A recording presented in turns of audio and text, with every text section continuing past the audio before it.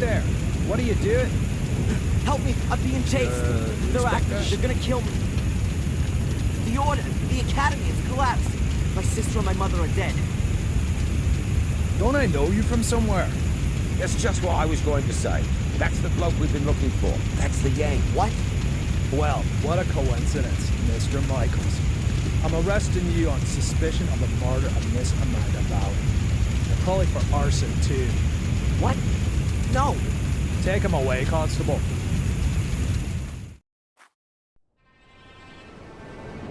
Inspector, I think I found her.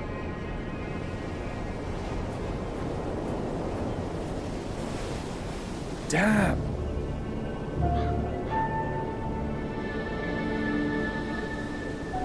Call on the lads. There's nothing more we can do here. She didn't set herself. Why not? Perhaps she was cold and set herself on fire? For God's sake, she was murdered. Am I the only one round here with half a brain? Anyway, we are not going to find any more clues. It's been raining all night. You stay here and wait for the cavalry. I'll go down to the village and ask some questions. Bit early for a beer, isn't it, Inspector? I'm here on official business, Tom. It wasn't me, honest. Me brother Bobby's me witness. Do you know Amanda Valley? Yes, unfortunately. I still owe her money. Well, hold on to it. Buy her a wreath. Heck, why? Is she dead? You could say that. Burned.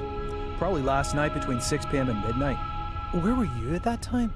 Hey, Inspector, you know I wouldn't kill anyone. Especially not over a few quid. I was out with Bobby at a theme park, Alton Towers. Got home pretty late, went straight to bed. So, do you know if Miss Valley had any enemies? Apart from the Gordons? The Gordons.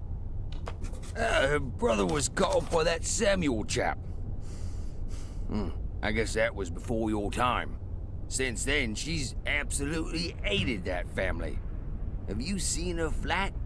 It's bloody mad, I tell you. Any other tips? Have you seen that Yank that's been sneaking around here recently? I'd check him out if I were you. He's the one with the blood in his hands. He was chatting with Amanda Valley in front of the pub a few days ago. He asked me about a tackle for robbing houses. No idea why he came to me, but it sounded pretty suspicious.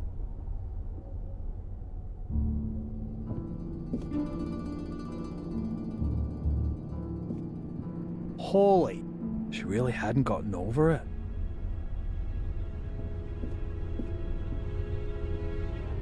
What have we got here? Interesting. Aha, Darren Michaels, Bedford, Maine, last week. I'll bet anyone 10 quid that's the Yank Tom was talking about. Inspector! Inspector, the castle's on fire! Oh, great. As if a burnt corpse wasn't enough. Come on. Just listen to what I've got to say first. You can't just... Come on, get in the car. Caught with a flared torch next to a burning castle. If this isn't my ticket out of this dump, then God only knows.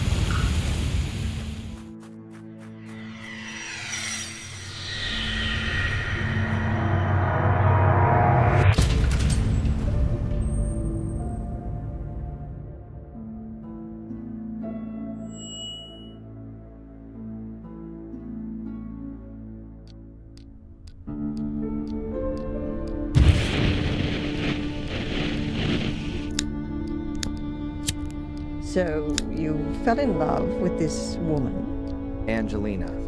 Fell in love with Angelina, without knowing she was your sister. She lured you to England, to Black Mirror Castle, the castle of your ancestors, to use you as a key for an old ritual. That's right, isn't it? Do me a favor, and put the lighter down, all right? You said it had something to do with a curse, Adrian. You tell me. All I know is that I drizzled blood on a book and read out incomprehensible words. And then bang, black all around me. And the next thing I can remember, there were sounds in the woods behind me getting nearer. All in all, a grade A nightmare. The ritual probably worked, and now I'm possessed by a centuries-old evil soul that wants to bend my mortal body to its purpose. You believe you're carrying a second soul? Oh, Adrian, I know that feeling well. But believe me, no one is cursed. Children always believe they're to blame for grown-up suffering. These feelings of guilt have branded themselves into your soul. So, how was it for you to meet your biological mother after all these years? You said you didn't have much time to talk to her. No, she was taken hostage by Angelina. They both died shortly afterwards. They fell into the abyss in the ritual chamber. In the ritual chamber. Exactly. And your foster mother in America. Did you have a chance to talk to her about it? No, she was in a coma, and then she died. All right, then.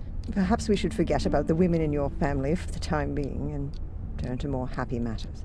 Let's talk about your father. Wait a minute, Constable. We're not finished yet. Perhaps we can leave that till tomorrow. As you wish. I don't mean to interrupt, but the inspector has something important he needs to talk with Mr. Michaels about. And you know what the inspector's like. It's about the bail. Is it still not high enough for him? There's no one who would spend a penny on me anyway. Don't say that. All right, Doc. Have you got a spare 5,000 pounds? Yes. Well, I can't do that, Adrian. I'm your doctor. Mr. Michaels, come along now, please. If there's anything you want to talk about, Adrian, I'm here most of the time. And Zach, tell the inspector he should keep to the arranged times. I don't burst in when he's in the middle of an interrogation. Yes, Mum. I'll tell him. So how's your abused little arsonist soul? Stroke better by the nice doctor? I hope you see the burning faces of the 4 poor souls you have on your conscience every single night. Thanks for asking. You know what? I'm starting to run out of patience with you. If I could, I'd have you deported. Your fellow countrymen should be made to endure your fairy tales. Unfortunately, I can't do that. If you'd led a decent investigation, then you'd have found evidence for my fairy tales a good while back. And now the little thug wants to tell me how to do my job. Constable Zach was down in the sewers for 2 days, and what did he find? Nothing. And Miss Valley's also a mysterious order. Nonsense. No one here has even heard of it. They had an assembly chamber in the mine, and Victoria knows about it too. Assembly chamber? Don't make me laugh. Miss Valley gave lectures on the cursed Gordon clan in there. And the old biddy hasn't spoken since the fire. Gordon clan? Old Biddy? Stop talking about my family like that. Your family? Yeah, well, you'd actually fit in with those loonies. Whatever. Can I go back to my cell now? Unfortunately, I have to throw you out of your little paradise. Someone's paid your bail. What did you say? Who? Doesn't seem to be a friend of yours. Wanted to stay anonymous. Well, whatever. Get your things and get out of here. But don't go too far. Otherwise, I'll have to put you on a wanted list. That would be pretty much the most stupid thing that could happen to you. I can well believe it. All the better. So be a good boy and go collect your things from your apartment.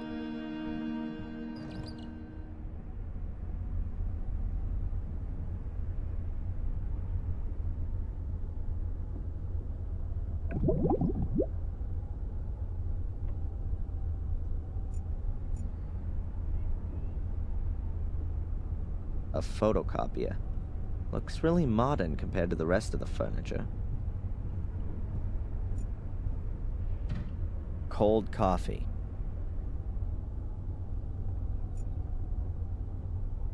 The emergency call center. As you can see, it's manned around the clock.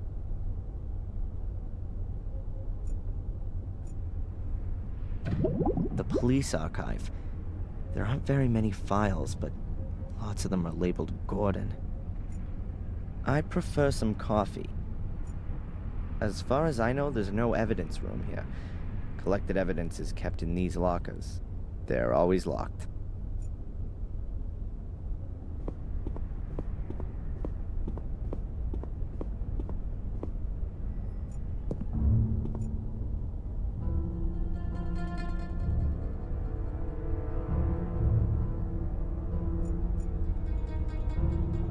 crumbling tiles.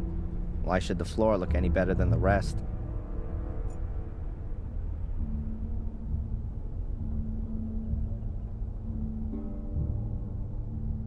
I've slept on this pillow in this damn uncomfortable bed for the last 3 weeks. It doesn't smell as bad as it did at first. The wash basin, also known as the spare toilet. A garbage dump would be more sterile than these toilets. Would be nice if it worked.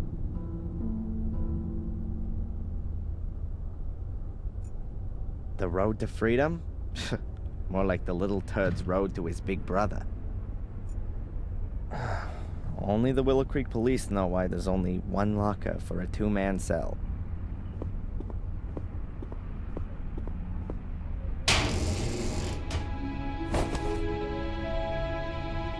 My pencil... but where's my diary?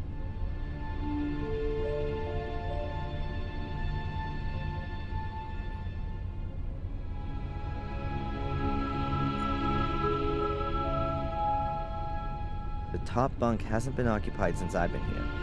There are people in the adjacent cell sometimes, though.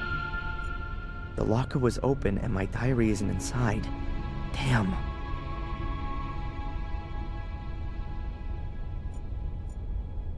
Ah, sweet bird of freedom. I'm coming.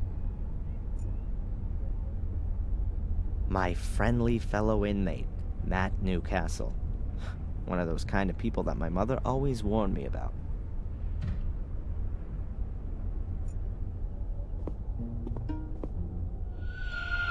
Have you seen my diary? Your diary? And here's me thinking it belonged to some nutter. I don't know what happened to me in the ritual chamber. What went wrong? How did you get into my locker? Stop that! Constable! Or worse, what if nothing went wrong? What if Mordred has been freed and has taken possession of me and is making me do his bidding? Please, somebody help me. Stop me from becoming a murderer. Give that here, bastard! I don't want to be Mordred's puppet. I want this fiend to disappear, back to the hell he crawled out of. I'll have you! I'll kill you! Boo-hoo-hoo! I don't want to be a murderer. Boo-hoo! Don't make me crap myself. I'm so scared.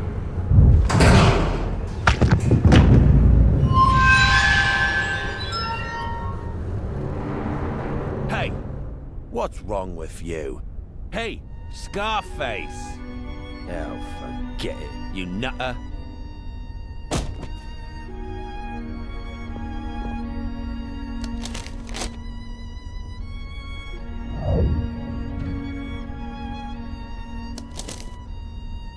That moron Matt ripped up my diary. These are the only pages I could save, and most of them are empty.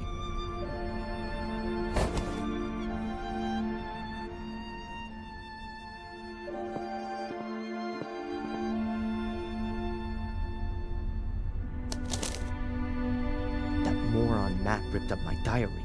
These are the only pages I could save, and most of them are empty.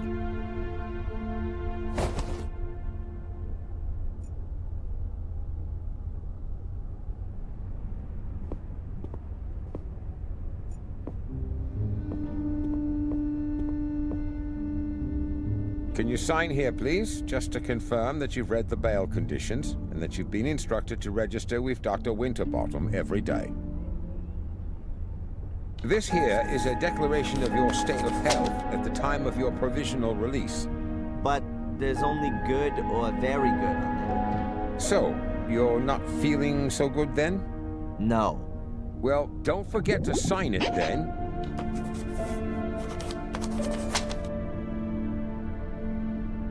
Here's your wallet. I keep the passport. And you need to sign here that you got your things back. You promise with all this signing you haven't secretly slipped a confession in there too? That's not permitted. Ah, so I'm in luck then. Just a minute, I was being a bit premature. There's $500,000 missing. You should have checked for that before signing for it. Any subsequent complaints have to be addressed to our regional HQ in Bristol. Alright, just a joke. Is that it then? Yes, you're free to go now, Mr. Michaels. Amen. Mr. Michaels? Something else to sign? No. I just wanted to inform you that your solicitor is assuming you're going to call him soon. Here's his card. Got it. Catch you later, Constable. Free at last. Well, relatively. At least I can now prove my innocence by my own means. Now, let's see what my lawyer wants from me.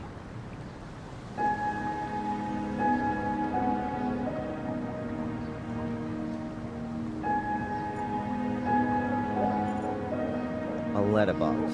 Nothing special.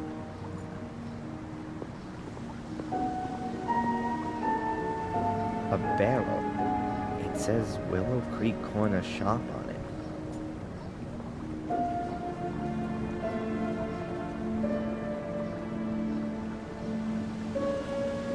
My lawyer's business card. Never thought I'd need one of those.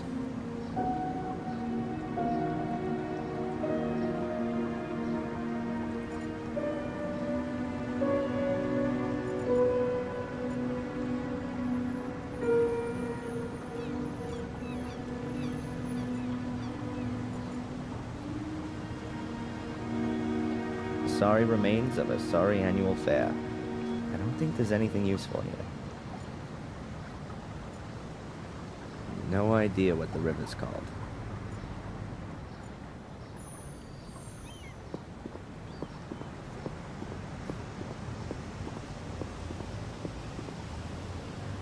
The cafe's still closed.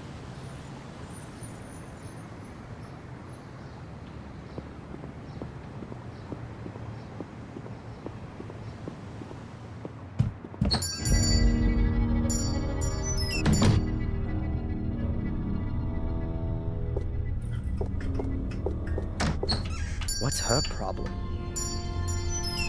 That must be the shopkeeper with a whistle hung around her neck. She looks a bit nervous. I wonder if that's because of me.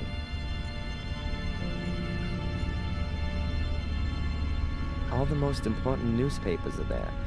The Final Times, The Moon, Daily Black Mirror, and the Willow Creek Telegraph.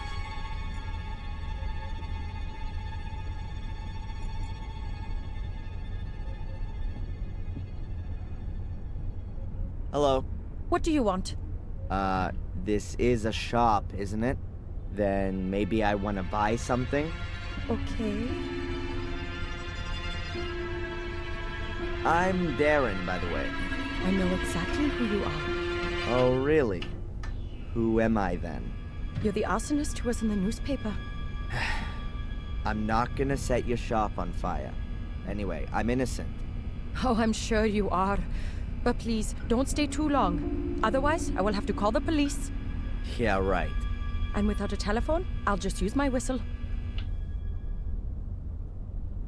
What is this? Willow Creek's main shopping drag? Oh, we've got everything that people need here.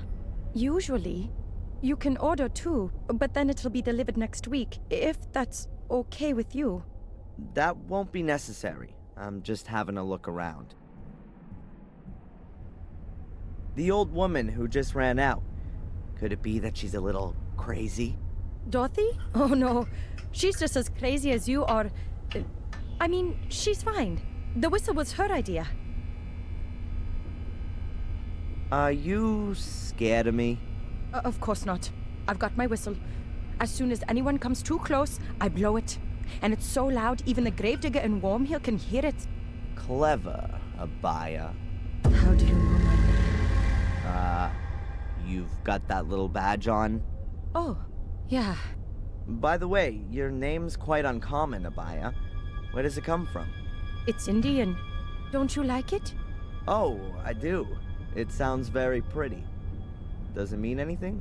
The fearless one. See ya. I hope not.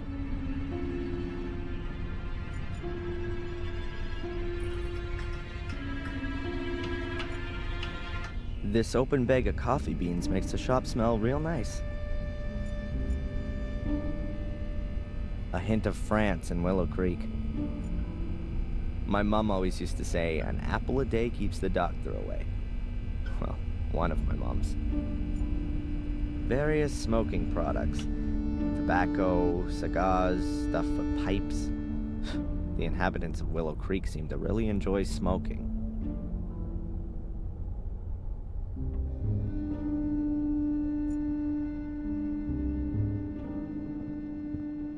Tea,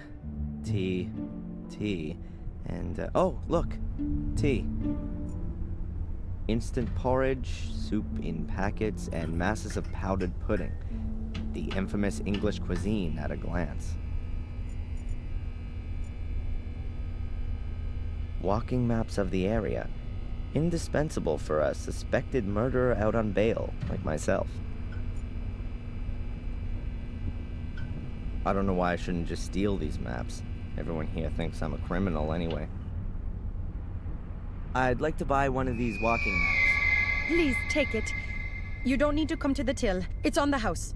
Oh, thank you very much.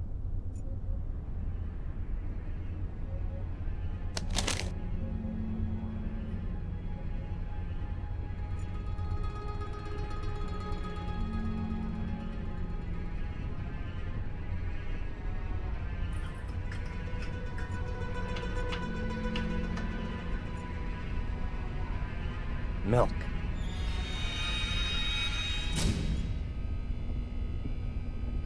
That'll have gherkins in it. A random selection. There's everything from romantic novels to Zen guidebooks. Huge eggs from huge chickens. I don't know why, but I find that funny. A shopping basket. I don't need it, I'm only having a look around. I hope you only want to cut up veggies with that. Sir?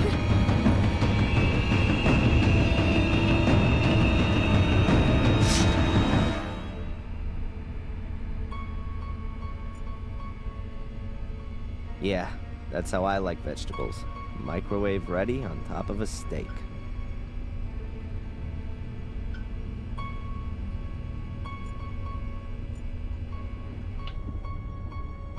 The latest prices of apples, bread, and milk are written on this big board.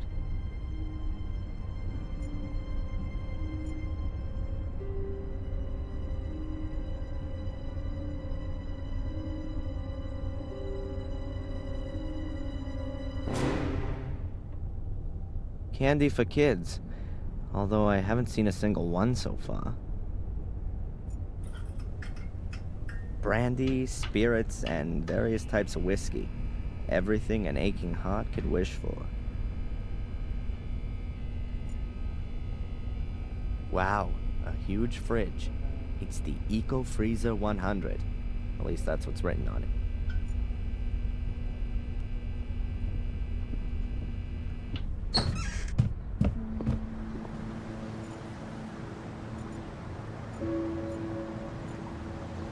They're so absorbed in the conversation that they don't even notice me. Perhaps it's better that way.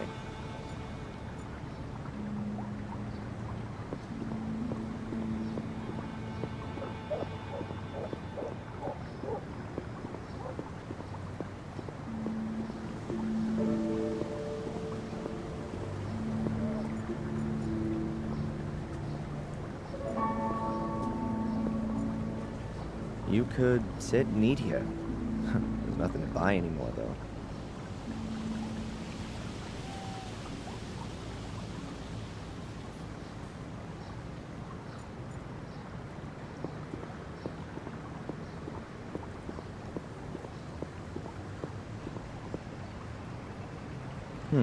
A piece of thin board. Ah, it's a menu. They probably don't need it anymore.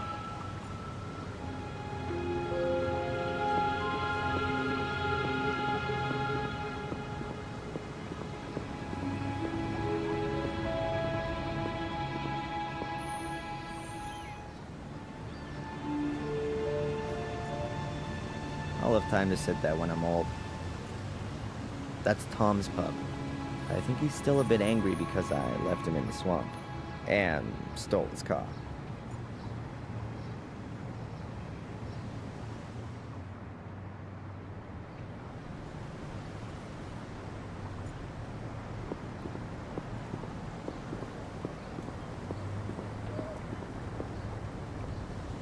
Murderous greetings from Willow Creek.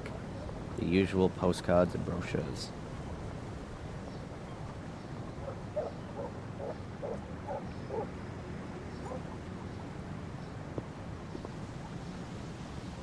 It looks like it hasn't been used for a very long time. I'm about to change that.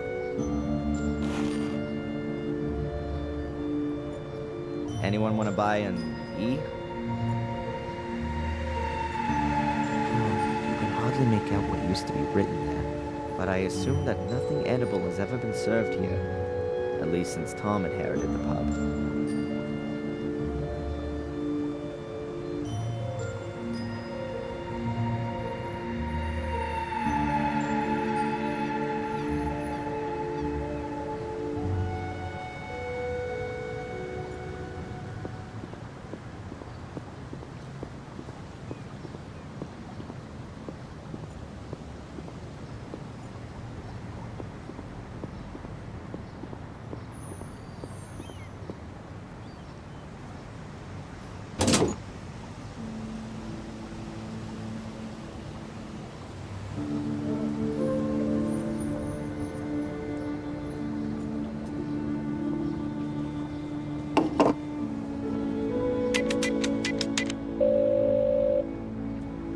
Mr. Jones from the law firm Jones & Partners. Hello, Mr. Jones. Darren Michaels here. I was told you wanted to speak to me? Ah, Mr. Michaels, yes. The investigations are stagnating, rather. As long as there's no evidence for the allegations brought against you, you can't be charged. So that's good. On the other hand, your fellow countrymen want to step into the ring, too. The American Embassy is on our backs. That's not so good. And what does that mean exactly? Well, that you're going to have to sit tight in Willow Creek for quite a while. Inspector Spooner's investigation methods. You implied the last time that you weren't too happy with him? Yes, it seems to me that Spooner isn't really bothered anymore. Inspector Spooner just wanted to produce a guilty party and then get the case closed as soon as he could. He has to produce results so that he can get back to London. But he's rather used up all his ammo. Now he's hoping that the embassy will take the case off him so that he doesn't have to chalk it up as a failure. So he doesn't really seem to be interested in the truth. Well, the truth, Mr. Michaels, as is generally known, is the invention of a liar. But the fact you've got bail is a good sign. And that someone's been found to pay for it is even better. Perhaps you should have a look yourself, now that you've been released, for some clues or slip-ups in the investigation. Would be best if you could get a copy of your file.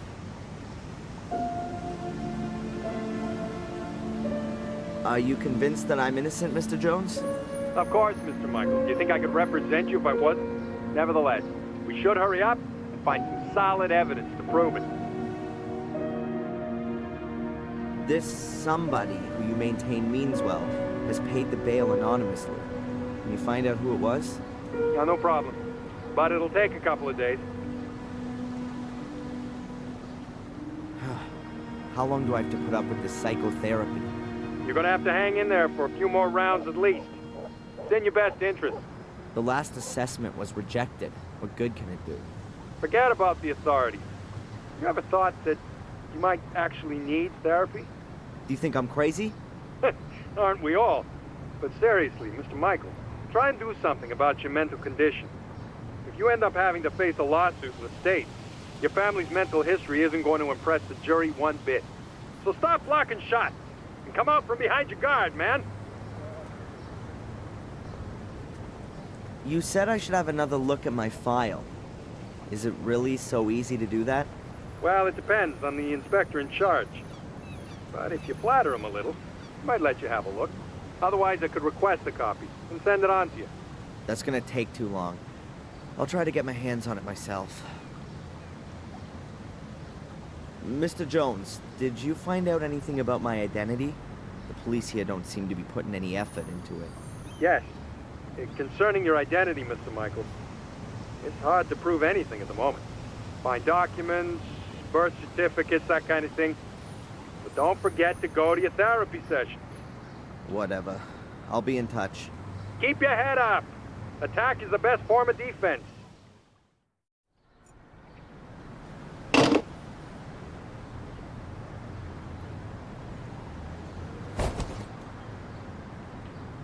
A fortune teller's Madame Fortuna's business card. You'll see your future. The phone number on it.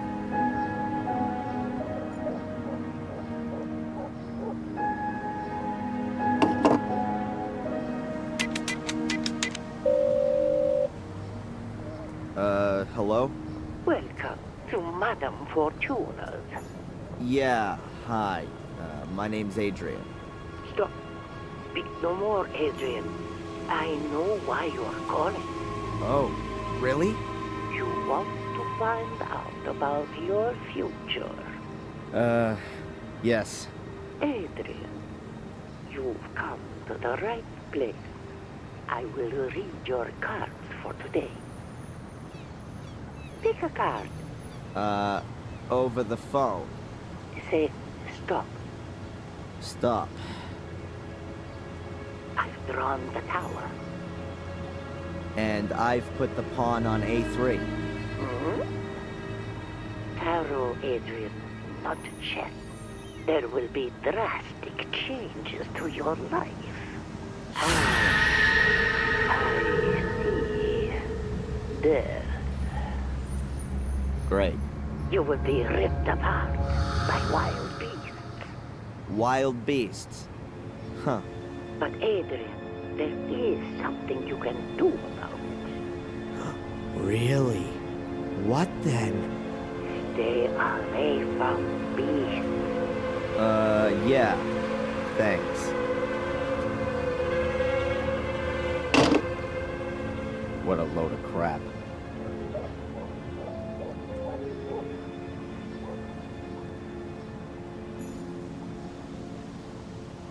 A rainwater pipe. There are lots of them around. You know, just in case Willow Creek suffers a drought. A huge cartwheel. Thankfully, the age when people were racked up on them has long passed.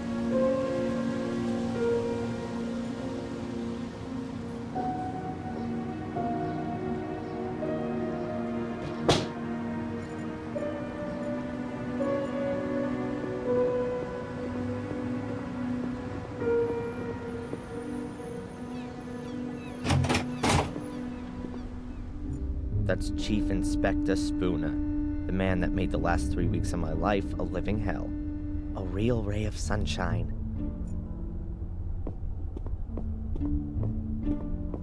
Do you have a moment, Inspector? If you're quick. Why do you dislike me?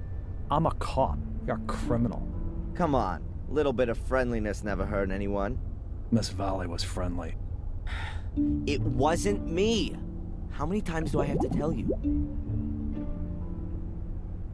My doctor, Winterbottom, has she been living in Willow Creek for long? She moved here 10, 12 years ago. Why? Because of the murders? Ask her yourself. What was it that brought you here? I don't know what that's got to do with you. What about your partner? He seems really busy. Zach. He's not my partner, he's my constable. And yes, he's got lots to do, so don't disturb him. And you really don't know who paid my bail? It's paid to the court, not to me. I just got a letter from them saying I should let you go. The guy in the other cell. Is a paragon of virtue. What did he do? He beat up annoying little Americans. Should I let him out? All right. This here village, Willow Creek. Are there many criminals here? Only since you turned up. Does that mean it was quieter before? Not even a little bit of shoplifting? Just normal village life. Punch-ups, rape, and drink driving. So pretty much nothing happening. Can I have a look at my file? Why? Have you forgotten something you've done? Apart from the fact that it wasn't me? No, you can't have a look. Could you make me a copy of it then? Of course not. That's a police file. Why should I want to set fire to the castle? Well, it could be because you were shipped off to America as a kid and had a miserable life there. Until you found out that you'd been taken for a ride your whole life. Then you came back to England to take revenge on your family. What a load of crap. So you finally admit it. It's all total bollocks. That's exactly why you have to see Dr. Winterbottom. And I'm gonna make sure that there are a lot more doctors taking care of you all day for the rest of your life. I can tell you why it was you. Because you're bloody mad. A nutter. You're obsessed with being a Gordon. A descendant of a murderous clan. It's some kind of justification for your irrational desire to burn and set fire to things. You pyromaniac. It was Lewis. Damn you. Oh yeah, the gardener. Then find him.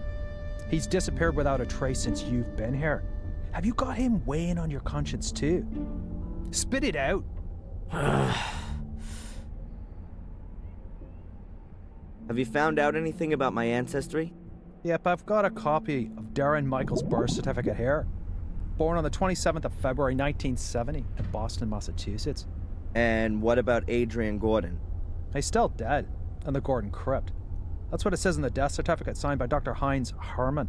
Cause of death, 5th degree burns. 5th degree? In other words, only his ashes are left. How convenient. That's all for now. I'm keeping my eye on you.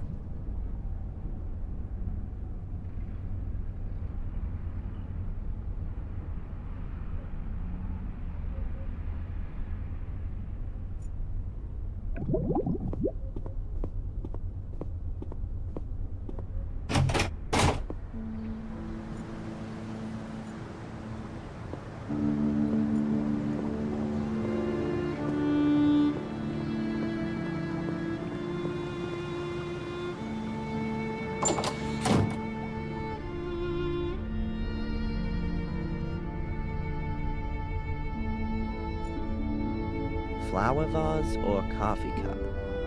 Probably both. This is the best seat in the house, with a view of the village square.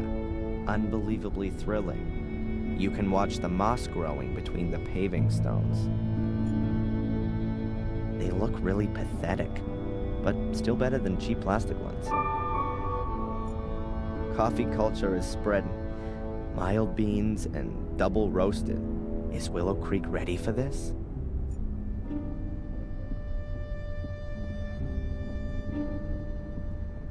Shame. No donuts left. At last, a ray of sunshine. I was beginning to think there were only gross-looking guys with alcohol problems living in this dump.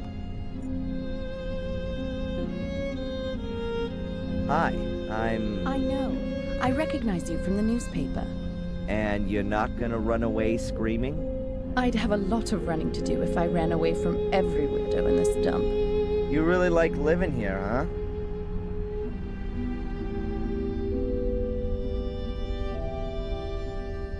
Has anything exciting happened recently?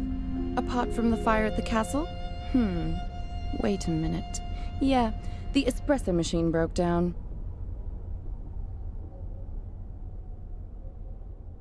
Has this cafe been here long? I've never noticed it before. We were closed during the fair this year. Is it even worth having a cafe here in the village? You'll have to ask my dad. It's his cafe. Why do you ask? Do you want to open one too? Yeah, sure. Right next door. A Blackmere special cafe with ritual blood cappuccino and latte morbidato. Good idea. Could have come from Murray. By the way, I'm Darren. Or Adrian Gordon. Take your pick. I'm Denise. Or the one who's got no time for insane arsonists. Take your pick. Wow. I think I prefer Denise. All right then, Darren. So, what's a young woman like you doing in a place like this? Not one for city living? Hell yeah. I'm just waiting for the right moment. You mean when the twice-yearly bus to London stops here? Something like that.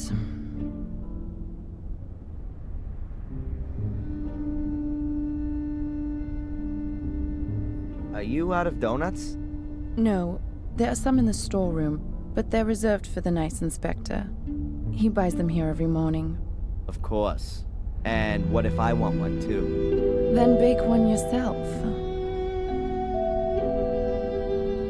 When does the inspector usually come in? He should have been here to pick up his donuts ages ago.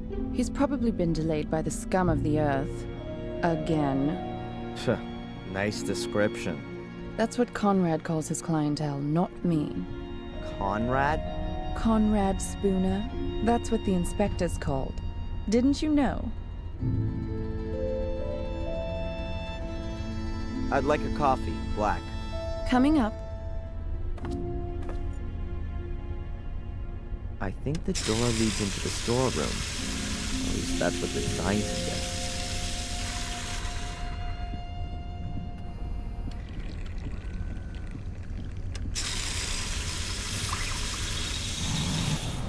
Okay, I've got to come up with something that's gonna make Spooner hang out here in the cafe for a while.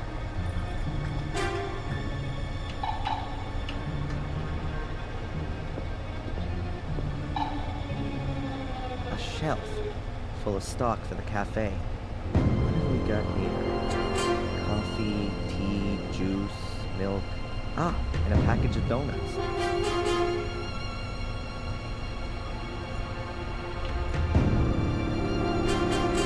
Those have to be the donuts specially reserved for Spooner.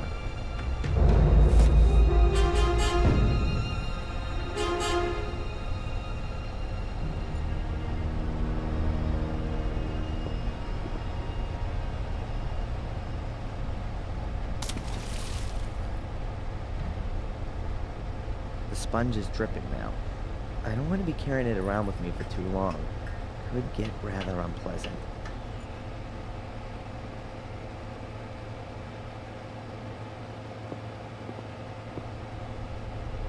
A high-performance chest freezer with a glass lid. Not a lot in it. A pack of tart bases. Oh, and a box of ice cream. Mint and chocolate. The seal is in really bad shape. If it gets wet, you probably wouldn't be able to get the chest open anymore.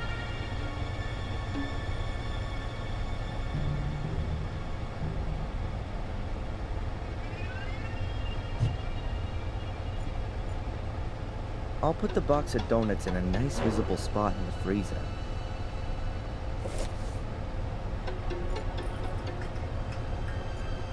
We're gonna have frozen donuts here soon. Begging the question, how's that gonna help me?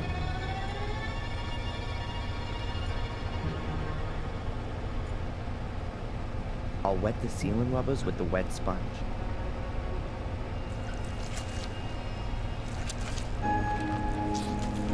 If you close the freezer now, the water will freeze and it'll be almost impossible to open it again without defrosting the whole thing. Farewell, you donuts. Nobody's gonna be getting you out of there in a hurry.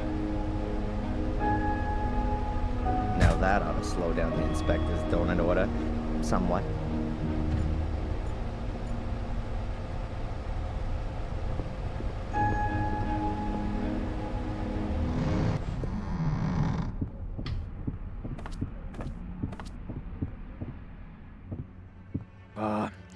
Another one of these flat days today. Could really do with something to lift me up. Edward could come along at any time. Better if we wait till this evening.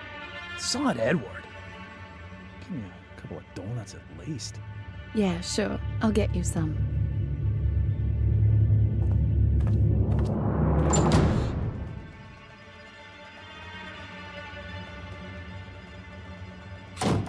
Conrad, your donuts seem to have ended up in the freezer.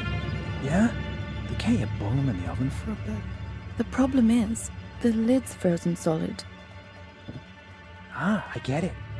You want me to help you warm up your frozen chest? I think those two are gonna be busy for a while.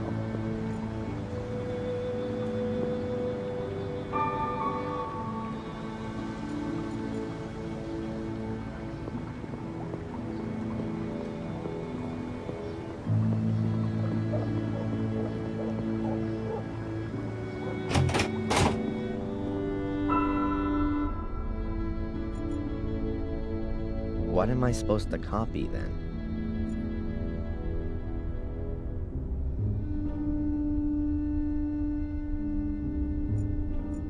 Constable Zach seems okay.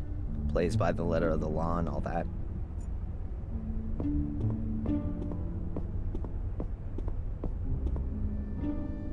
Can I ask you something briefly? Hmm?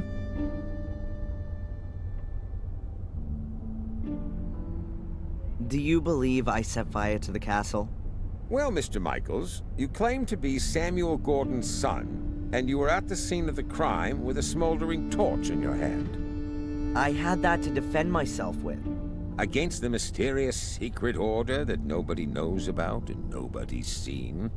It's mentioned in the Gordon Chronicles. 500 years ago. Forget it.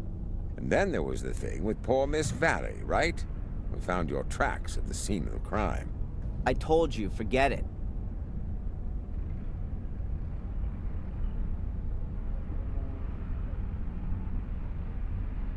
Spooner, your inspector, is he always so nice? I don't know. He was in the homicide department in London until half a year ago. Then, he got redeployed here as a punishment. That explains a lot. Since then, he's tried everything to get back out of here. He locks people up for the smallest of misdemeanors. Good for the statistics, you see. And you can't do anything about it? What does a bear do about the winter? He rows himself up and sleeps until the spring comes.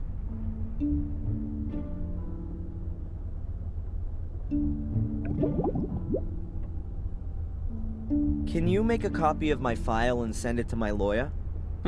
Didn't he get one ages ago? He, wants to have the current version for the embassy. Not possible. Something wrong? I'd forgotten. The copier gave up the Ghost a few weeks back, but there's a new one on order.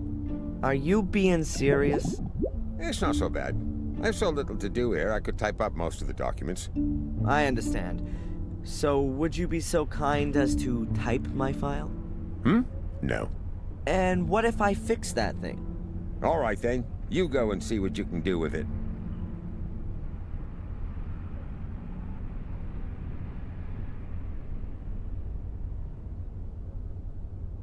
How long are you gonna look for Angelina? She'll be deemed missing until we find her. Even if she's long since dead? We haven't found a body yet, Mr. Michaels.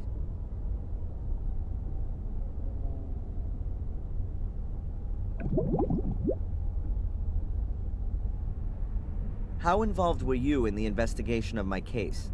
I searched the sewer system and the bunker. And you didn't find any clues? No. That just can't be true. It's bloody dark down there, Mr. Michaels, and full of rats. Not for the faint-hearted. Is there anything new on the kidnapping? Have you spoken to Tom, Bobby, or the kid in Wales? According to the statement, Tom was at Alton Towers with Bobby at the time.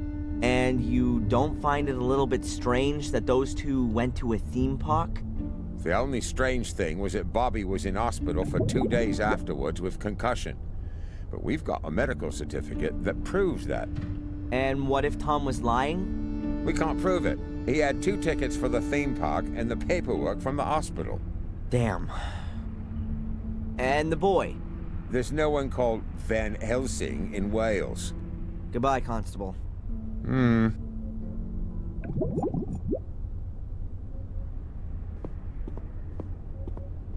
It can't be that difficult to fix a copier.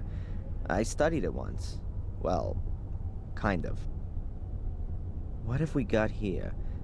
The fuse has blown. Switch to turn it on, and you press the green button to copy. If I twist and connect the wires that work, it should be able to copy again.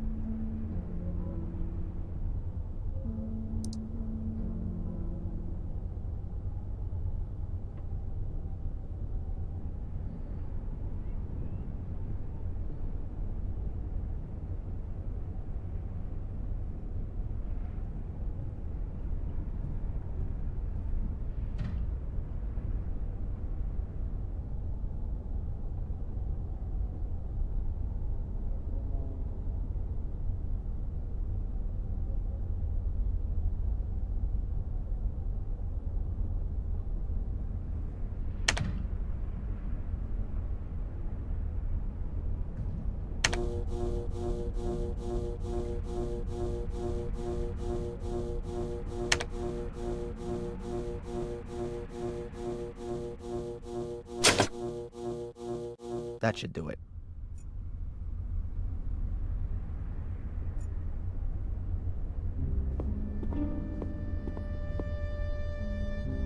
Can I ask you something briefly? Hmm?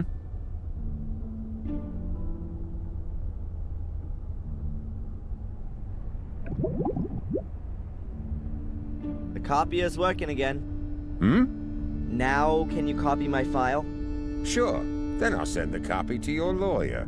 The copy of your file? Then I can send it myself. The inspector insists that no files can leave the building without authorization. I see. Damn. Constable? Mm-hmm? When does the mail go? My lawyer needs the file as soon as possible. I'll post it later on. It ought to be collected this afternoon. Thanks. Goodbye, Constable.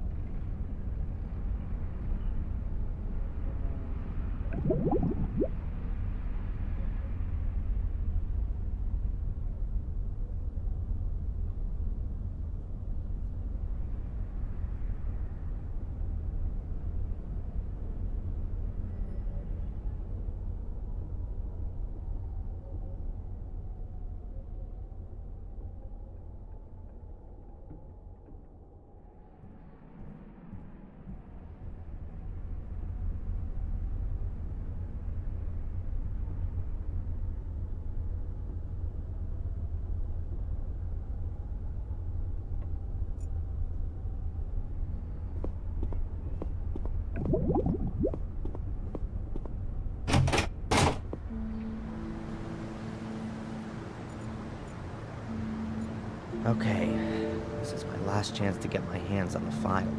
I somehow need to stop the letter from vanishing irretrievably into the mailbag.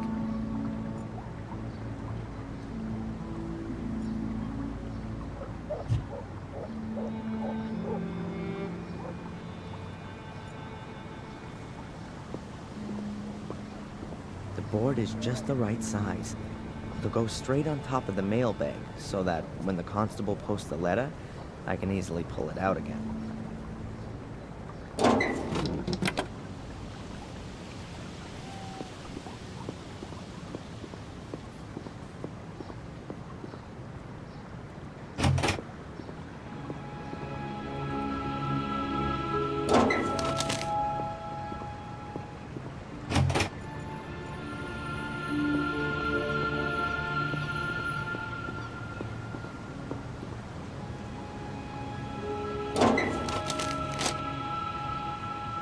It worked.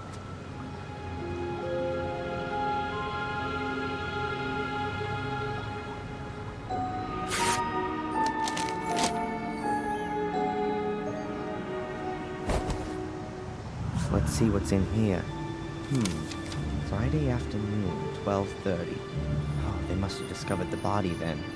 The time of death for Miss Valley was the previous evening, Thursday, between 10 and midnight. Cause of death, burned alive after a blow to the back of the head. Then, witness interviews. Let's see. Not important. Saw nothing. It continues. Friday, 1837. Emergency services called out.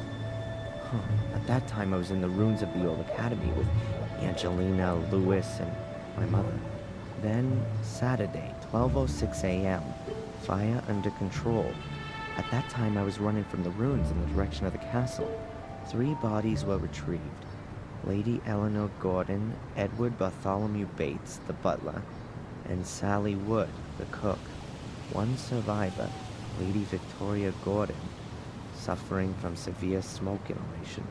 Also on Saturday morning, 12:12 a.m., Darren Michaels arrested on suspicion of arson and murder of Miss Valley. Witness interviews on the subject unproductive, and Lady Victoria Gordon could not as yet be questioned.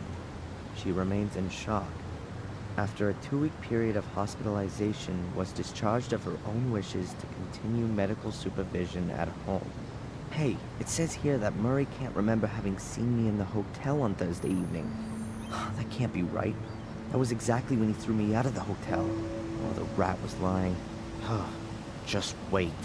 Evidence still insufficient to charge, but strongly suspected of crime. Current state of the investigation. Darren Michaels' conduct, as well as his contradictory testimony, is currently being examined for plausibility by the psychiatric expert, Dr. Joyce Winterbottom. Here's a note to Constable Zach. If he's diagnosed as nuts, will he have to be remanded in a loony bin? Possible murder weapon, a torch, still smoldering, which was in Darren Michaels' possession when apprehended. He is undergoing forensic examination. Deportation to USA, not possible. Release of the suspect on bail on direction of the court. Dr. Winterbottom authorized as prime supervisory agent and point of referral. Good, and I've got 2 new goals already. Visit Victoria and see how she's doing, and let Murray know what I think. I'll write in the file so I don't forget. There are enough empty pages.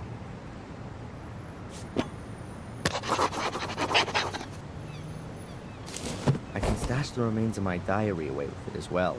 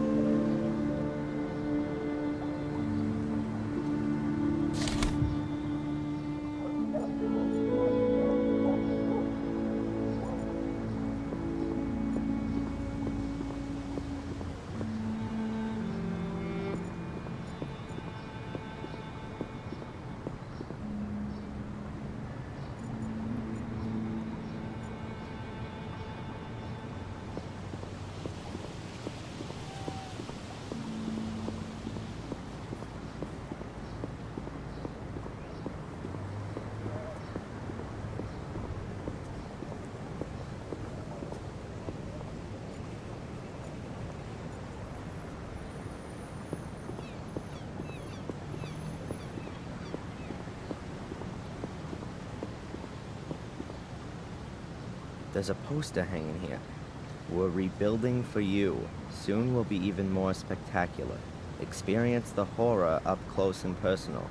Reopening on the 1st of December. That's in a few days' time.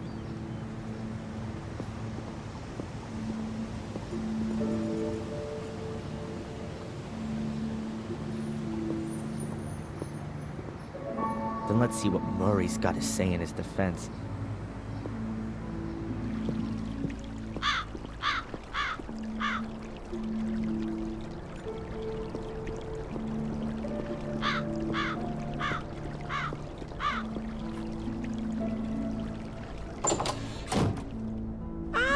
Mr. Michaels! Welcome back to Gordon's Palace. We missed you here. How's that? The last time we saw each other was Thursday, 3 weeks ago, when you threw me out of the hotel. Thrown out of the hotel? How did that happen then? The thing with the sewers, the secret entrance in Angelina's room. That ring any bells? Really? Oh yes, there was something. Ah, well, please excuse me. I did overreact a little. I hope you're not going to bear a grudge, though, Mr. Michaels. I'm very happy to make things up with you. You'll also understand that I couldn't hold your reservation for such a long period. Unfortunately, your room is occupied at the moment. But you can have another, a bigger, nicer one, for a small price, really. And for such a room, a ridiculously tiny price. So you've remembered then? Very good. Then please go right back to the police and tell them that you know exactly where I was on the evening that Miss Valley was murdered. Was that the same day? Are you sure? Now, it may well have been. I don't pay much attention to that kind of thing. Why should I? It's really nothing to do with me. Two-faced snake! I insist you march down to the inspector and tell him you want to change your statement. Mr. Michaels, you're free. I don't understand your problem. I'm only out on bail. Oh, my congratulations. Oh, I'm sure that wasn't cheap. However, in spite of that, I still don't see why I should get involved with things that don't concern me. You can't be serious. Thanks to you, I've just spent the past 3 weeks sitting in a cell as an innocent man. Mr. Michaels, I really am extremely sorry, but I can't fulfill your request. My own credibility would be on the line if I were to simply change my mind. Unless... Unless what? Come on, spit it out and quit playing around, you pathetic little blackmailer. Otherwise, I promise you that the murder series will continue. Here and now. No. Admittedly, I'd be the last one who's standing in your way. A man's gotta do what a man's gotta do, isn't that so? All the same, I would like a photo of you. Nothing sensational. Maybe somewhere in the woods with a knife in your hand. So they can send me straight into the madhouse. No way. Okay, think about it. A watertight alibi for a tiny little amusing photo. It's not a bad exchange.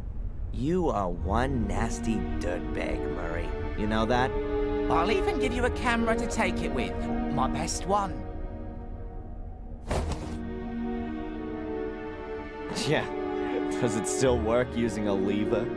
It's a collector's piece. One of the first instant film cameras on the European market. An SX-70.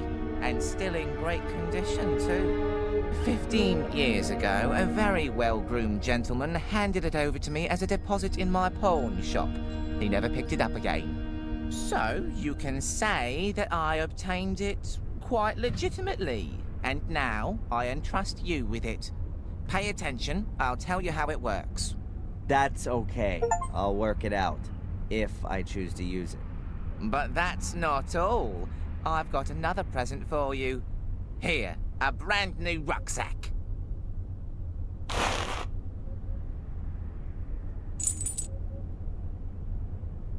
And free food and lodgings for as long as you wish, Mr. Michaels. Accept it as a peace offering, and reparations for the trouble with the statement. You really are a few cards short of a full deck. Mr. Michaels, wait! What do you want now? Forget the woods. In front of the castle would definitely have much more impact. The photo, I mean. And people think I'm crazy. Murray, my favorite hotelier. Obliging, helpful, polite, and always on the lookout to maximize his profits on the back of crime.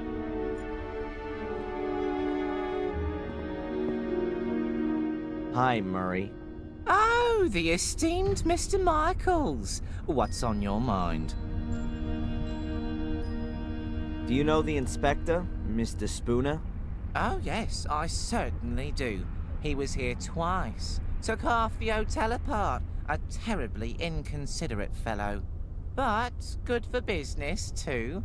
How often, as a tourist, do you have the chance to see this kind of an investigation firsthand? Unfortunately, he confiscated all of your and Miss Angelina's personal effects. Means I can only display replicas in the museum. What bad luck. So, anything exciting happen? You mean, apart from Miss Valley's murder and the castle burning down and 3 people losing their lives? Well, the fair's finished. In its place, we now have a new exhibition in the Willow Creek Museum of Modern Murder. It's opening in a few days. Oh, you should definitely see that. It's worth it. Oh yeah. For you, most definitely.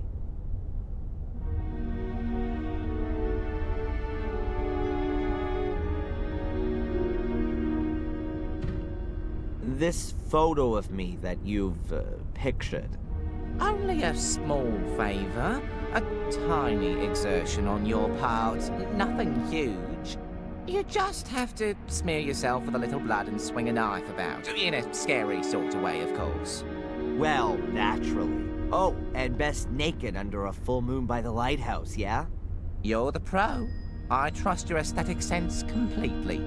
Who's guaranteeing that you won't immediately run to the cops with it? And what would I get out of that? You're judging me completely wrongly.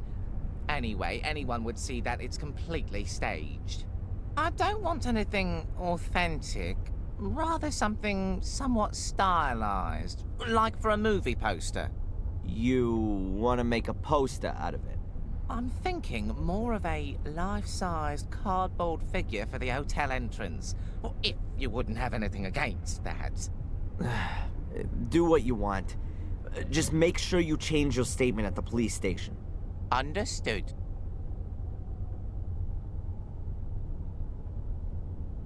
But you know I had nothing to do with the fire, don't you? Yes, well, according to the papers... Yeah, the British tabloid press is world-renowned for its believability. Well, of course, they don't always have the whole truth in there, but the headlines do help me to keep the hotel going. In this case, at my expense. See you, Murray. Back to work. Huh, what have we got here? Bloody greetings from the murder village. See Blackmere Castle and die. Hello and goodbye with the Gordons. Quite a one-sided selection of cards.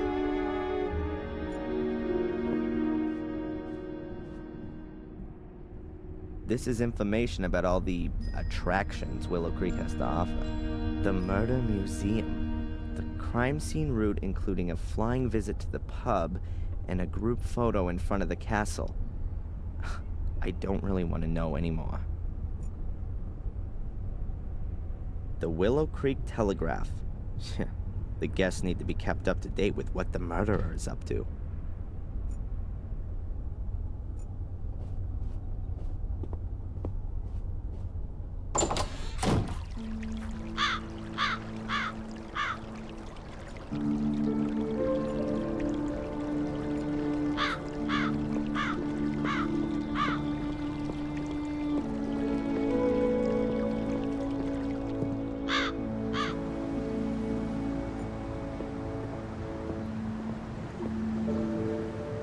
There's a poster hanging here.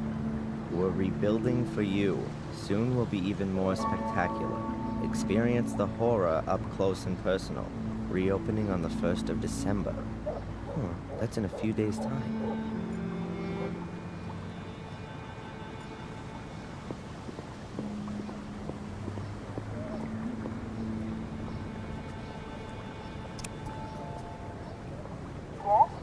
Hello, Doctor? Can I ask you a quick question?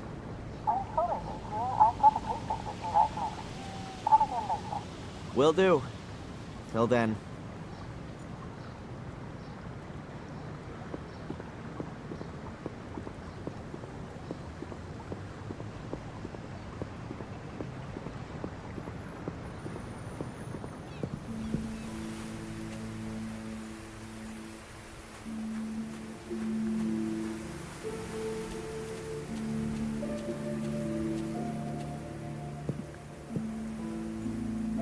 That's actually a no parking sign. But I guess in this context it means stay out.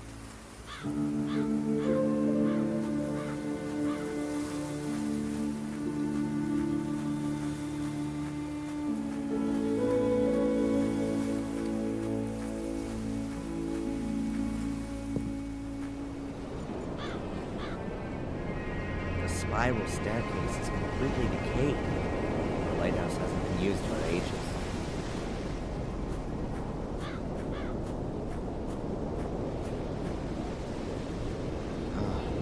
I found Miss Valley's corpse here.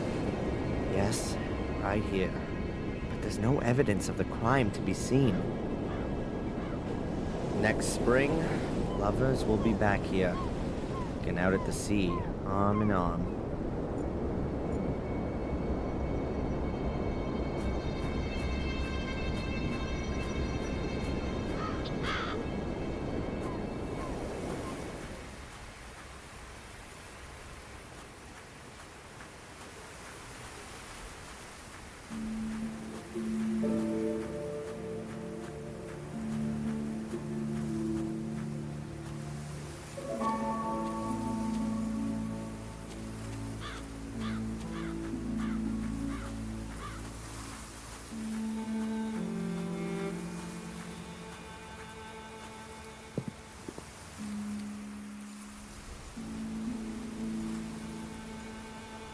A busted signpost.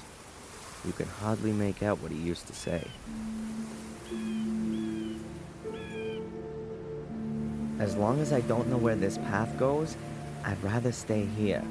I don't have time for a leisurely walk.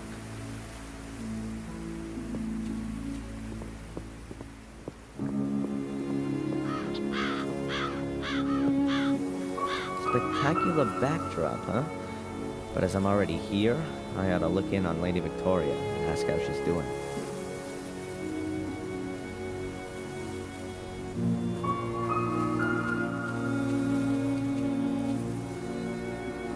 An empty letterbox. There are 3 nymphs that guard the castle and are supposed to provide light. Old Bates used to use the nymphs as a mnemonic device. In Greek mythology, nymphs often accompany superior divinities. They were seen as the benevolent spirits of trees, grottos, or important places. Well, that's my knowledge of nymphs pretty much exhausted.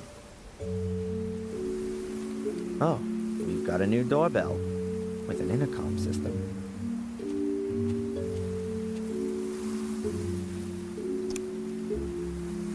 Who's there? My name's Adrian Gordon. I'd like to see Lady Victoria, please. Hello?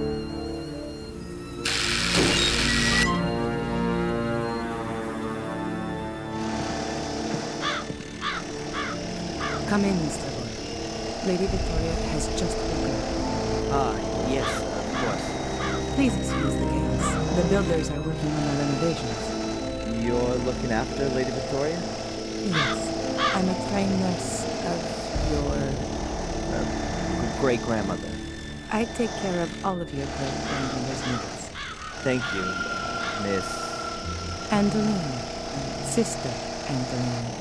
Thank you, Sister Angeline. Can I just ask you something?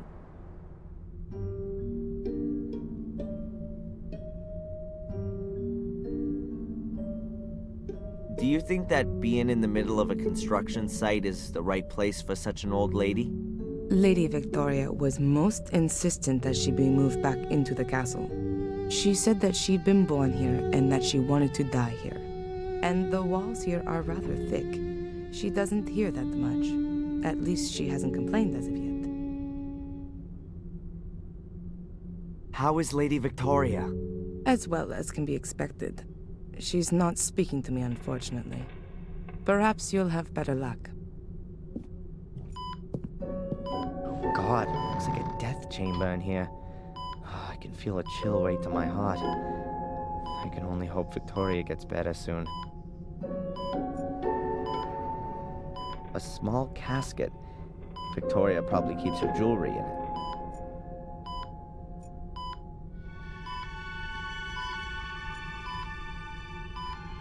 A huge oak bed. Presumably it used to be William's and Victoria's bed. William died more than 12 years ago.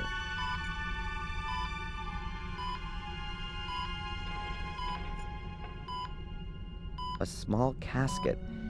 Victoria probably keeps her jewelry in it. A shelf with books, souvenirs, and caskets on it. Huh, probably full of memories. A picture of a woman in white. Looks like a kind of wedding dress. That's William's name at the bottom in the corner. My great-grandfather must have painted it. Is that supposed to be Victoria in her younger years? Weird. She looks like Angelina. Or is that the other way around? Same genes after all. Victoria, my great-grandmother, and the only member of my family I've got left.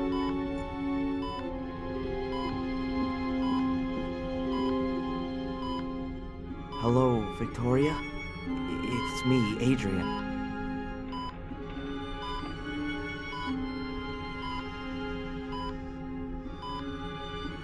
Did you put up the bail for me?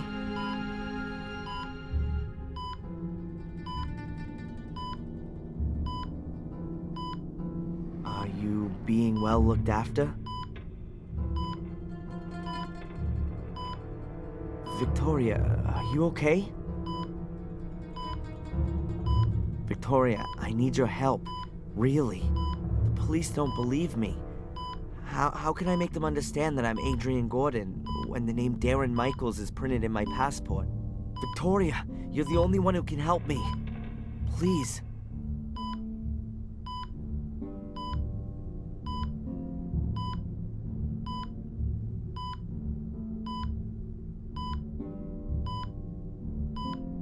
I'm sorry about what happened to Bates, Eleanor, and Sally. It must be awful for you. Adrian, tell me the truth. Was it you? Did you start the fire? No, Victoria. It wasn't me.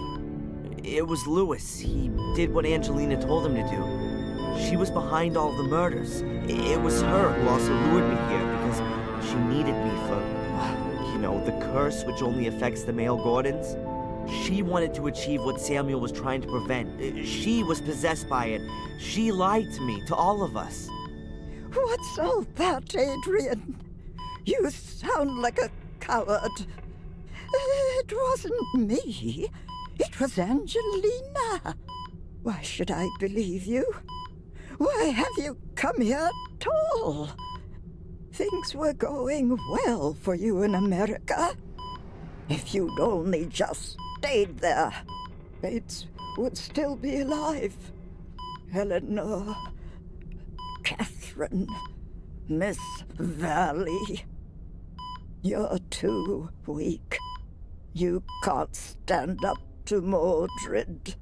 His ghost rides you like a child rides a rocking horse. Since you've turned up, there's been nothing but calamity. Just disappear again, Adrian.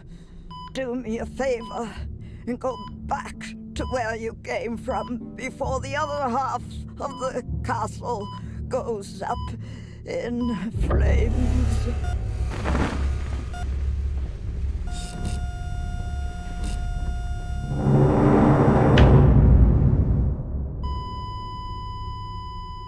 What have you done to her? Nothing at all. I've been talking with her, that's all.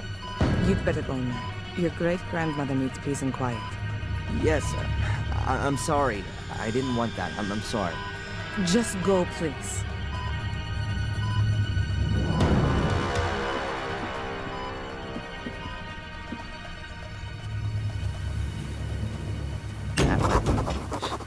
Now, it's not just everyone in the village that hates me. The only remaining member of my family, too. Real good job, Darren. If I wasn't already doing it, I'd be signing up for therapy right away.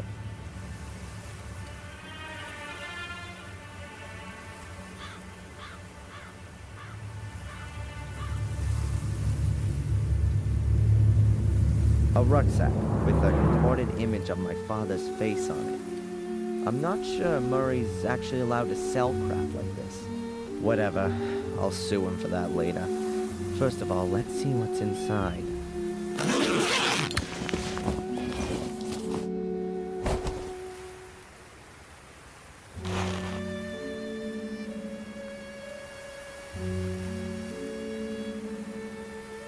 One of Murray's merchandise articles. A blood-splattered plastic knife.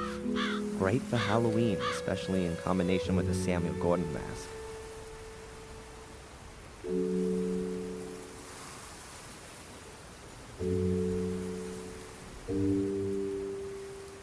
Oh well, here goes nothing.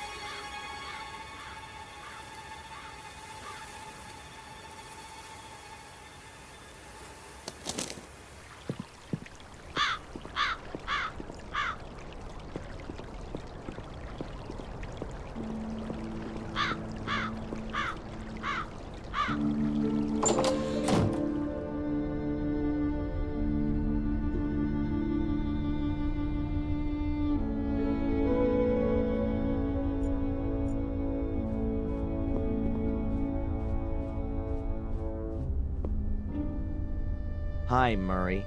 Oh, the esteemed Mr. Michaels. What's on your mind?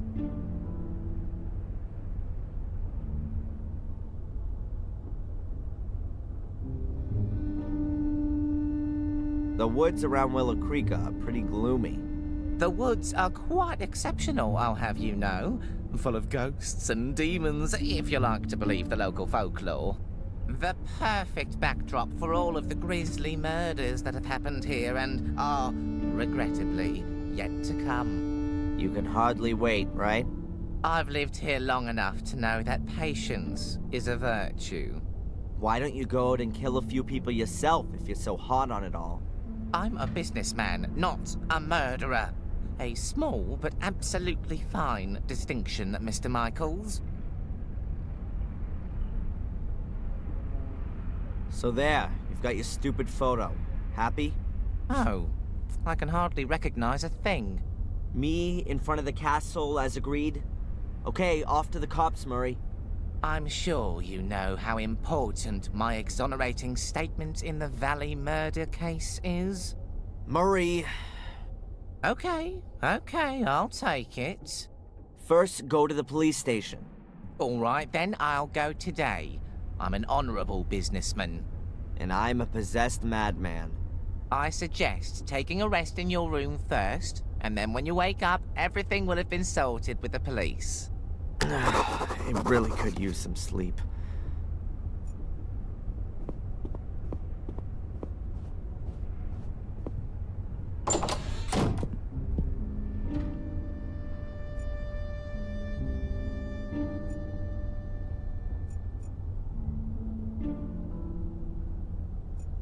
Back there's just a little sitting area. 2 armchairs, a table, a shelf with books. Boring.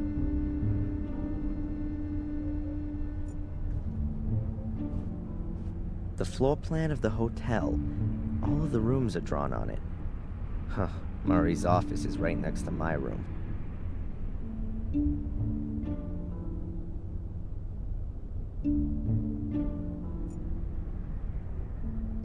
Lifted clean off its hinges. They were probably broken.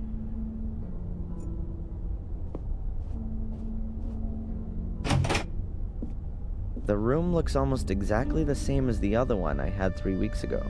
I bet Murray got a discount on the interior decoration. While I'm here, I may as well put away the stuff I don't want to carry around with me.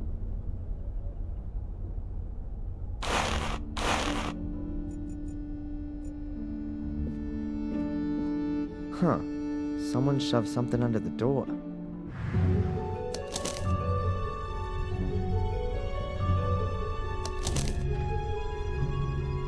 I can help you prove your innocence because I believe in your innocence.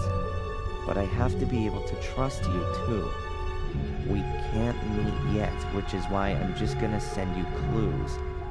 If you want to take up my offer, then you'll find the first lead at your father's grave.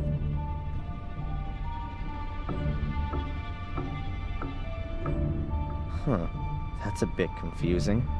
Who's this message from? Murray? He doesn't have an interest in proving my innocence. And anyway, he would just tell me himself. But who else knows I'm living here in the hotel? I need to follow this up carefully. And I ought to find out where the graveyard is around here. An antiquated thing for antiquated backsides.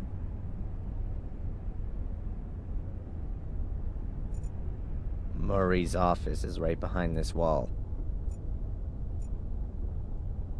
The only thing I brought with me from Boston is a jacket, and I keep that on day and night.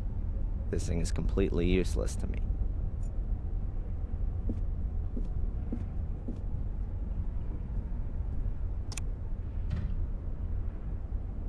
There's only atmospheric noise. You probably have to pay extra to get TV channels.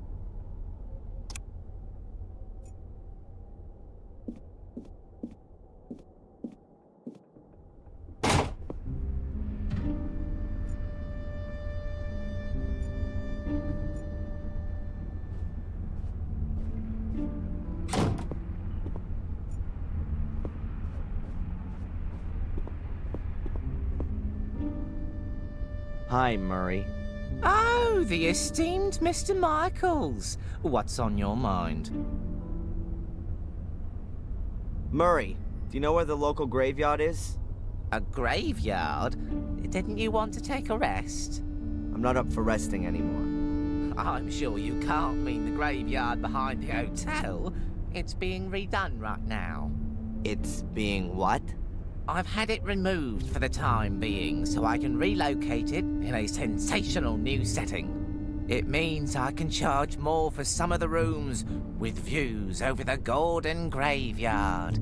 You've had the Gordon family graves leveled? To be quite honest, there was only Lothar Gordon's grave there, the founder of the original sanatorium. The family crypt is in the churchyard at Wormhill. Ah, right. In Wormhill, then.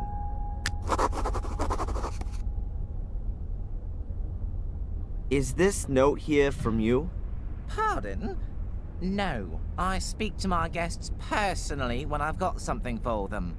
Was there anyone here asking for me earlier? No, you're simply not well known enough. That'll soon change, believe me. See you, Murray. Back to work.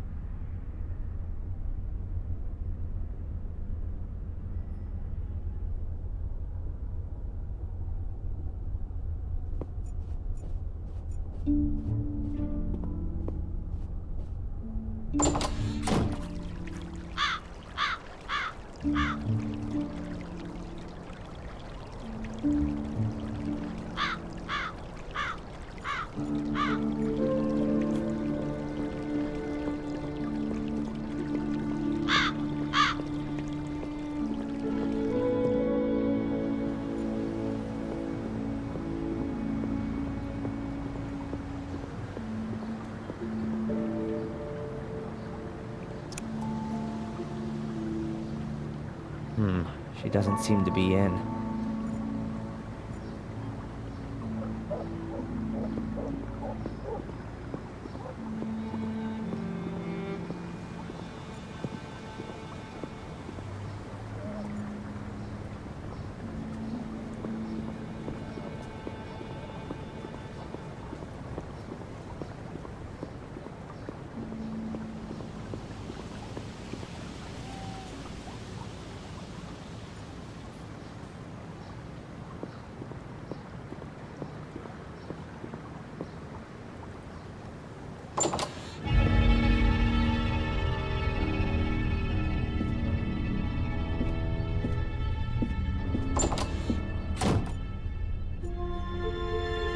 Huh, there's Bobby, the village idiot. Well, no, that's being unfair. He's pretty much the nicest guy for miles around. Hello, Bobby. Oh, hi, Darren. Is it true that you're evil now? No, Bobby, you don't need to be scared. I'd never do anything to anyone. The others said that you set fire to the castle. You shouldn't believe everything people tell you, Bobby. I'm innocent. I was just in the wrong place at the wrong time. That's what Tom says all the time, too. Okay, Darren. I believe you. Tell me, Bobby, do you know the village policeman? Yeah, but I don't like him. Tom doesn't like him either.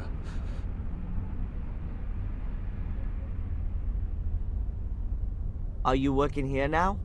Yeah, but not for money, but for Denise. She's my new girlfriend. I help her out. I get it. Aren't you working in the museum anymore? No. Mrs. Puff sent me away. The mayoress sent you away? How come she did that? I didn't take enough care, she said. I did lose the key. Oh, I'm sorry about that. And is Denise happy you're helping her out? Yeah, she gives me muffins and chocolate. That's kind of her.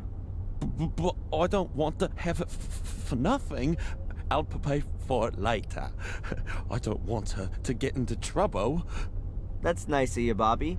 You really like her then? Oh, yeah. Denise is much prettier than Mrs. Puff.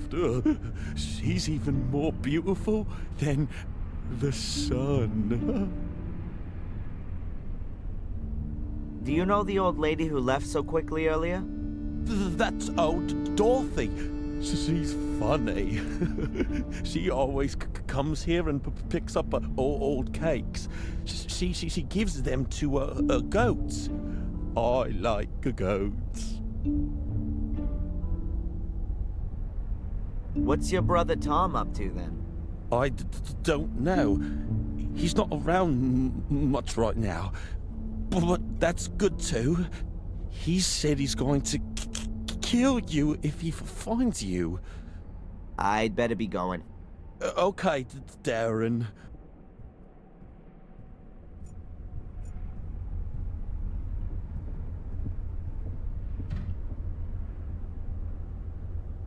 Doctor? How can I help you? Do you believe me? Darren, Adrian, we've gone through this so many times before. Of course I believe you. Then why am I still on the hit list? I'm a doctor, not a judge. By the way, they rejected the assessment of your not being of sound mind. Rejected? But what about the awful nightmares? That kind of reaction is only normal, Adrian. If somebody suddenly revealed to me that I was descended from a long line of bloodthirsty murderers, I'd have nightmares too. How come you ended up here in the first place? A colleague of mine I'd known from my student days. A doctor. Heinz Hermann. once worked here in the sanatorium. He was a friend of the Gordons. Then, 12 years ago, those dreadful murders took place. Hines was one of the victims. I came here to give his family and the others a little spiritual support, and I'm still here. That's just how life goes sometimes. Is it true that Spooner was sent here as a punishment? Yes, I've heard that too. What did he do then? As far as I know, he overstepped his authority back in London, and that led to some guilty people getting off. Or maybe the other way round. However, I'm not exactly right in the picture with all this. Oh, great. A bad-natured investigator who can't tell the difference between guilty and innocent. I couldn't have come up against a better guy. Get this. I've been released on bail. Well, that's a good reason to celebrate. I'm not quite so sure. The bail was paid anonymously. You know anything about that by any chance? Anonymously? No. Who'd do something like that? No idea. To be honest, I'd hoped you were behind it. You like living in Willow Creek? Yes, I like the life and the people. It's like time stood still here. And every few years, along comes some psycho and murders half a dozen locals. Yes, well, compared to the murder statistics in London, it's a proper holiday here. Do you see me as being an arsonist? Judging by your nightmares, you do at least seem to have a violence-orientated imagination. Yeah, but Stephen King has that too. As far as I'm aware, he has never been under suspicion of an arson attack resulting in 3 dead. Whose side are you actually on? On your side, Adrian. Good. I swear to you that I've only ever told you the truth. There are as many truths as there are people, Adrian, and we still have to find yours. What can you tell me about Warm Hill? Well, not a lot, really. It's a little hamlet that belongs to Willow Creek. There are only a few people living there. Most of the houses are falling apart. I think it's where all the miners used to live. I had a strange experience earlier. It was just like one of my nightmares, but this time I was awake. It was in the police station, just as I was wanting to pick up my stuff. I suddenly found I had awesome strength. I dragged the guy to me through the bars and rammed my pencil into his eye. Wham! Then it was all over. It was just so real. Scary. You don't say. Oh, great. So I'm cursed and possessed. I was talking to a colleague about you the other day. She's how shall I put it? She understands alternative therapies. What's that all about then? Drugs? Electric shock? Voodoo? Hypnosis. You're not serious. It would at least be a possible way of finding out more. Well, for my part, as long as you don't saw open the top of my skull. Can you tell me where the graveyard is here in Willow Creek? You'll have to go to Warm Hill. The graveyard's there. These sessions, how long are they supposed to continue for? What do you mean? Well, I've been coming here every day for the past 3 weeks, but I'm still having nightmares every night, and the assessment says I'm 100% fit. We ought to try hypnosis. And what's that supposed to do? You want to join in on my nightmares? Let's just try it tomorrow. If we can get to your roots, then perhaps we'll understand what your dreams are trying to tell us. Boo! That's what they want to tell us. The dreams, I mean. Well, okay then, Doc. If you think that this might help me in some way. Catch you later. Take care. The cafe waiter is a real stiff. Maybe he's just swallowed something rather nasty? I'll just ask him. Hi. Good day, sir. You almost look like a waiter to me. You're absolutely right, sir. My name is Edward. Do you know the inspector? Of course. He's a very good customer. Perhaps a little too good. He likes to keep Denise from doing her work. And she likes being distracted. So maybe it's not the right job for her. On the contrary, sir. I tell her father time and again she's absolutely the right woman for the job. Even the workmen from the castle come down here for a coffee. I really couldn't imagine anyone better for the job than her. What can you tell me about Willow Creek? A quiet place. Bad for midwives, they'd find no work here, but ideal for authors, if they happen to write thrillers. Yeah, or horror stories. It's a nice cafe you've got here. Thank you, sir. I do all I can to keep it that way. Aren't cafes a bit uncommon in England? If you say so, sir. But I think this place deserves an alternative to that drunkard's dive over there. I'd better be going. Please do us the honor again soon, sir.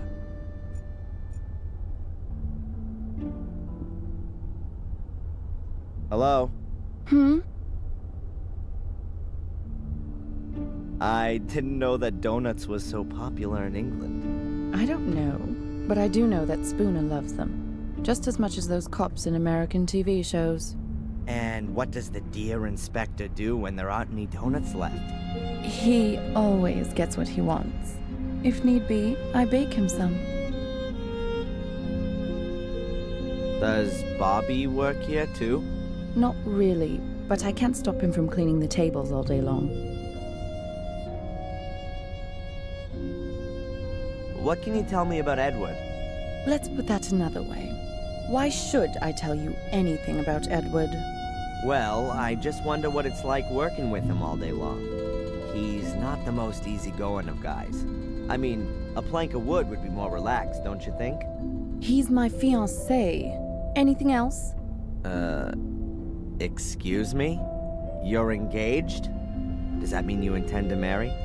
Got a problem with that? Then join the back of the queue. Wow, that old woman sure left in a rush. Did I frighten her away? Of course. You're the king of the nutters here. Maybe I'll see you later.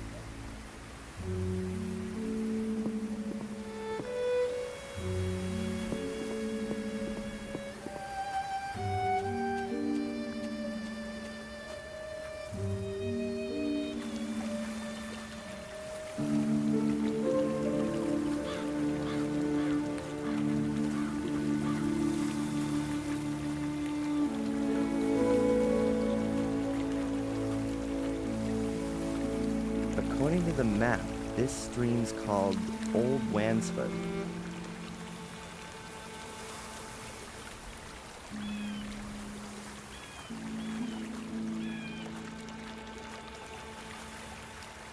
Why should I go into the middle of the woods?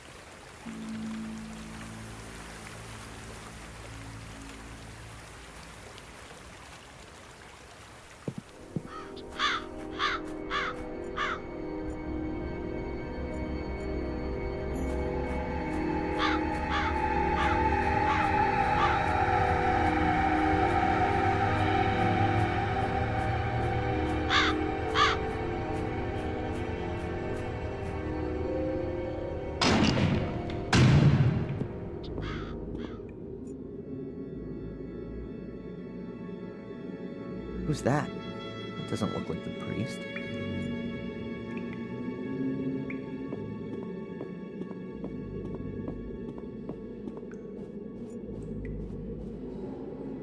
Bare wooden pews. Very inviting. They really make you want to kneel down and pray.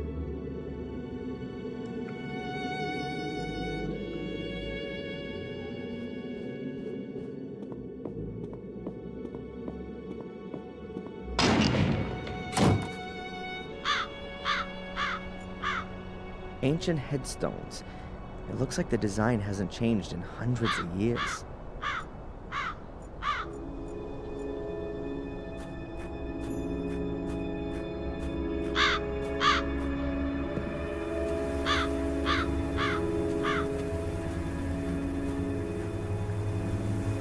gravestones without names.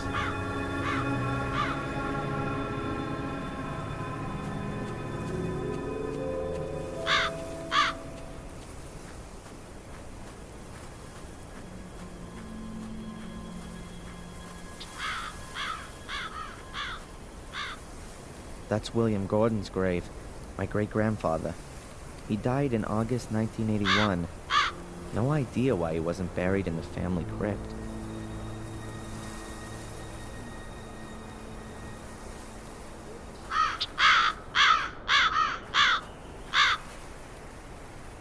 That's the Gordon family crypt. The musty skeletons of my ancestors are just behind this door. I'm not interested in paying them a family visit.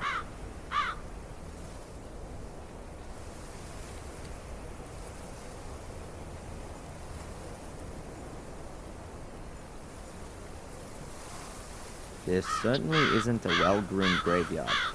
Most of the graves are overgrown with twining weeds and roots.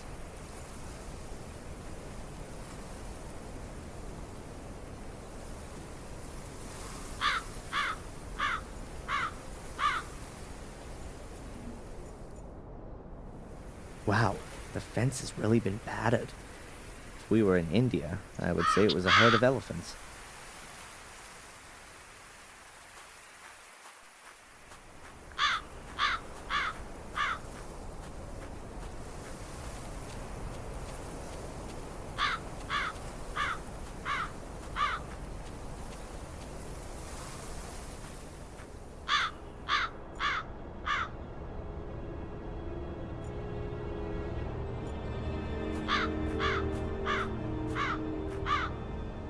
This is where Miss Valley is buried, murdered by my cursed sister.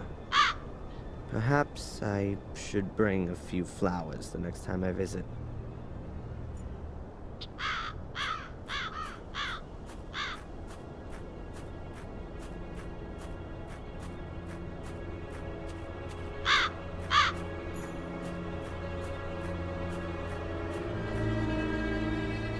That's quite a recent grave.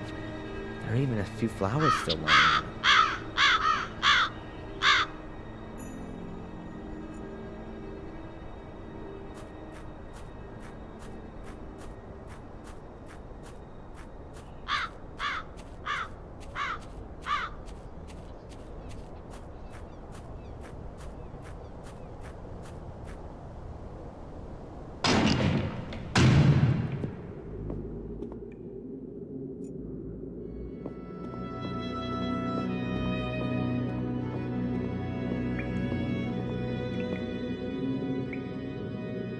Hey, you there. Good morning. What the? Oh, I'm sorry, lad. I must have nodded off. In the confession box? The bench has a cushion on it, at least.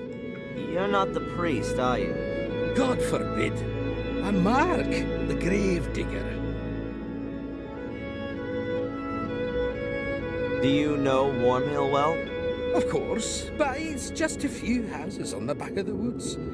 There's more life in here, I tell you. Are you looking for something in particular?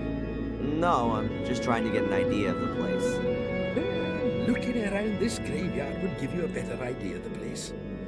And should you want to reserve yourself a spot here, then let me know.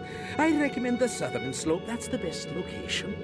Thanks for the tip, but I'm in no hurry to die just yet. But maybe Beth's in a hurry to come and get you.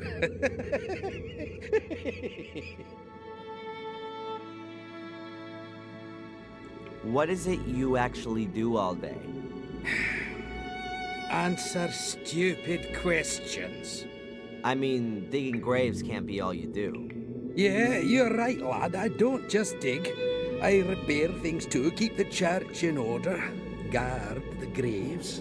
And if you think that the weeds grow on their own around here, then think again. It ain't weeds, and it don't grow on its own. But who's interested anyway? What did you mean by that? You guard the graves? Well, because of the clientele.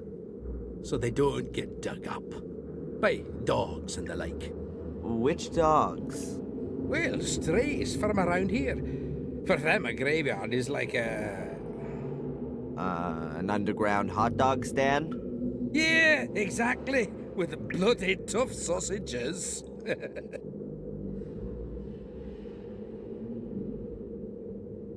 You must have a lot to do around here, being the gravedigger. Oh, that's right. My job here is quite secure. Can you tell me anything about the church? What do you mean then, lad? Who built it? It certainly wasn't me, even if I might look that old. Must have been around the time Marcus Gordon was alive. Have you seen the dark part of the tower up there? Yes. He ran out of stone, and they say he took stones from his castle walls to finish it off. Demolished his own castle to finish the church. A model Christian. Perhaps his time was running out. Got himself buried in there in the end. A crypt that's 100 feet tall with an altar and a bell tower, all for him alone. What a modest man. All those toffs are. No, he treated himself to an extra crypt underneath the nave. But it caved in 12 years ago. Nobody can get in there anymore. It's quite a woody area. That's also supposed to be the reason it's such a bloody area. The evil of the woods? People around here read too many horror stories. Or have experienced it themselves. Have you been in the woods here at night? No. They say there's plenty to see. Murderous lords of the castle. The undead. Mordred's voracious hellhounds. There are many stories about it. Probably as many stories as there are people here. The woods around Willow Creek strike me as being particularly creepy. Yes, and the number of wild boars in there is uncanny. I've known them to trample down my fences to get at the clientele. But I've got some crafty traps set up. I'm looking forward to having a roast. The priest gave his permission. There's a fresh grave in front of the church. That'll be Sally's, the young cook from the castle. The poor thing was burned to death, just like old Bates. The fire didn't really make any difference. But Bates isn't here. Lady Victoria insisted on burying him in the Golden Crypt, like a member of the family. Just like Lady Eleanor, I assume. Yes, there's still plenty of space in the crypt. Lots of the Gordons haven't been buried there. Why not? Well, there are just too many murderers and suicides. They're frowned upon in Catholic graveyards, particularly the ones who commit suicide. Why? What happens to them? Well, they're buried anonymously, without any religious ceremony, without the ringing of the bells, without any prayers, without a priest, nothing. They're all buried before sunrise, over by the north wall. Isn't that what they used to do hundreds of years ago? Perhaps where you come from. But we're in Wormhill, the manor of Black Mirror Castle. Things are all a bit different around here, my lad.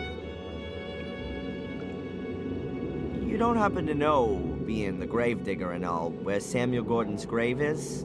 He must have been buried in 1981. That's a tough one, lad. So many people died here 12 years ago. Good and evil alike in the strangest of circumstances. I really can't remember who ended up where. You'd be better off talking to Father Frederick, the priest. Perhaps he can remember. Where would I find the priest then? Today? Well, you won't find him at all. He left around midday. Some conference or other. Supposed to be back by noon tomorrow, though. I'd better be going. Keep your eyes peeled, lad.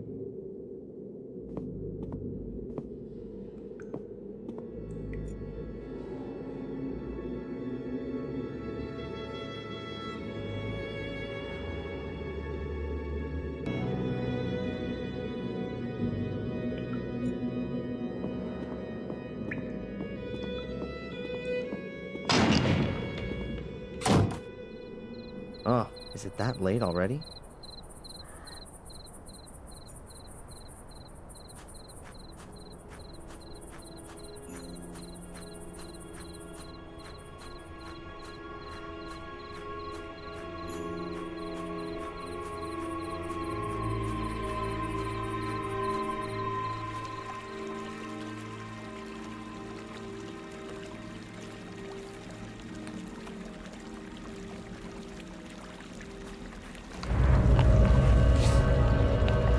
Those must be wild boars.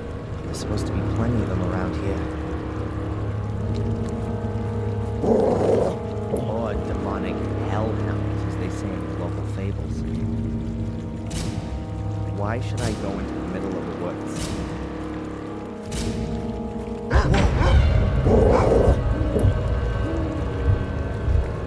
I better get out of here fast if I don't want to get mauled.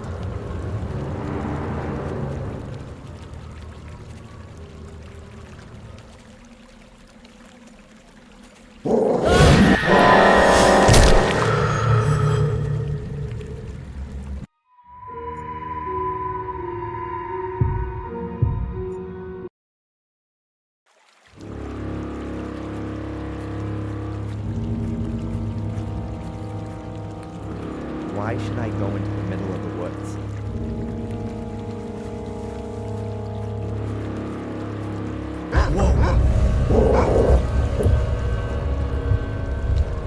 I better get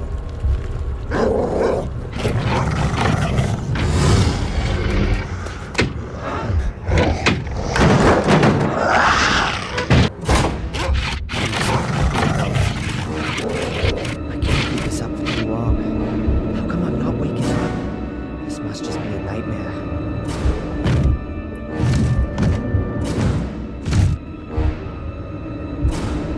Have they gone?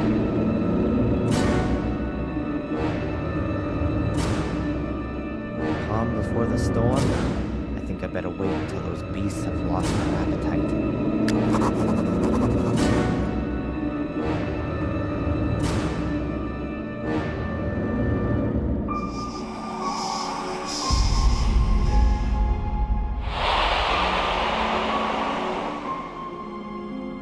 What the hell?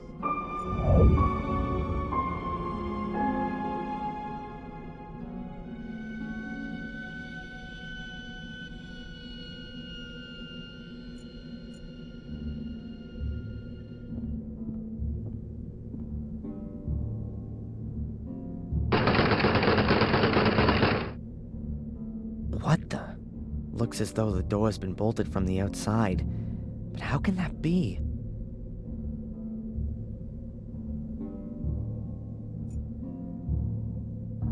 A box that's just rotten away.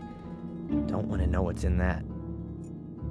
A padlock of the really sturdy variety. Damn, don't say somebody lives here.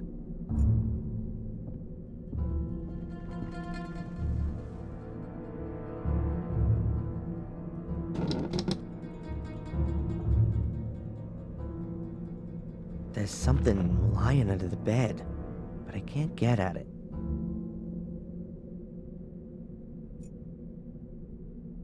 An oil lamp. Doesn't seem all that old. Maybe it still works. An oil lamp. Doesn't seem all that old. Maybe it still works.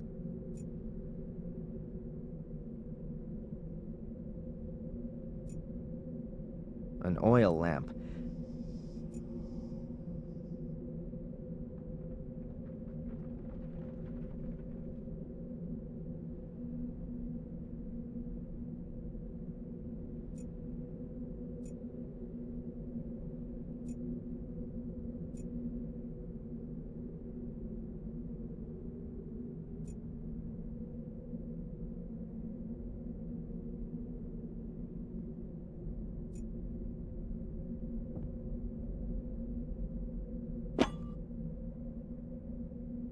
A file. Huh. The escape tool of choice. In the comics, at least.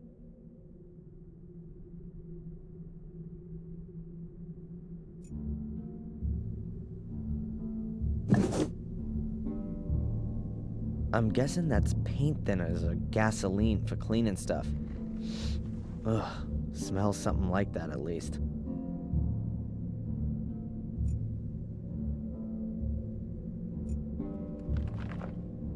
The floorboards here sure creak loudly. Another door.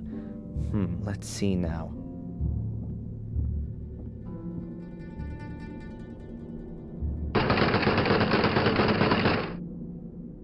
Was kinda obvious. There's storage behind it for logs. It stretches right to the door. There's no getting through here. That almost looks the same as the shredder in the museum.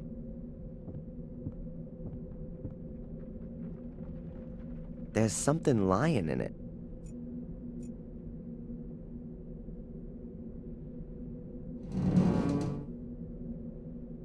It's soft, damp, and cold. Yuck. No thanks. I don't really want to know what's died in there.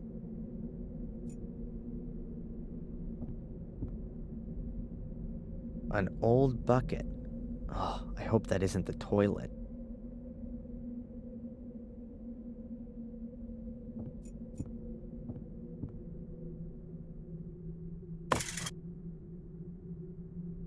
A rusty old garden implement.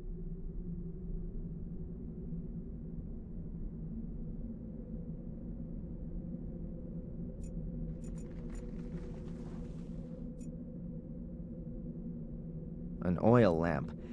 Doesn't seem all that old. Maybe it still works.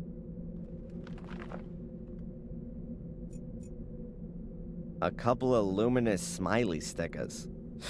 Whoever lives here must be scared of the dark.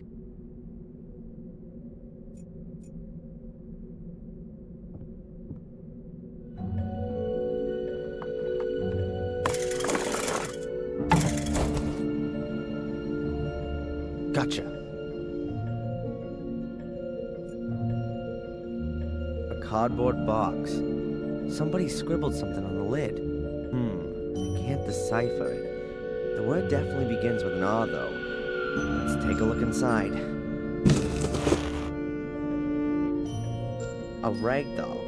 Pretty ugly and worn out. I recognize it. I've seen it before. It was Ralph's. Yep, that's his doll. Mr. Bubby, or whatever he called it. Strange. How'd it get here? And why has Ralph left it? I mean, he never used to go anywhere without it. What else have we got? A luminous sticker with a smiley on it. And a cork from a bottle. This must be Ralph's shack. Or his hideaway.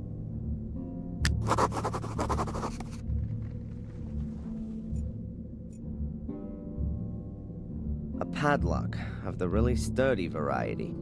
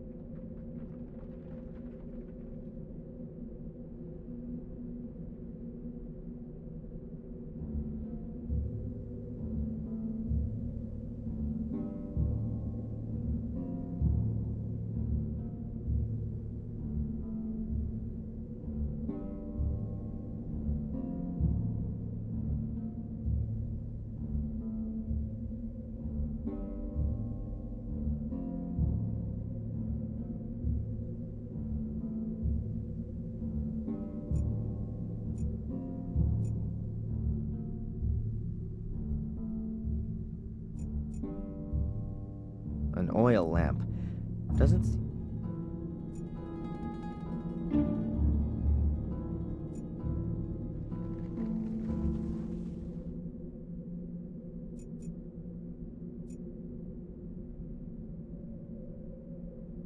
A padlock of the really sturdy variety.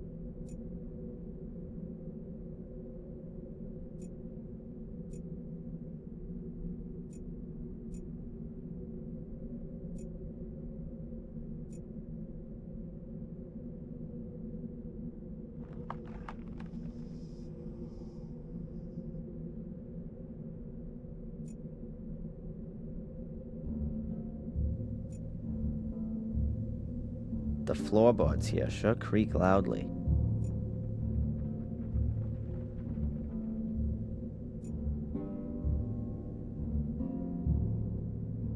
I've got what I wanted.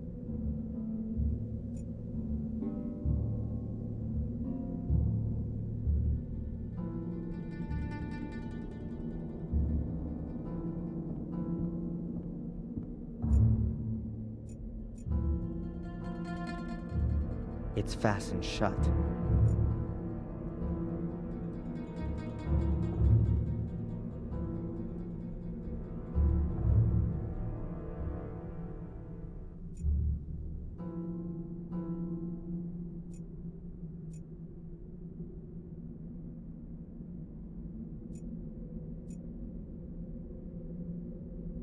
I can't get out of here. There's only timber back there.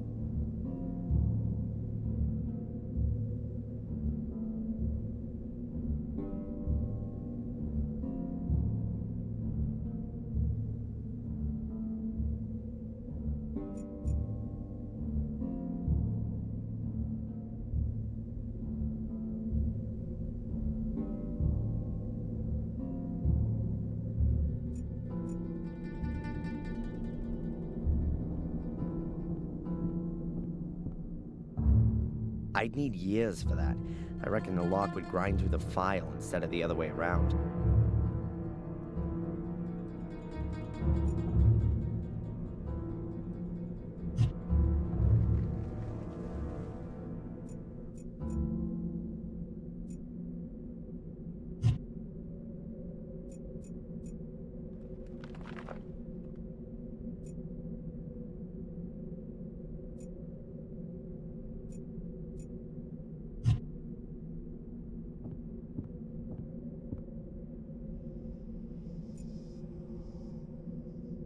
An oil lamp.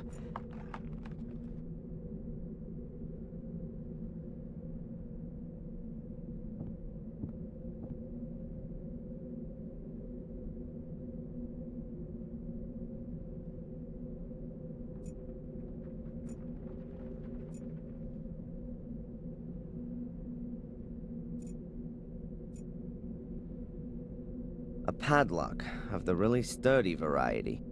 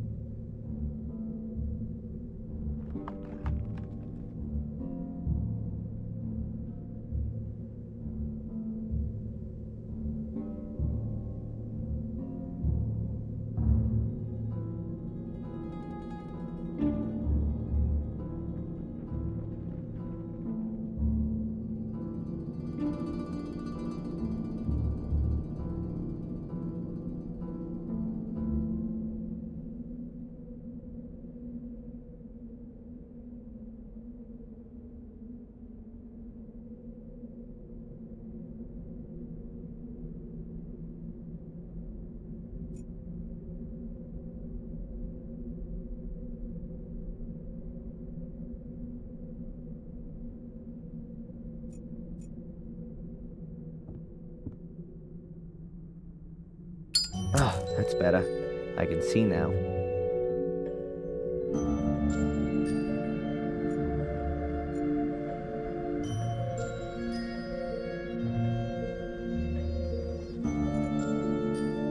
A peculiar shadow.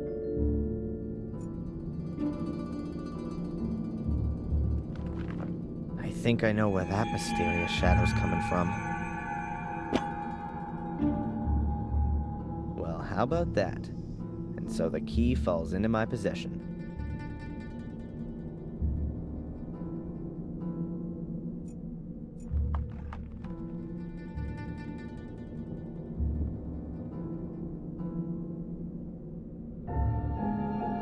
Fits.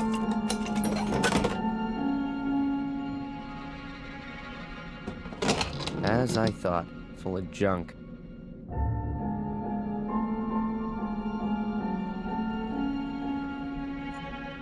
So let's have a look. Damn! That looks like one of the robes and the masks from the Order that was after me. Huh. But at the same time, it's also proof that the Order existed. I'll take it with me.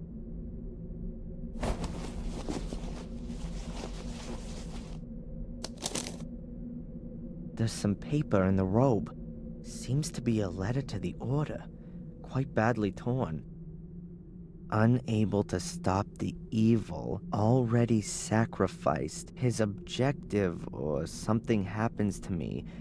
No trace is to be...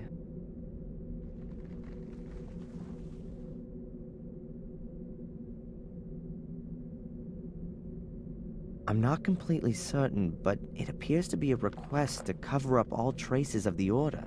That would explain why the robe is in the shack. I'll put it back. Perhaps I'll find something useful after all.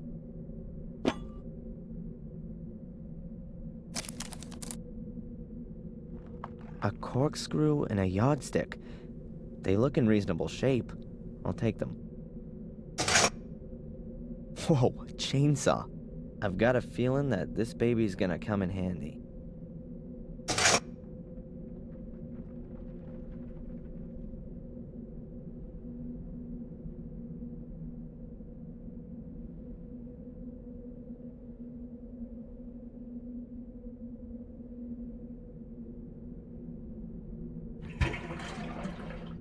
The tank's just about half full. Hopefully that'll be enough.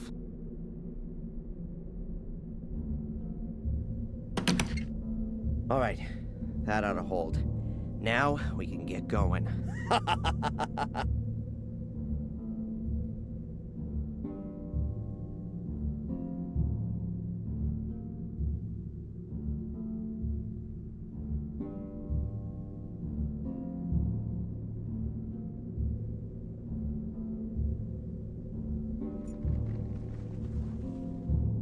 The rotten boards shouldn't be a problem for the saw, but I ought to check what's underneath them first.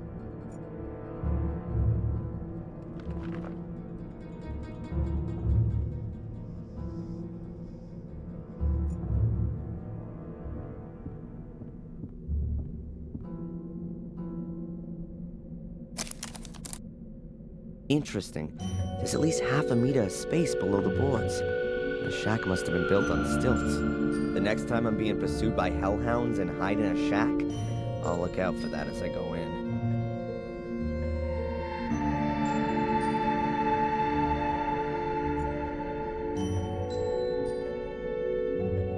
I'll just cut myself a trapdoor in the floor. It can also be closed again in an emergency.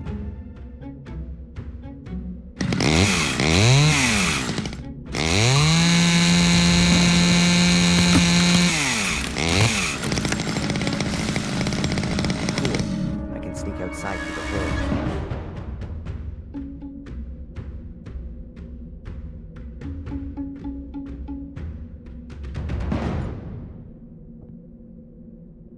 Good. Let's try it. I'm better leaving the heavy junk here.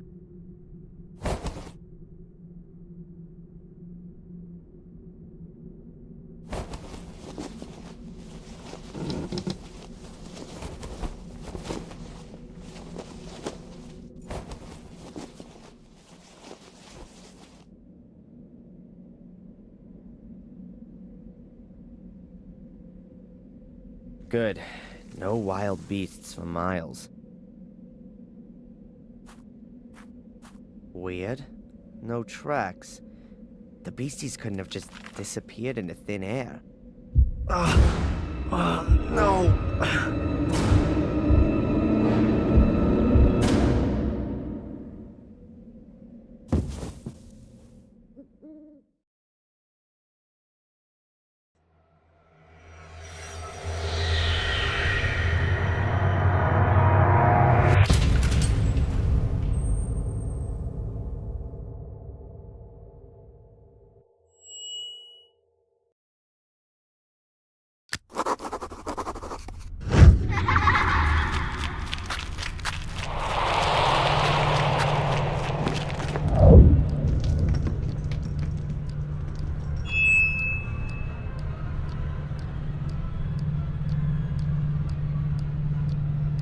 Describe what you saw.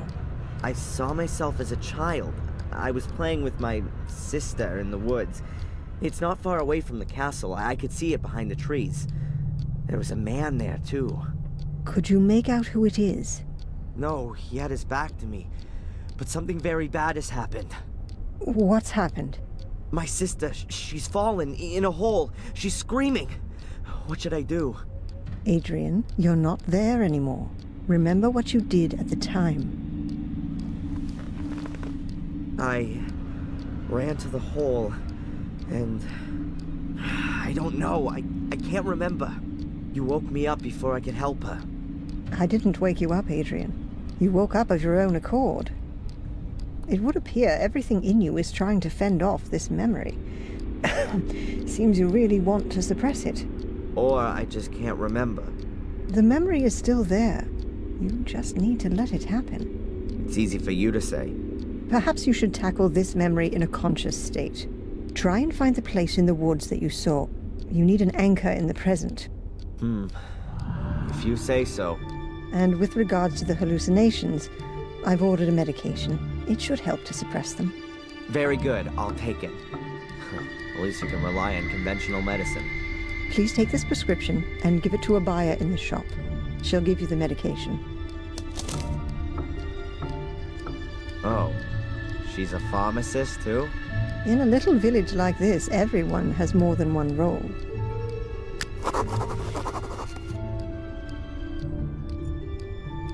Doctor? How can I help you? Do you know Ralph? Ralph? No. Who's that? Oh, not so important. Something strange happened to me last night. I don't know what was real and what wasn't. Tell me about it, Adrian. I was just on my way back to the village when I was attacked by large black dogs in the woods. Fortunately, there was a shack close by, which I was able to hold up in. I couldn't get back out through the door. Once I cut my way outside through the floor with a chainsaw, there were no signs the dogs had been there at all. Then I fell unconscious. Supposedly, Murray found me there in the middle of the night and brought me back to the hotel. I can't remember any of that. A classic dream of repression. The black dogs, and then... there's nothing there. It's a deep-seated fear of the consequences of your actions. I saw a woman dressed in white. Almost looked like some kind of wedding dress. Where did you see her? When I was locked in the shack, from the window. She was standing on the edge of the clearing. She saw me and then disappeared into the woods. Did she say anything, or do anything? Well, I didn't hear anything, but perhaps. She certainly wasn't just wandering around. It almost seemed as though she was looking for something. Really? There's a legend here in Willow Creek about a white lady who wanders through the woods looking for her child. In vain, as the story goes, but no one has ever seen her. Until now. Don't worry, Adrian. That's a completely natural reaction to this myth. It originates from the collective longing for a pure mother figure who can be adored like a saint, out of the whole thing that there are chosen ones who perceive her apparition. And everyone wants to be a chosen one. That's just human. You've got an explanation for everything, haven't you? Psychology is the modern theology. What do these black dogs mean? What kind of creatures are they? Fleeing from vicious, aggressive dogs. That sounds like a typical nightmare. It expresses the fear of one's own aggressive side. Were the dogs alone, or was someone with them? No, they were alone. Just the dogs. Dogs who roam around without a human master suggests a suppressed issue with dominance. It could also suggest exactly the opposite, though. That the dreamer is neglecting a particular part of himself, which is alluded to by the nature of the dogs. What breed of dog were they? No idea. Hellhounds? They were definitely huge and black. Large dogs reinforce the meaning I was talking about. The fact that they're black would suggest their origin in the subconscious. Are there any tablets I can take for this? Catch you later. Take care. A Native American dream catcher. It's supposed to protect you from nightmares. You could hardly call this straggle of flowers a bouquet. Whenever I'm here, the ashtray is full. Dr. Winterbottom smokes like a chimney. Perhaps she should be in therapy. Dr. Winterbottom's notebook. Probably very revealing. At some point, she'll be able to write her memoirs with it. Dr. Winterbottom's lighter. Quite an expensive one. I guess it was a present. I wonder if the record of our discussions will end up in there.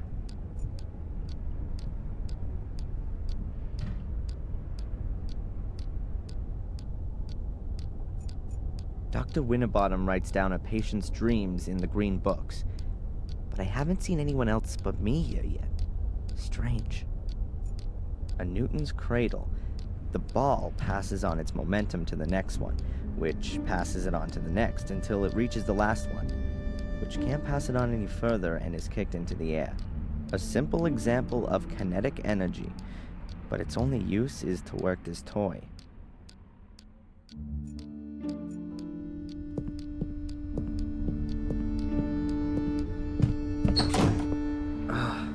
My head's still pounding. Lucky that Murray found me in the woods yesterday. I probably would have frozen otherwise.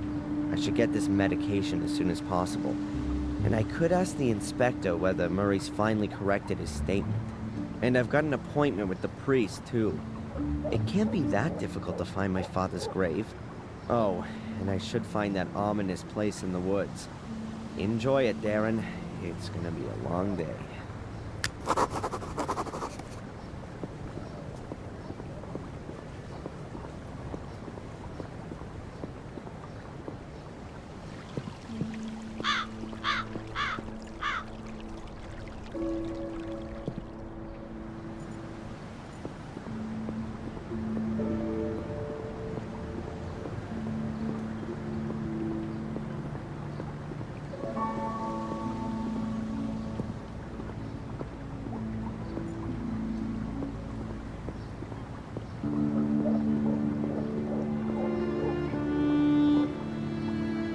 Hey, Matt. So, when you finally gonna get gone with your fun fair? So, how are we then, eh? Still possessed by the devil? I wouldn't joke about it if I were you. That's supposed to be a threat. Let's say more, well-meant recommendation. You really have got a few screws loose. So, what exactly did go wrong when you were born? Not half as much as when you were born, Mr. Twisted Firestarter. Have fun. Oi, arsehole! When you miss me, paint a heart on the wall. Will do. In blood.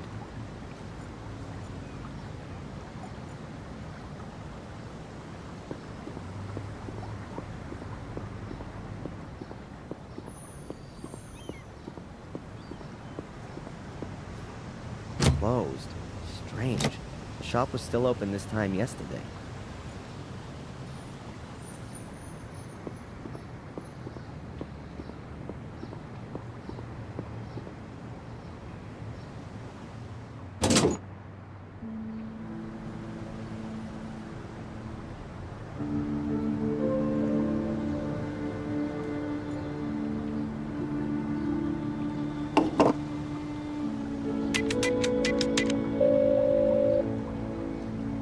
Oh, Madame Fortuna. Adrian, I knew you would call again. Who else could it be? Pick a card. Stop. I've drawn the chariot. Oh, you were stuck in the snow? No. No. Your card, Adrian. You are looking for the right way. You will have to make a decision. And I see death. Again. Someone will shoot out your light. How am I supposed to understand that? You don't need to understand, Adrian, but you can put up a fight. How can I put up a fight? Stay away from shootings. Yeah. Thanks. What a load of crap.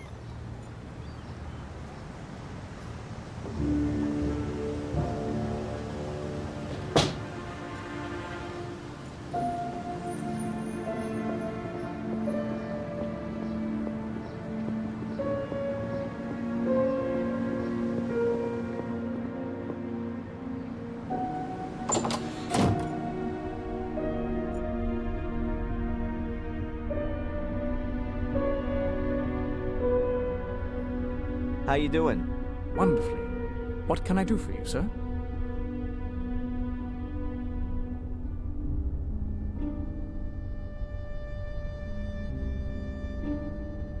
Has the inspector been here yet today? No, sir. I haven't seen him all day. I've just got here. And Denise? Denise has also disappeared. Both of them not there, huh? No. You and Denise are engaged.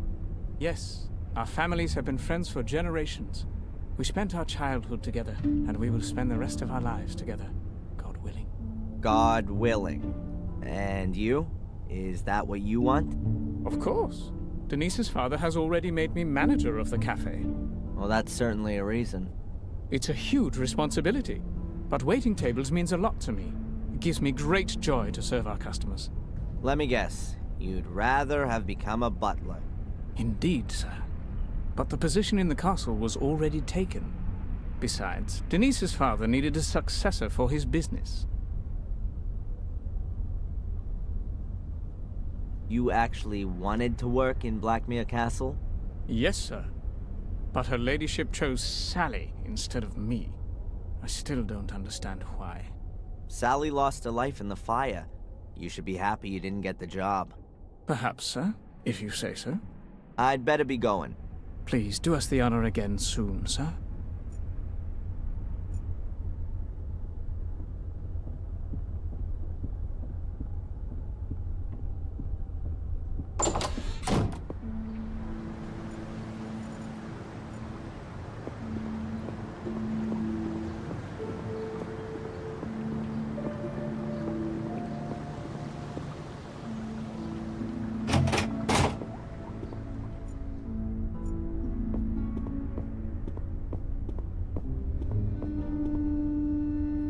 Hey, Zach.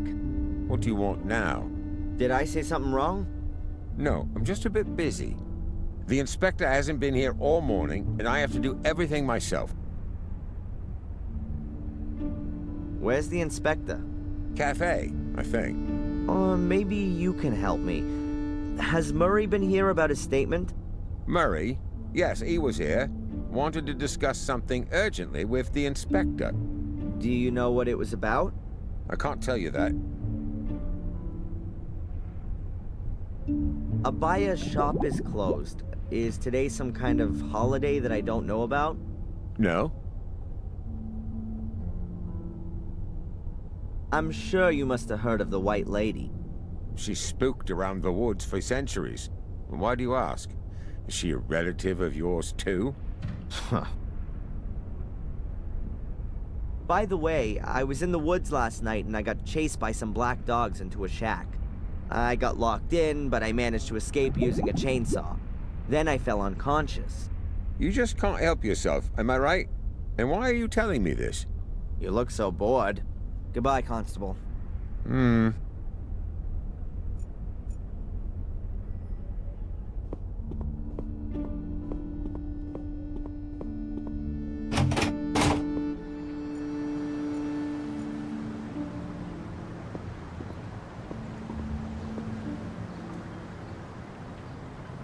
just look at that.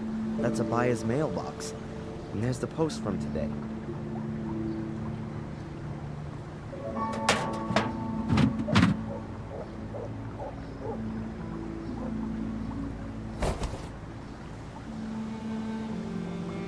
The package is from a tea supplier.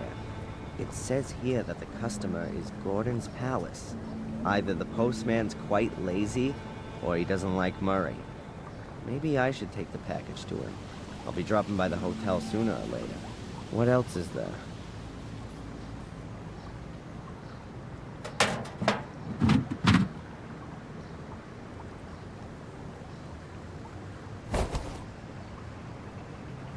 That must be mine. The sender's a drug company. I'll leave the prescription in the barrel, so Abaya knows that I picked up my medication myself.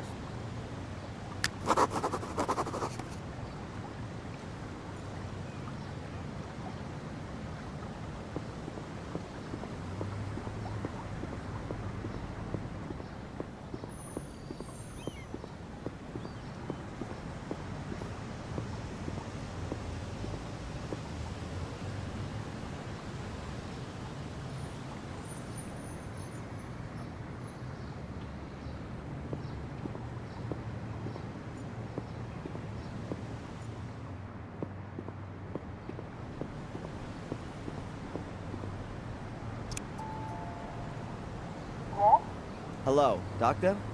Can I ask you a quick question? Of course. Come on up.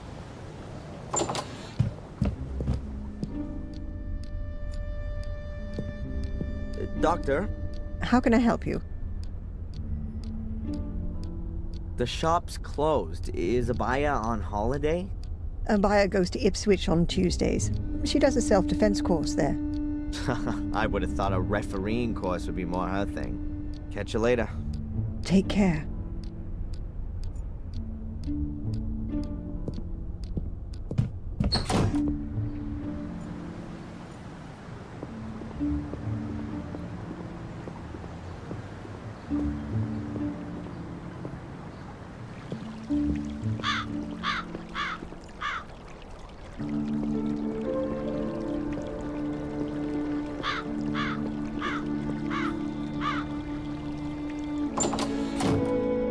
Weird.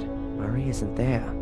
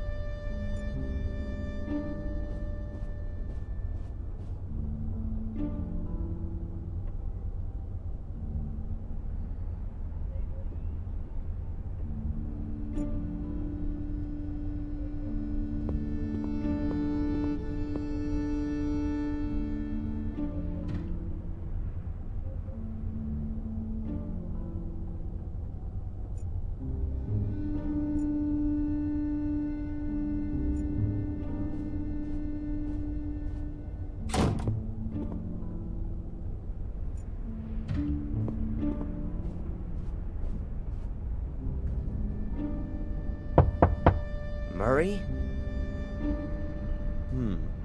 Doesn't seem to be there. I'll put the package on his desk.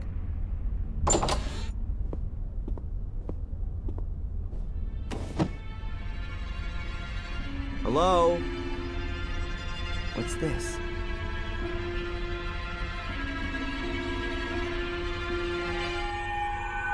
How come Murray's involved with the law? I can't believe it. It's a receipt for my bail. Signed by the judge, paid by Murray. What the hell is this guy up to? What are you doing here, Mr. Michaels? Actually, I just wanted to be nice and brought you your package from the village. But then I found this. I'd like some answers. What are you up to, Murray? You know, Mr. Michaels, it's very simple. I believe in your innocence, and I'm sure you don't deserve to be in jail. Yeah, sure. A miser like you risks 5,000 pounds in order to help a complete stranger. Nonsense. What's going on? Tell me. I'd suggest you just be happy you're free and we don't talk about it anymore. Oh no, you're not getting away from me that easily. I want to know what you're up to, Murray. I want to hear it in your own words. Now! Mr. Michaels, you know how it is. When something terrible happens somewhere, it attracts the people. But not forever. People these days are quickly bored and want to see something new. And honestly, it's been 3 weeks since you I don't last believe killed. it. You paid the bail in hope that I'd start to murder people? Just so your damn hotel is fully booked? Don't get so upset, Mr. Michaels. You're totally insane. Screw you. You should be thankful, Mr. Michaels. No one else would have put up your bail. No one else. You have no friends in Willow Creek. You're a lonely maniac, an arsonist, a criminal. You have no one but me, and you should be damn thankful. Let room service know I'm checking out. I don't get it.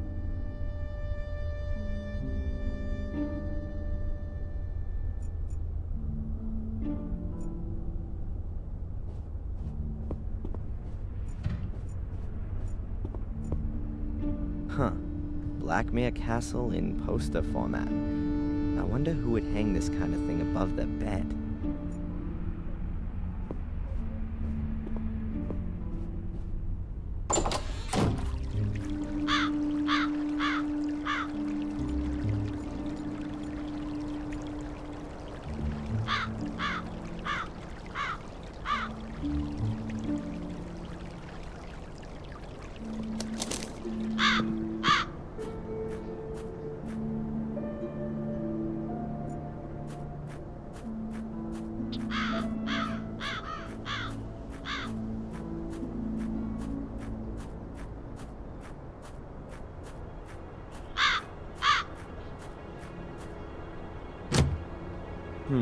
The church is closed.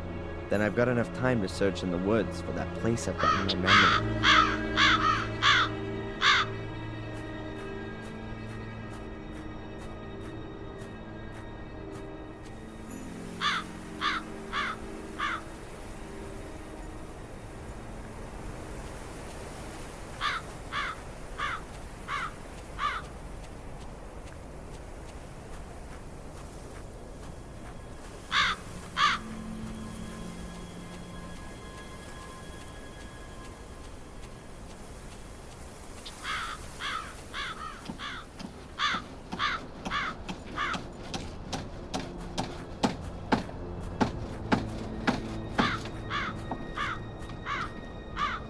Hello?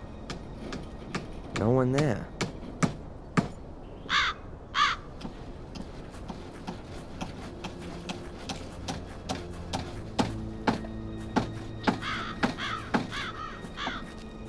Mr. Gravedigger? Yes, lad.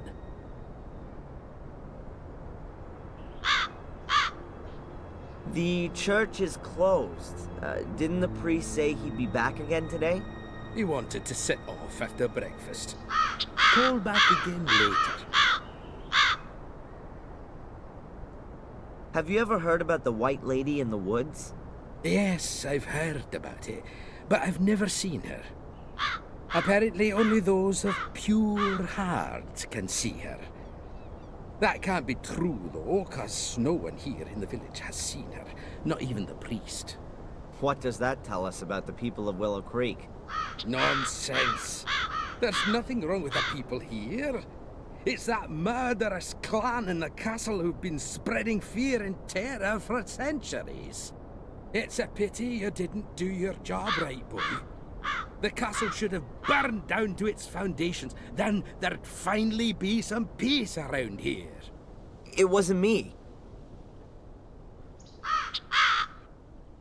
The graves by the wall, right at the back, they look different to the rest. Why's that? That's where the poor devils who have no money for a real funeral are buried. And the lost souls, the murderers and suicides. Aha. And they're just thrown in a hole and buried? Well, they do get a coffin, but the corpse is put in it the wrong way round. Those who commit suicide, I mean. Why? It's supposed to stop the dead from finding their way out of the grave. They used to chop their heads off and put them between their legs to stop them running around.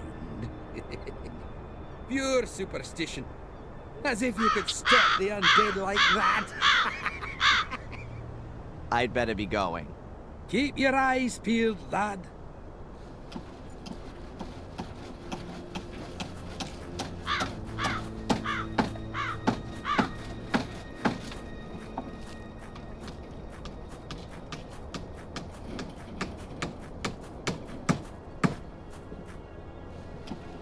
A long pair of lopping shears. I think I'll borrow them.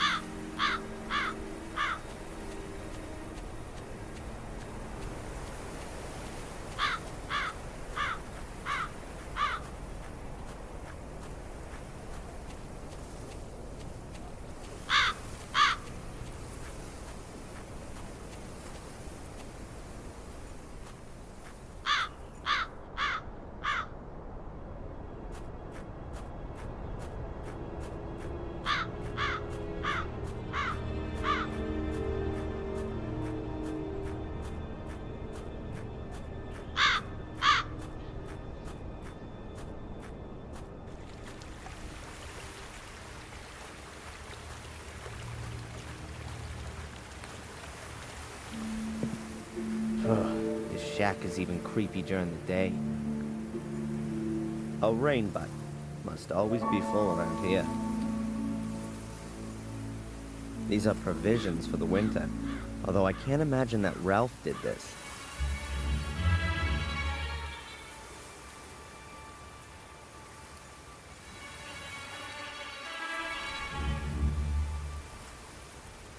Dragging tracks.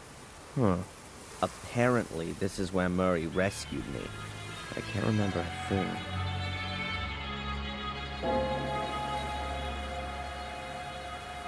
Just don't touch, or everything will collapse.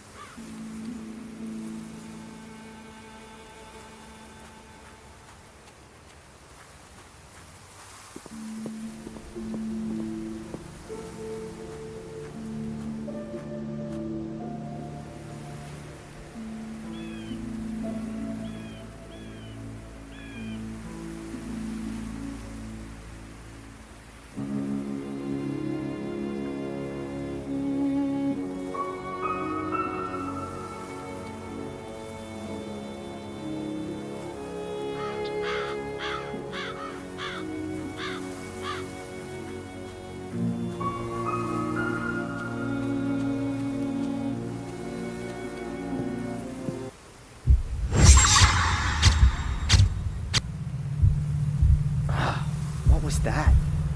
Flashback? Am I having them in the mornings now?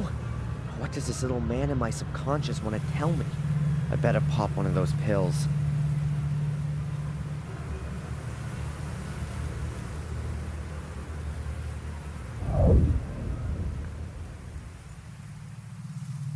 Aimlessly wander through the woods?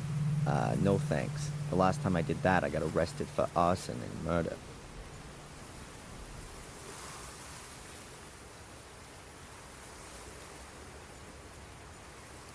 A locked gate made of rotten planks. The barbed wire and the sign are nailed to the gate. That means you can open or close it from the other side without touching the barbed wire.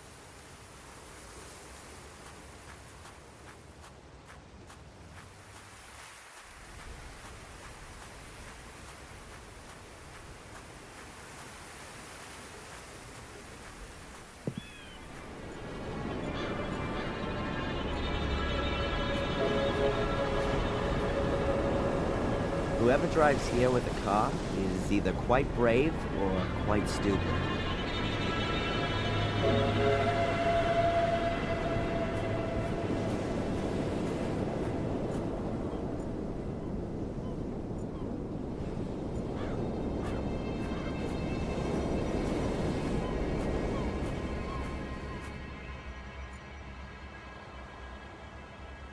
The shed has also been destroyed. Now it's even uninhabitable for Ralph.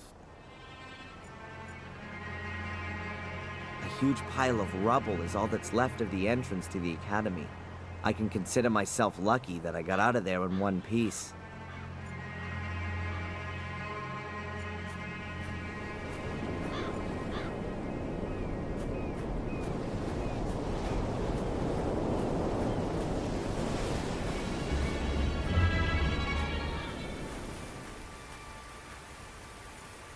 Aimlessly wander through the woods?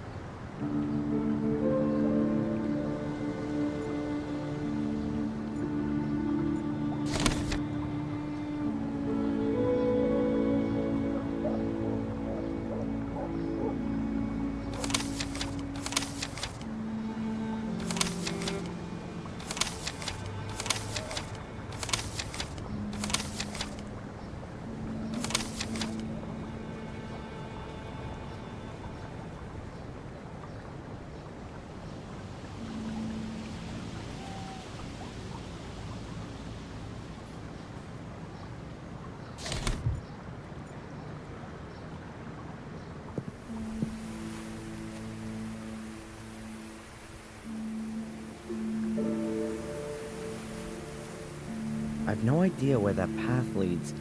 Before I get myself lost in the woods, I'd rather stay on the road.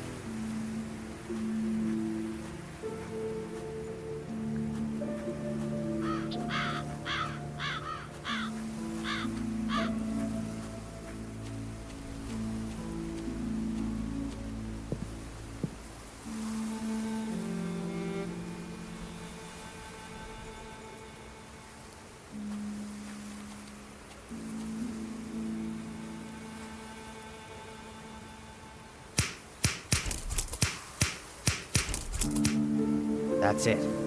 It's easy to carry the barbed wire away with the shears.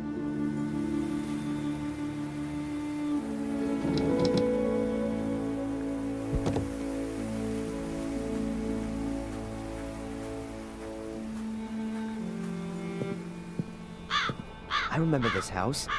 I used to play with Angelina here when I was a kid. Could it be that Joyce was right?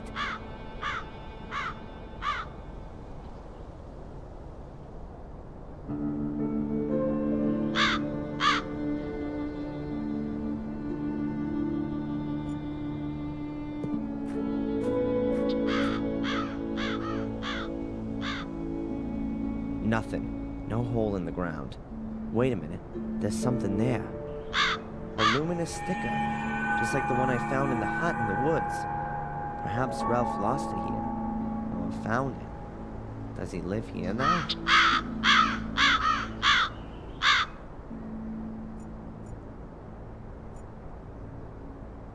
What a rust bucket. But it suits the house.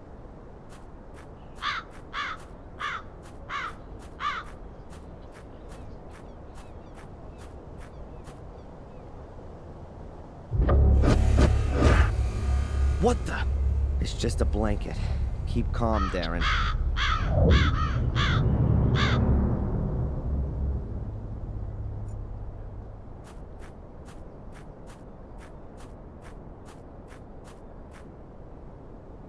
Goa? Inviting. I doubt that's the original lettering. I can see mounts for 2 more letters.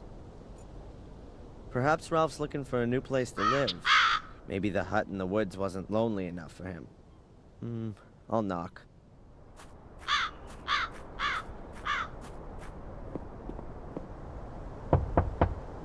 Nothing. Doesn't seem to be anyone home.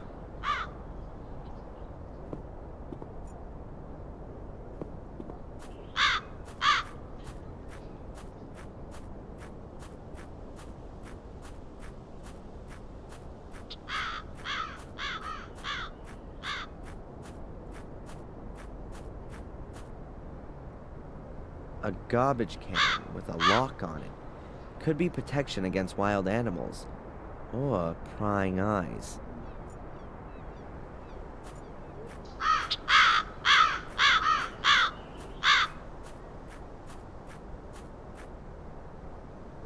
I don't think the place in my hypnosis was so near to the house.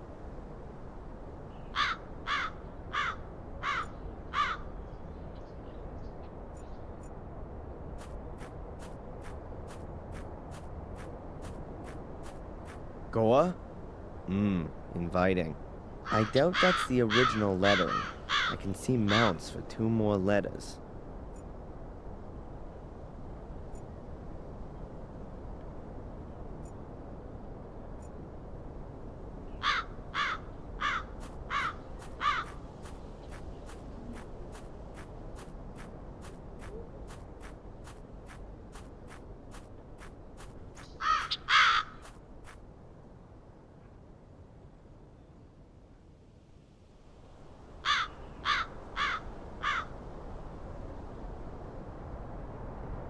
The hole isn't here.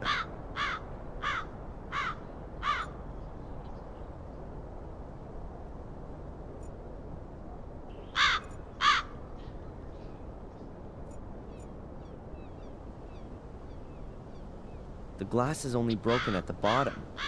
Either someone wanted to climb in but then didn't, or the guy who smashed it had really short arms.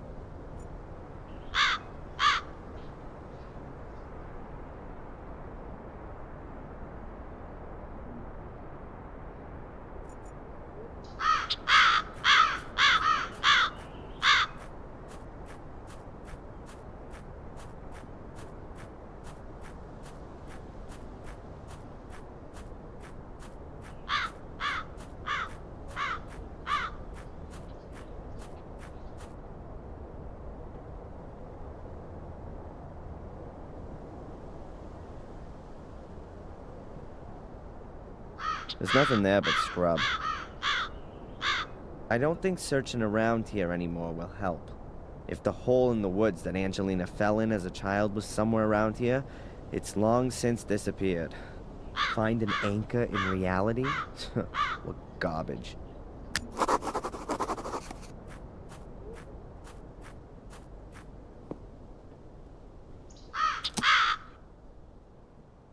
Nothing.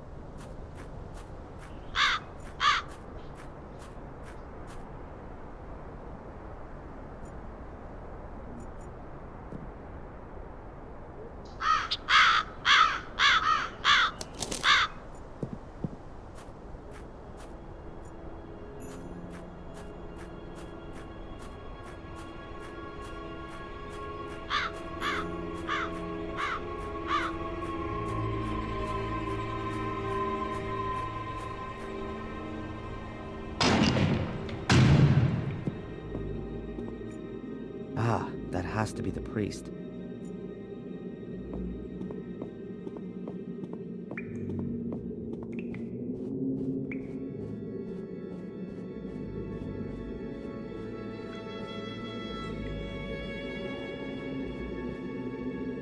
Excuse me, Reverend. Reverend is too much of an honor, my son. I'm Father Frederick. I see. Father, I'm Darren Michaels. You might know me already from the papers. I do. I assume you come to confess. No, actually I haven't. I don't have anything to confess yet. What can I do for you then? Can you tell me something about the graveyard? Oh, it's wonderful, isn't it? You can really sense the centuries past when you're in it. According to the records, some of the graves are over 800 years old. Probably all Gordons. The Gordons have had their own crypt since 1512. The Academy was burned down and, well, space was needed for the many dead, and that's why the graveyard was rearranged. Seems the gravedigger has also been working here for an eternity. Mark? Oh, he does his job well. Yes, he really feels all that digging in his bones. He's been looking for an apprentice for years, but no one seems to be interested. Are you educated in a profession? I'm a physics student. Ah. Well, let's talk about something else. It would seem you've been in charge here for a long time. What are 40 years compared to eternity?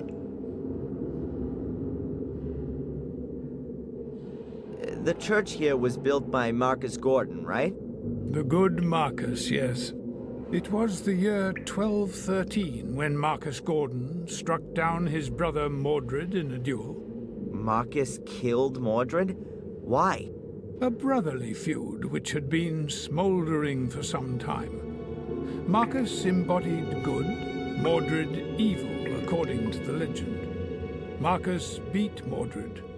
Good prevailed. And what's this got to do with the Gordon curse? It originated in this period, right? Yes, as far as I know. Mordred uttered the curse shortly before he drew his last breath. He put a curse on Marcus and all following generations. But that will soon be over. Lady Victoria is the last of the Gordons. The family line ends with her. Mercifully, one would be forgiven to say, as the clan has terrorized this whole region with its dreadful family history. But I'm sure you already know all of this. Seems like you are well informed. Let's put it this way. I've been forced against my will to look at the curse in a bit more detail. What do you mean by that? My real name is Adrian Gordon. I belong to that clan there in the castle. Oh, that's, I'd say, a surprise. Adrian Gordon. I thought he died as a 13-year-old. Didn't he fall down the castle staircase? That's part of the dreadful family history that you were talking about before. But as you can see, I'm still alive. Risen again from the dead. My congratulations and God's blessing, my son. And what is your relationship to the Gordons, if I may ask? Perhaps you can remember Samuel Gordon? Oh, yes, Samuel. He came to confession shortly before he... well, you know. Yes, I remember him. He was my father. That explains quite a lot.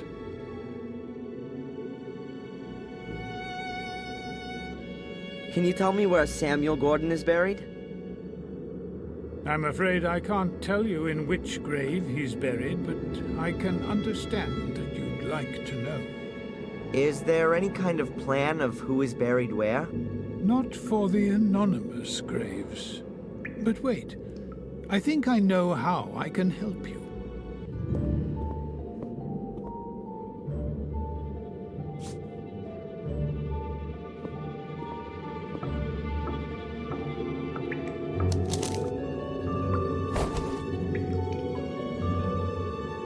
Thank you, Father.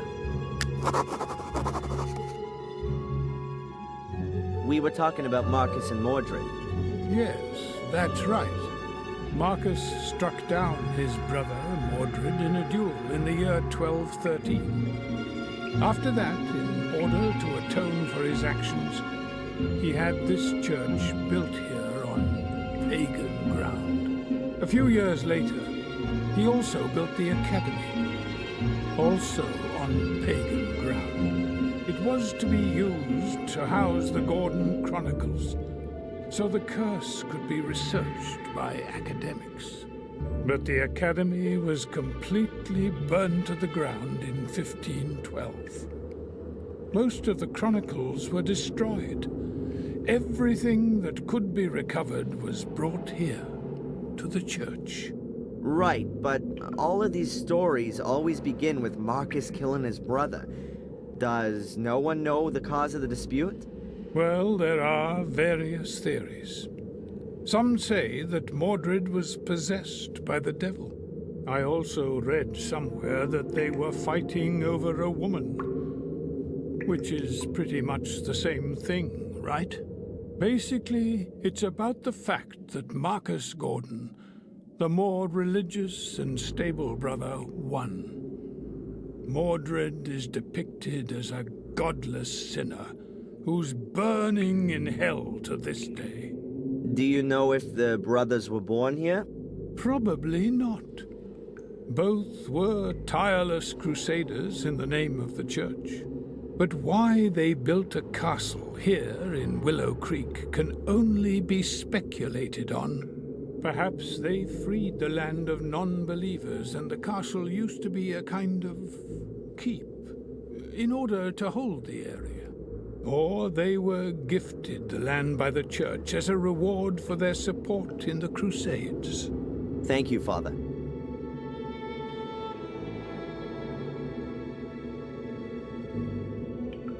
I'd like to hear the story about Marcus and Mordred again. My pleasure. Marcus struck down his brother Mordred in a duel in the year 1213. After that, in order to atone for his actions, he had this church built here on pagan ground. A few years later, he also built the academy, also on pagan ground. It was to be used to house the Gordon Chronicles, so the curse could be researched by academics. But the academy was completely burned to the ground in 1512. Most of the chronicles were destroyed. Everything that could be recovered was brought here, to the church. Right, but all of these stories always begin with Marcus killing his brother. Does no one know the cause of the dispute? Well, there are various theories. Some say that Mordred was possessed by the devil. I also read somewhere that they were fighting over a woman, which is pretty much the same thing, right? Basically, it's about the fact that Marcus Gordon, the more religious and stable brother, won. Mordred is depicted as a godless sinner who's burning in hell to this day. Do you know if the brothers were born here? Probably not. Both were tireless crusaders in the name of the church. But why they built a castle here in Willow Creek can only be speculated on. Perhaps they freed the land of non-believers and the castle used to be a kind of keep in order to hold the area. Or they were gifted the land by the church as a reward for their support in the Crusades. Thank you, Father.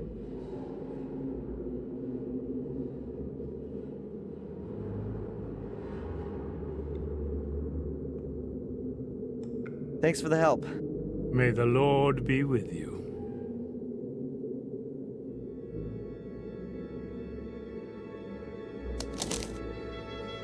The list of the names of all those who were buried here in August 1981. There are 5 names left. Henry Stanton, Dr. Heinz Herman, Dr. Robert Gordon, James, and Samuel Gordon.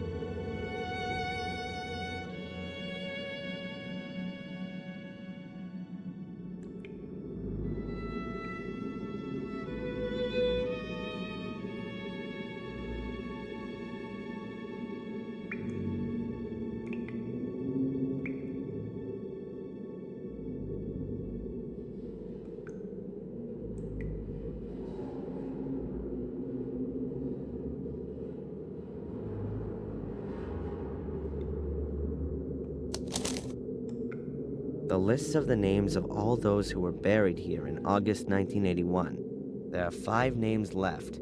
Henry Stanton, Dr. Heinz Herman, Dr. Robert Gordon, James, and Samuel Gordon.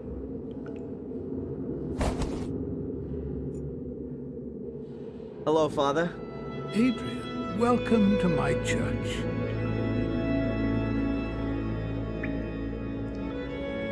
Did you know Dr. Herman? Yes. He worked in the mortuary. Was a very busy pathologist and a friend of the Gordons. He was in league with the manager of the sanatorium, Robert Gordon, hence the closeness to the Gordons. They both died a violent death. They were murdered. And why were they buried anonymously? After their death, they found out unpleasant things about them. What kind of things? Dreadful experiments on innocent souls, their patients. I don't really want to talk about it. They certainly never came to confession. Neither Herman nor Robert Gordon. They died as sinners and as such forfeited their right to receive the last rites.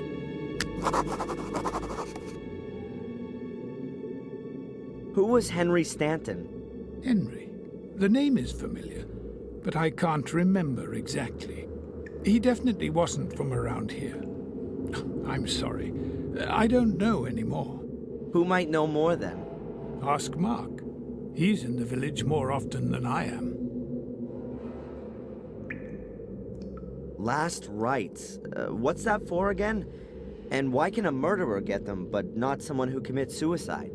The last rites wash you clean of your sins and prevent your soul from having to burn in hell. Only those who repent their sins can receive it, though.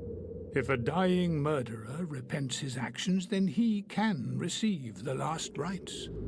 Someone who commits suicide cannot, and therefore lands in hell. How simple life can be sometimes.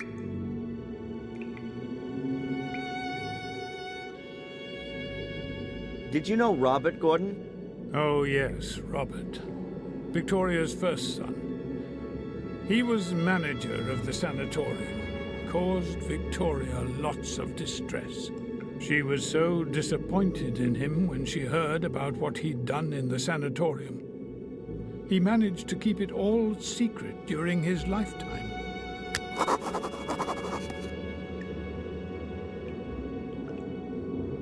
Who is this James on the list?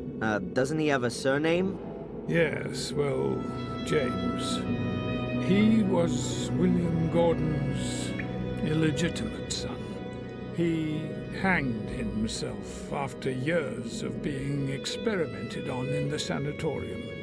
It's thought that he is the one who murdered Robert Gordon. What kind of family have I been born into? How come William Gordon isn't in the family crypt? He committed suicide, and actually belonged on the northern wall. But Lady Victoria convinced me that the circumstances of William's death couldn't be clarified completely. Samuel also doubted that William committed suicide. The way that William fell from the tower window suggested that he was pushed rather than jumped himself. But as I said, that couldn't be clarified. So this burial place was a compromise between what Lady Victoria wanted for William and my duty as a parish priest.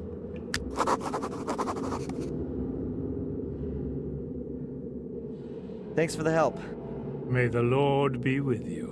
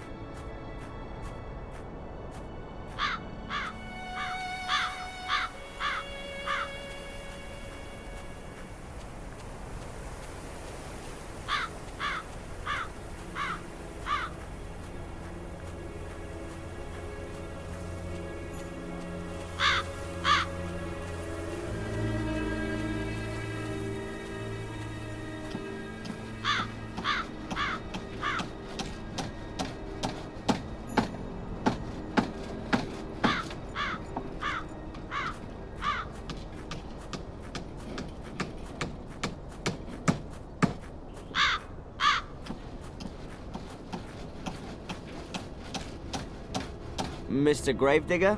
Yes, lad.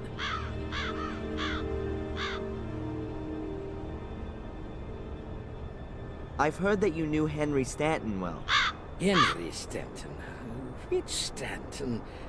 Oh, Henry, the old drunk. Yeah, well, I wouldn't say I knew him. He was usually sitting in the pub when I went for my after-work beer. Did he say anything? Well, he wasn't exactly one for words. He was one for beer, though. He drank like a fish. Used to hang around with Tom, I think. They did a bit of business. I don't know what exactly. Dodgy business, like.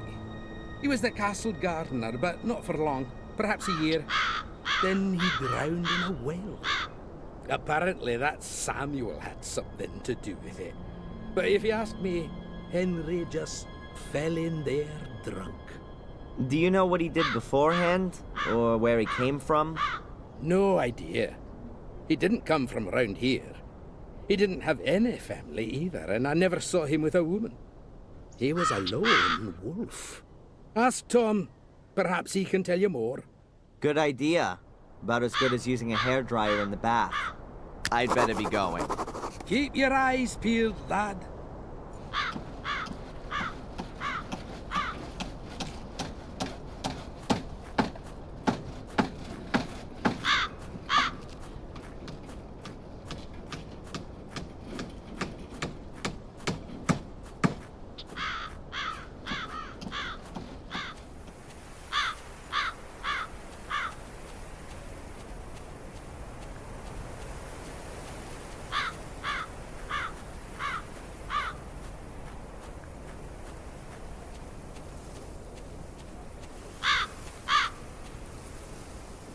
Good. And let's see who's buried here. Funerals in August 1981. William Gordon, Dr. Heinz Hermann, Victor Sebastian Valley, Henry Stanton, Dr. Robert Gordon, James, Samuel Gordon. There are 5 graves, but 7 names on the list. Too many. I can rule out Little Vic. He was buried in the Valley family grave. Anyway, he didn't commit suicide. My father did that. William's grave is back there. I've already seen it. So that means that Dr. Herman, Henry, Robert, James, and my father are buried here. Now I just need to find out which gravestone belongs to whom.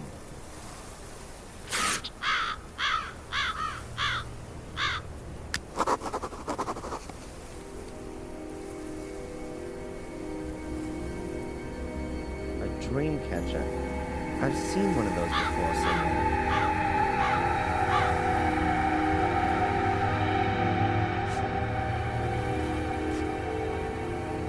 There's some flowers on them. Or what's left of them anyways. And a card. All a mother's love for your soul, all her contempt for your deeds. As far as I know, Samuel only had Victoria, his grandmother. This can't be his grave.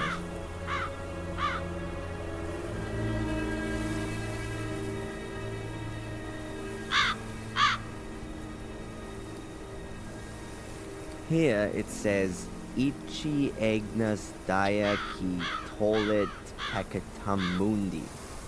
A quote from the Bible and some rotting flowers. At least someone's been looking after the grave. Oh, but no more clues.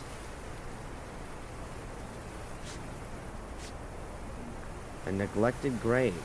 The most pathetic and saddest of them all. It could be my father's. A neglected grave, but still with a quote from the Bible. Mihi enim viver Christus est a mori lucrum. What the hell does that mean? Maybe, rotten hell, you sinner. Christ didn't pee on the cross for you. Or something like that.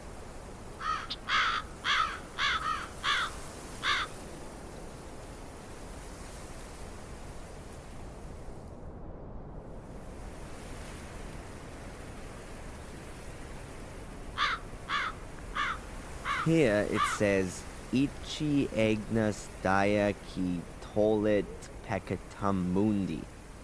A quote from the Bible and some rotting flowers. At least someone's been looking after the grave.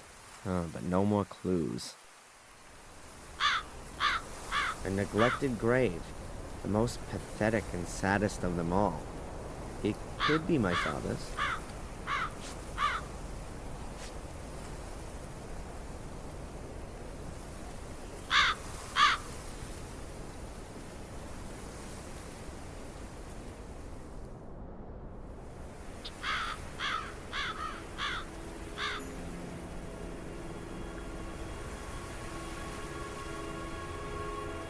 Neglected grave, but still with a quote from the Bible. Mihi enim viver Christus est a mori lucrum. What the hell does that mean? Maybe, rotten hell, you sinner. Christ didn't pee on the cross for you. Or something like that.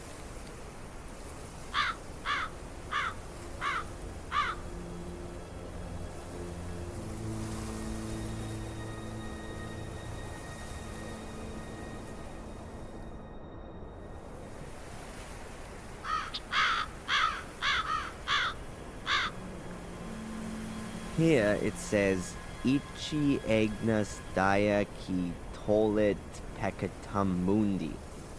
A quote from the Bible and some rotting flowers. At least someone's been looking after the grave.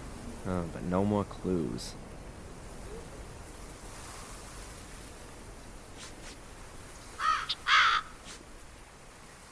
A neglected grave, but still with a quote from the Bible.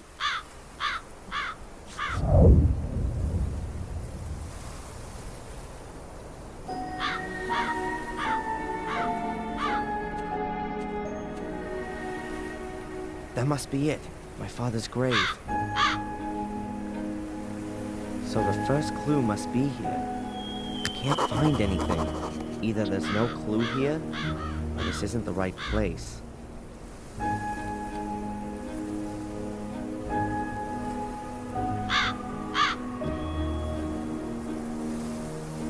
Nothing. Maybe someone was just wanting to take the mickey. Well, the message wasn't meant for me at all. It's futile to search any longer. It's just a gravestone with a quote from the Bible. Not a single damn clue.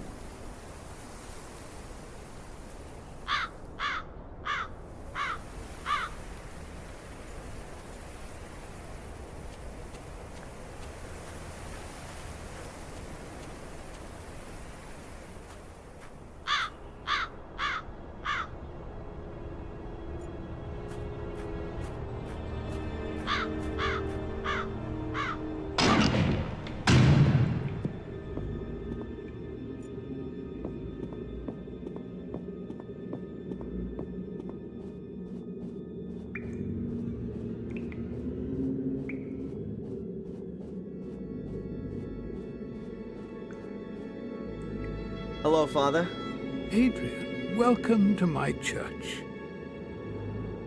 I think I found my father's grave. I assume you now feel relieved. Not really. Does the saying Ecce Agnus Dea qui tollit peccatum mundi mean anything to you? Of course. It's a quotation from the Gospel of John. John the Baptist was seen by many as the Messiah, but he said, I am not the Messiah. He is the one who comes after me. The next day, John saw Jesus coming toward him and said, Ecce Agnus Dei qui tollit peccatum mundi. Behold, the Lamb of God that taketh away the sin of the world. This was he of whom I said, He who comes after me has surpassed me because he was before me.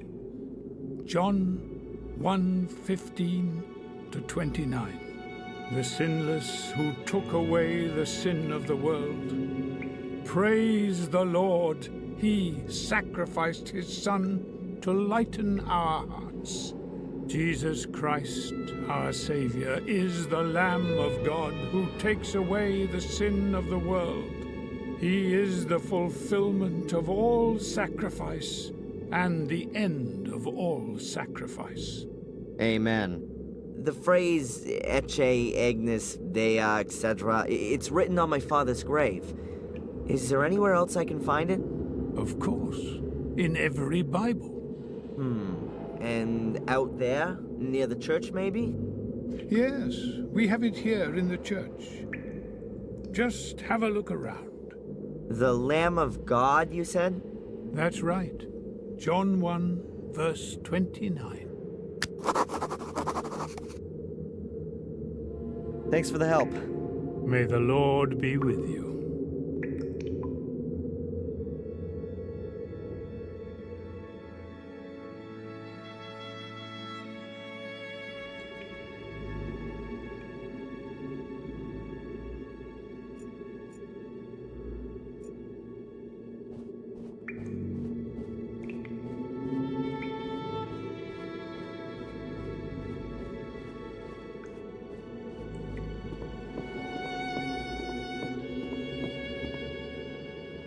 The quotation on my father's gravestone is here. The Lamb of God. That's what the priest thought. Aha, secret compartment. I wonder who made that, and why.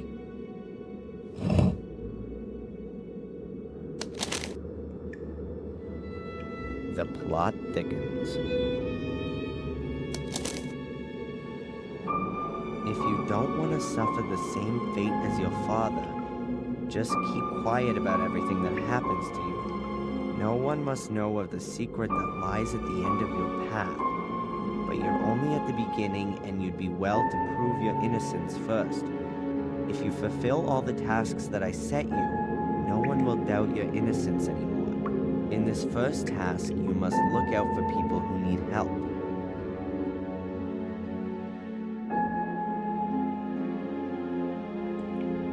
Fulfill tasks? What's that all about? Must be another one of Murray's sick ideas. Huh. Well, I'll play along. Maybe I can piss on his parade some.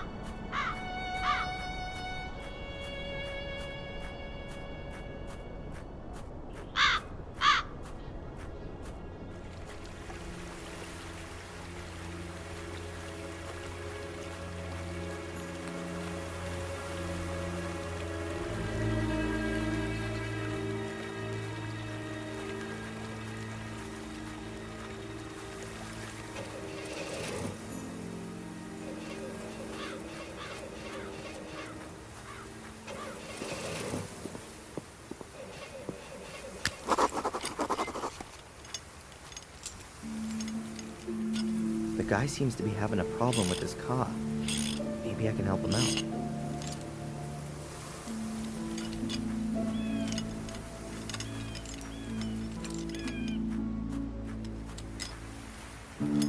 Hi, are you having problems? Eh? With your car? No, I'm freezing my balls off here for fun. Bollocks. Sorry, the car won't start. You're a car mechanic, are you? No. I didn't think so. You look more the theoretical type, am I right? Kind of. I studied physics for 4 terms. Well, that's better than sociology. Can you have a quick look at it? I'm stuffed here. Well, to be honest, I'm not very practical. But I could get some help from the village if you want. I'm headed there anyway. Okay. Drop into the pub, tell Tom what's happened. Tell him Phil's banger is knackered again, and he's bound to know what's wrong with it. Tom? And what if he's not there? Are you having a laugh? Of course he'll be there. It could take me a while, though. Maybe I'll have a go. Nothing to lose, huh? Be my guest. Over to you.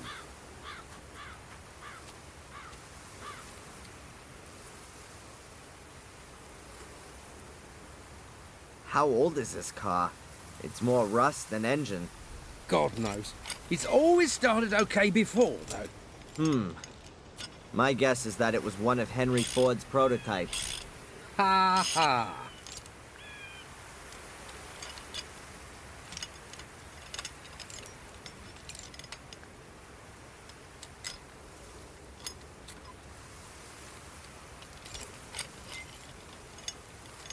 Are you from Willow Creek? How did you know that? Well, 'cause you know Tom. No, I'm not from around here. So, have you found out what's up with it yet?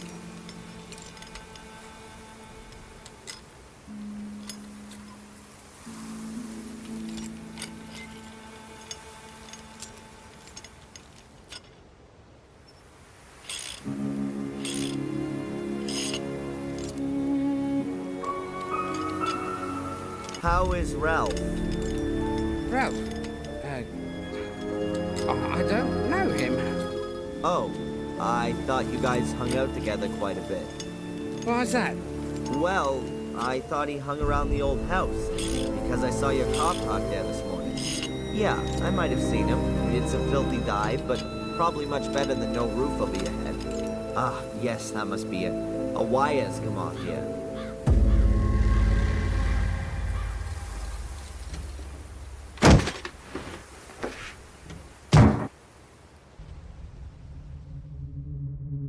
Jesus, what the hell is that? Help! Can anyone hear me? Help! Just shut your mush in there, will you? Hey, what's going on? Are you crazy? Let me out, now! So you can go and graft to the fuzz? Forget it. What are you up to? Help! Oh, shut it. No one can hear you. You're staying in there till I decide what to do with you. Hey, maybe we can talk this over. Look, I promise I won't breathe a word. Oh, yeah. That's what they all say. Look. No, you can't do this! You have no idea what I am capable of. Have fun. I've got things to do now. Wait! Hey! Oh my god. If I can't find a way out of here fast, that maniac is gonna kill me. For Christ's sake, Mordred, you could at least help me out for once. I can make out a few holes, but not much else.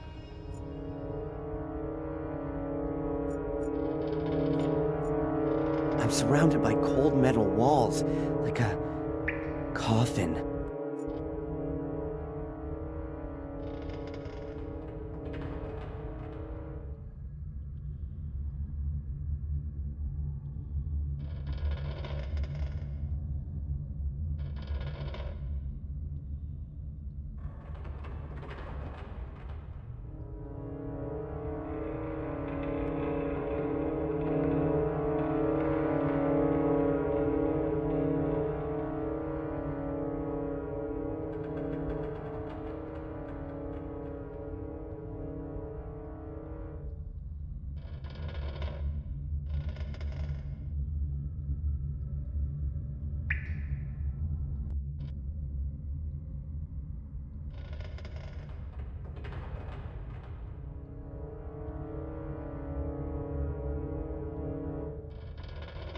walls are welded together all over.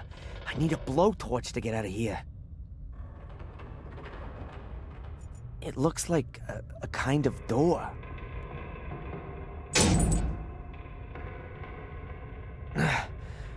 Something's blocking the door from outside. I can't open it. The top is metal, but it doesn't seem to be that thick. It's really rusty. The whole thing's fallen apart.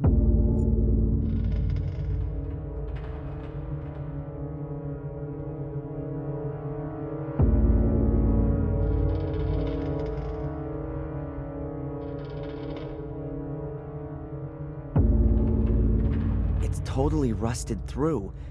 I can't get out this way. Hell, there's something here. It's moving back and forth. Oh my god, I think I know where I am. It must be some kind of cold room where they keep dead bodies. Huh. There's a kind of stretcher up there that you can pull out.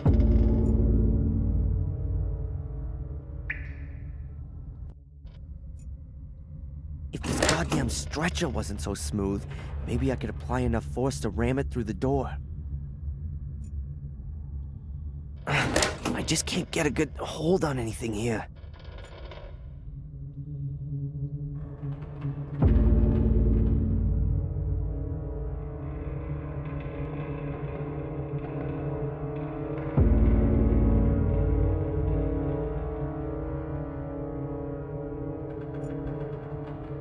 Okay, I'll just fix up my own handle.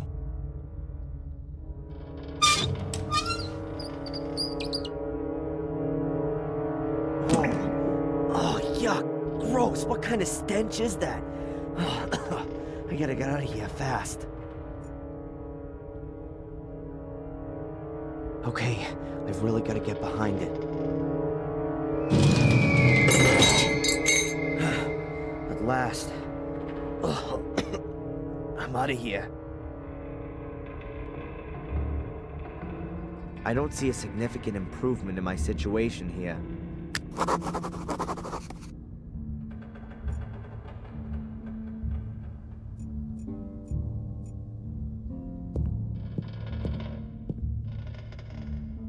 I can hardly make anything out.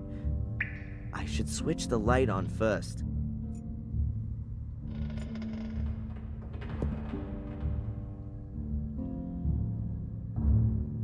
The light switch should be somewhere around here.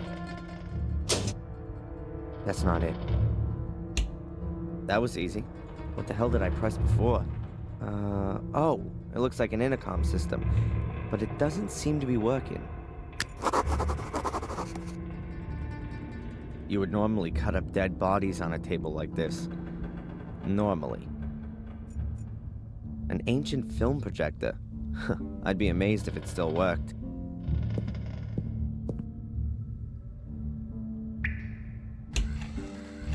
If I don't put the film in, it's as good as any other light.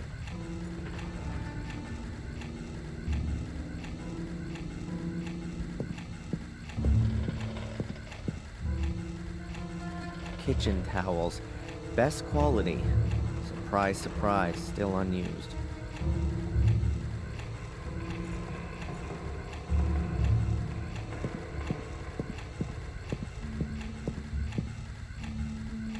An old skeleton. That's not very useful. What can I do with it? Whoops. The skull looks a bit wobbly. Yep, it's loose. So off with it. 2 heads are better than none at all. A chair with arm and leg restraints. That could have come from an old sanatorium.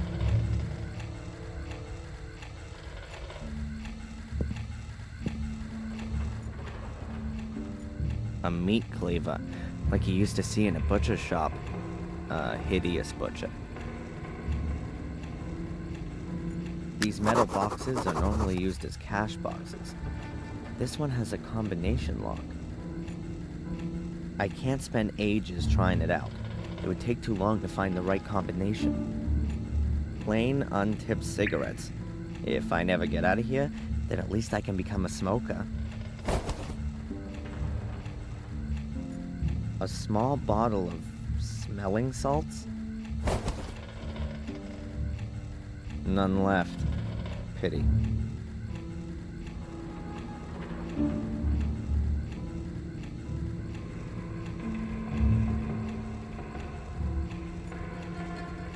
Medical books. Secrets of the human brain, composition and function of the central nervous system. I don't think Phil is using this to cram for the brain surgery exam. Practical applications of chemistry. Quite a nice tome. It could prove to be a handy reference book. A marvelous tool. So small and yet it slices through flesh like butter.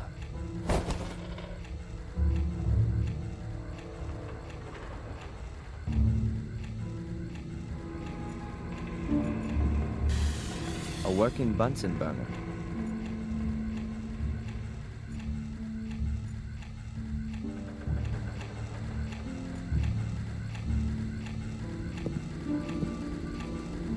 It gives hole in my leg a whole new meaning.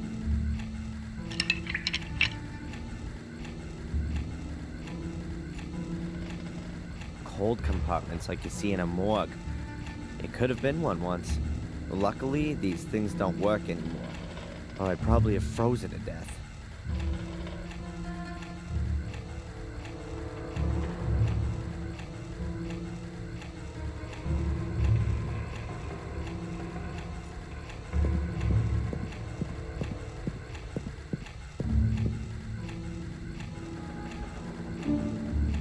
The blood seems fairly recent.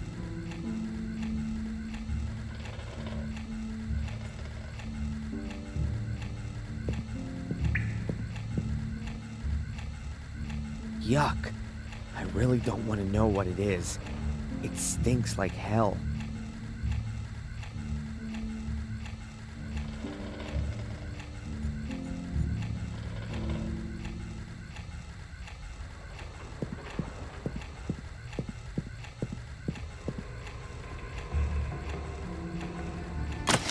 Medical records you see in hospitals.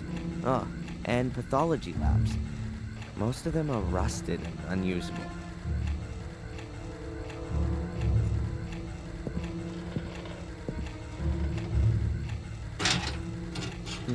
Files.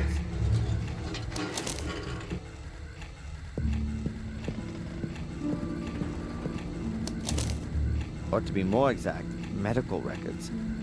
How have they got lost in here? James Gordon. He was a patient in the old sanatorium. So are the medical records from there? There are death certificates in here. Quite a few. Issued by Dr. Heinz Herman for James Gordon. And for different causes of death. Heart attack, suicide, all undated. Ralph Thompson, date of birth March 3rd, 1960. Diagnosis, delusional schizophrenia, therapy-resistant depression with suicidal tendency. Medication level 4, combination shock therapy, electroconvulsive shock therapy, and insulin shock therapy. Poor Ralph. No wonder he's crazy. And here's Ralph's death certificate, issued by Dr. Herman. Death from neck dislocation following self-strangulation.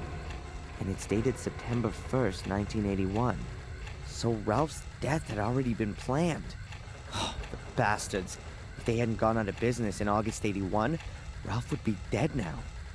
Incredible. Otherwise, pretty uninteresting. None of these people mean anything to me.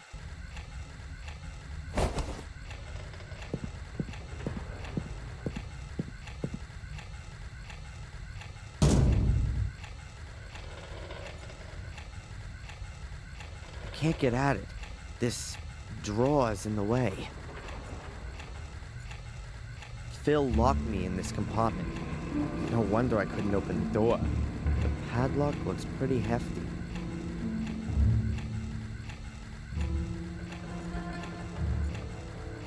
An old yellowed screen.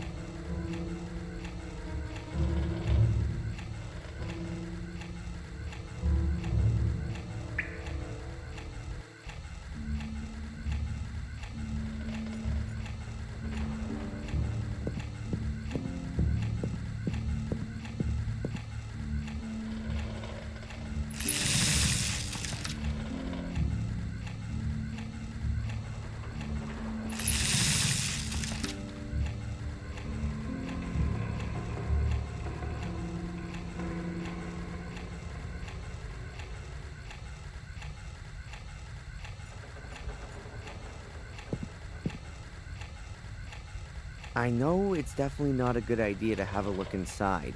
It stinks like hell. But I'd love to know if there's anyone or anything moldering in there.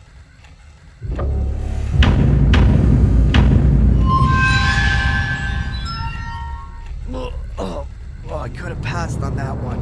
And to think I was just climbing on this thing.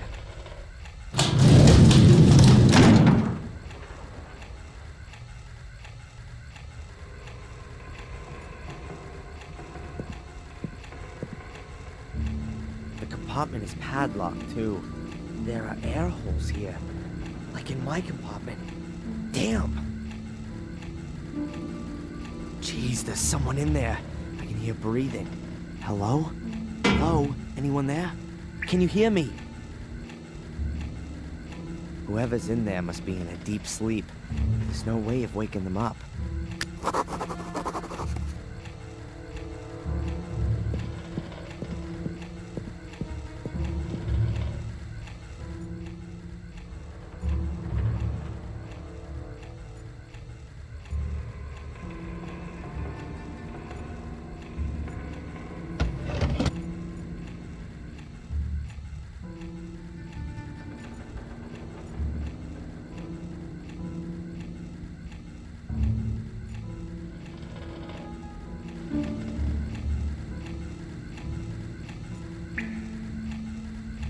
Barbecue tongs with blood on them?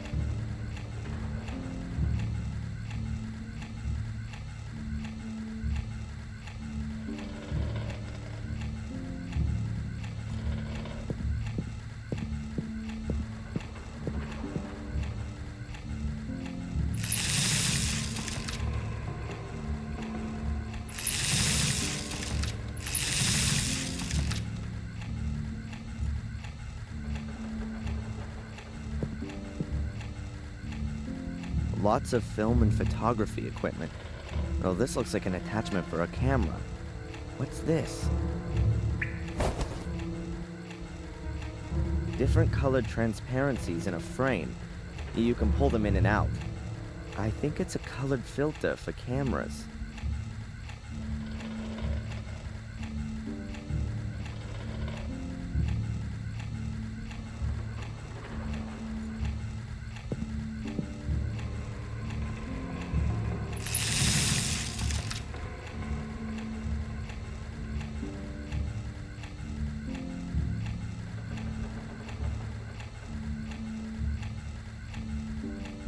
A human skull. A replica, probably. Something's rattling around in there. Either his brain has dried up,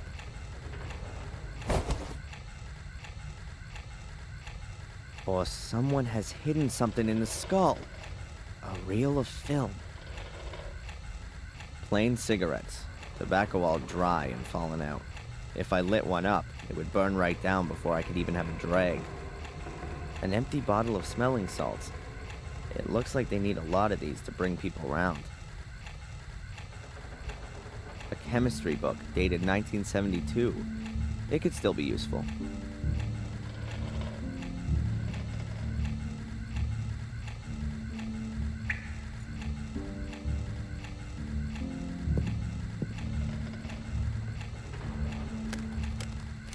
I fixed the color filter to the front of the projector, so I can now use the different color gels to watch the film in bright colors.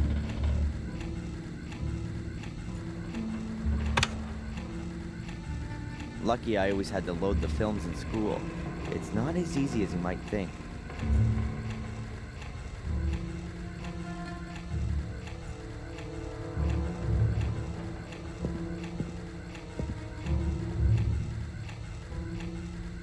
So let's have a look and see what's on this film.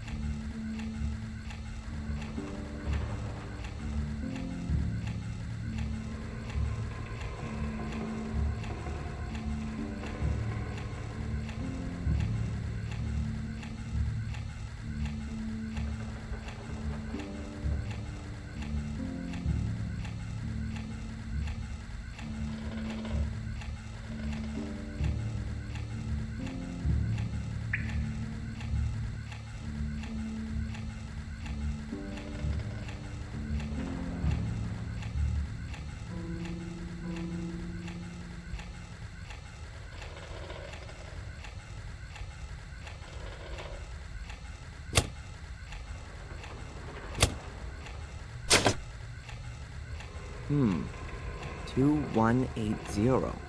A 4-digit combination. That Phil is one slime mother. Not a bad idea. Hiding a combination in a film that can also only be seen using a special color filter.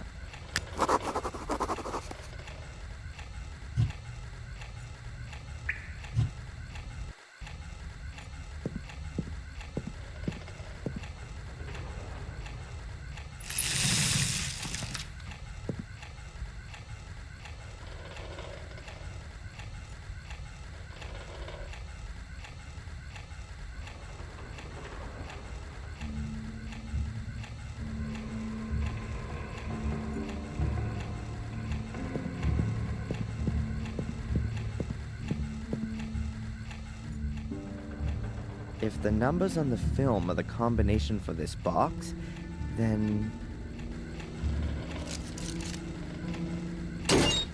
an envelope. Let's see. As I said already, I can't do anything with the photo.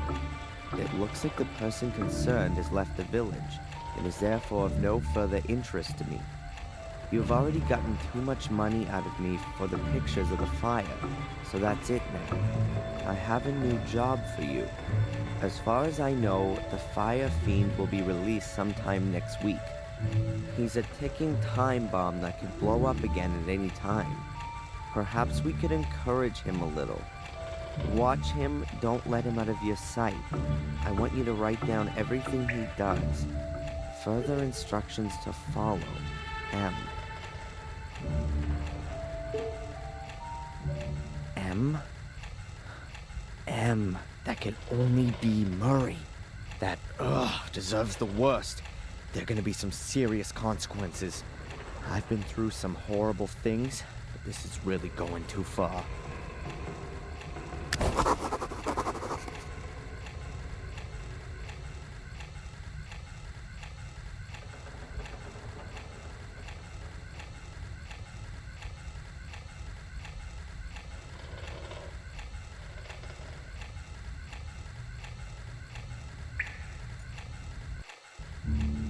Phil locked me in this.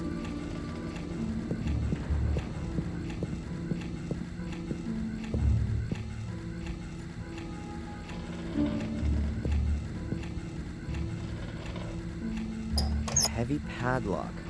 There's no way I'll get that open without the right key.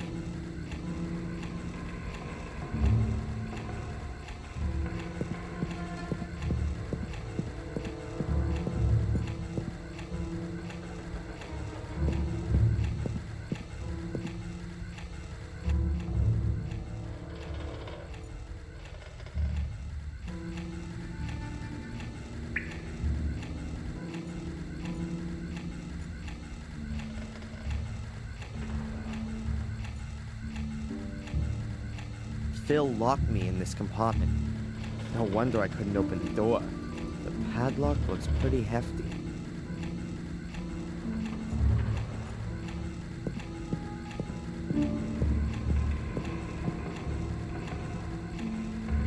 A heavy padlock. There's no way I'll get that open without the right key.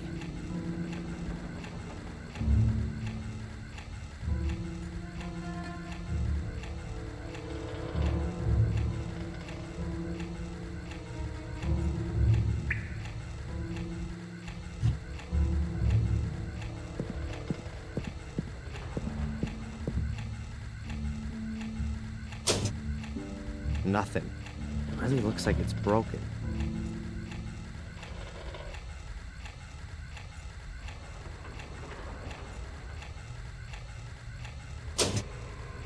Nothing. It really looks like it's broken.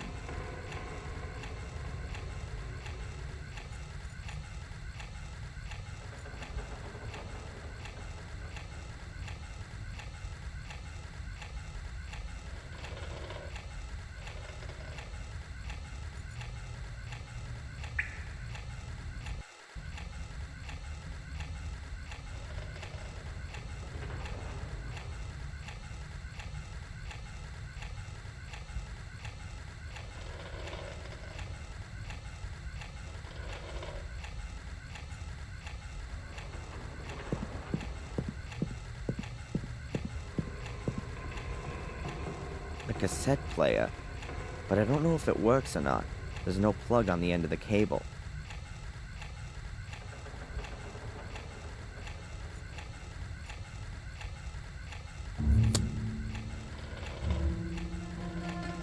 Great, now I've got a few wires.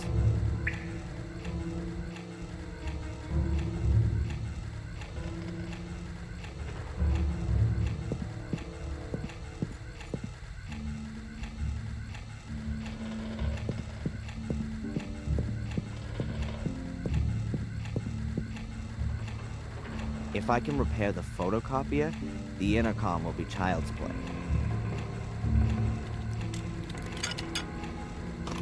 There you go. I told you so. Now, in theory, I can lure Phil down here.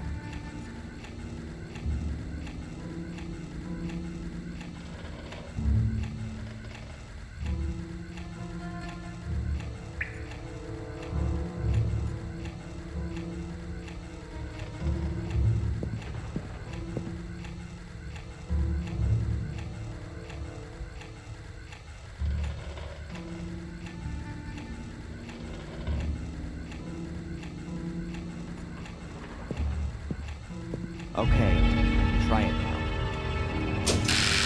Damn, I didn't connect the wires up right, but that should... Oh, I can hear footsteps.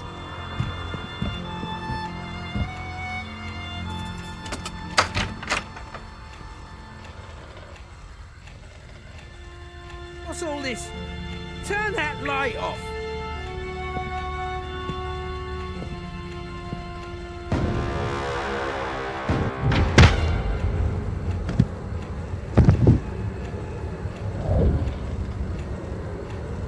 He's been knocked out.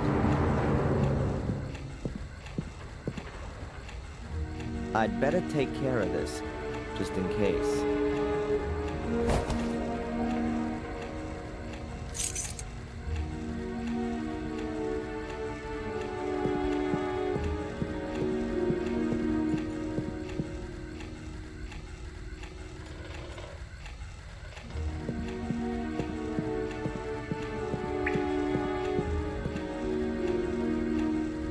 This key fits.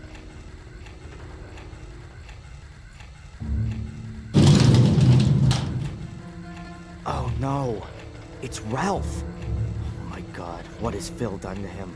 His face, his upper body, covered in cuts, and his entire body, dry blood everywhere. The disgusting bastard Phil, he's gonna pay for this.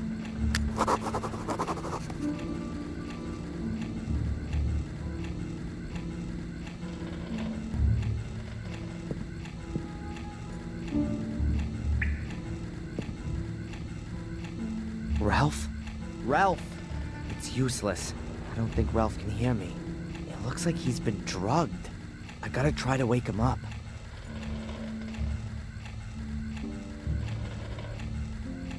An empty bottle of smelling salts. It looks like they need a lot of these to bring people around. Let's see. Maybe I can find some info on the compound. Okay, what does it say? Deer antlers ground to make ammonium powder. Heat and blah blah blah. Crystallizes to form what are known as smelling salts. That shouldn't be too difficult.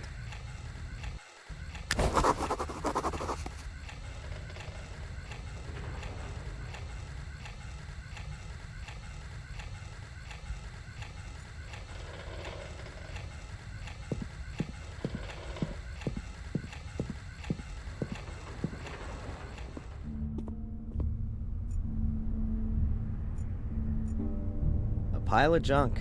Old radios, wireless equipment, hard disks, and God knows what else.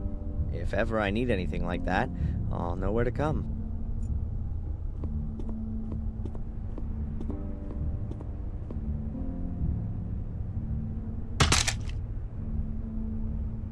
I have the most important ingredient for my smelling salts.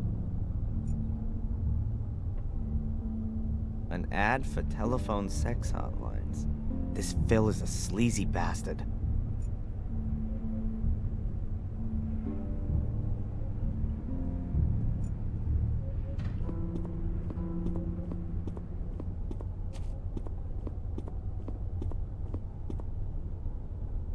drawers full of electronic junk.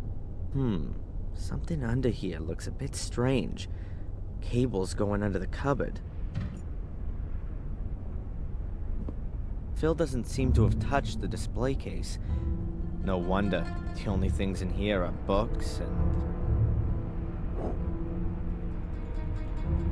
a glass flask. They're mainly used in chemistry.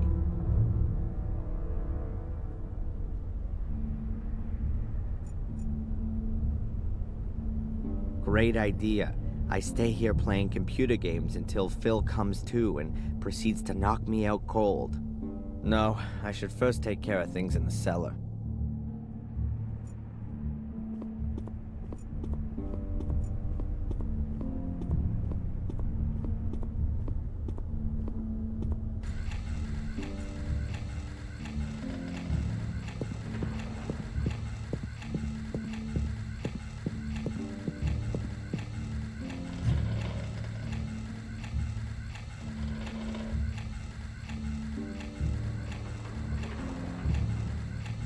Sorry, Bambi, but it definitely won't hurt you anymore. I now have the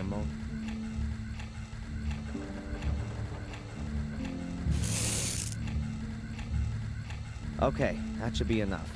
The powder is in the glass flask.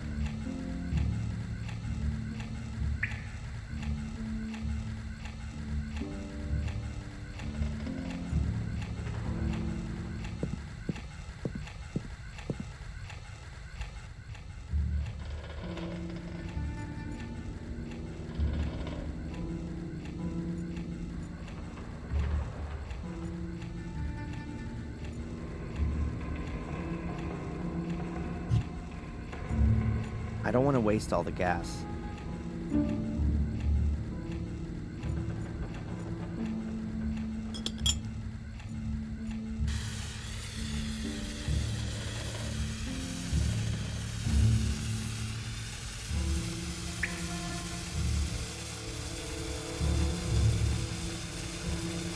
Ugh, it smells a little like dead cow, but it's not really overpowering. Ugh, it smells a little like dead cow, but it's not really overpowering. Ugh, it smells a little like dead cow, but it's not really overpowering.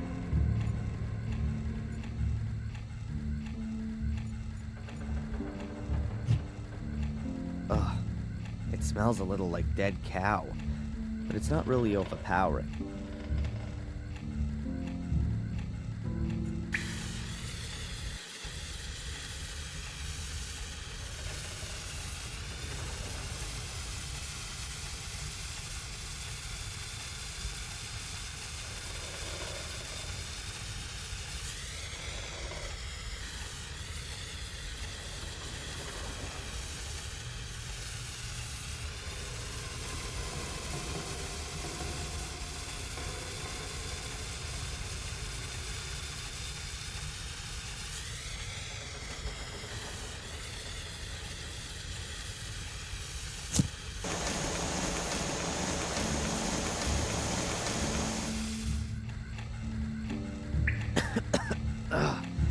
Gets right into your lungs. I'll fill up the smelling salts bottle. At least now I can wake Ralph up. I'll leave the book here.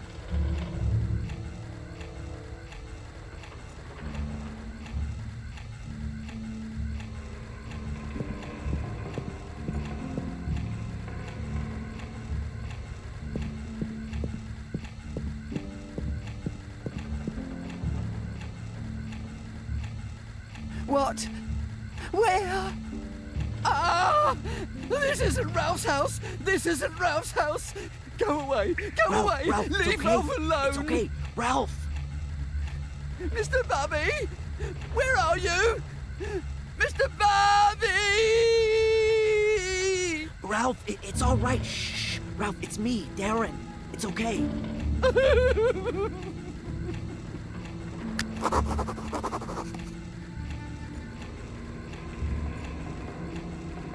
Here, look. It's Mr. Bubby. You see? Everything's okay. Bubby, Bubby, Bubby, Bubby.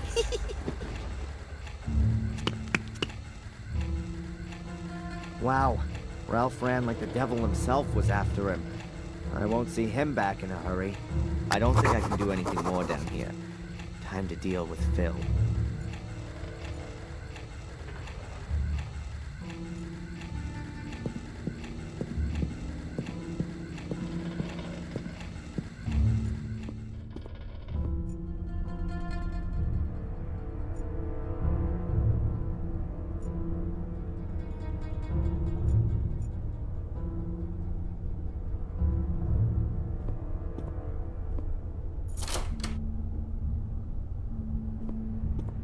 Then, I'm out of here.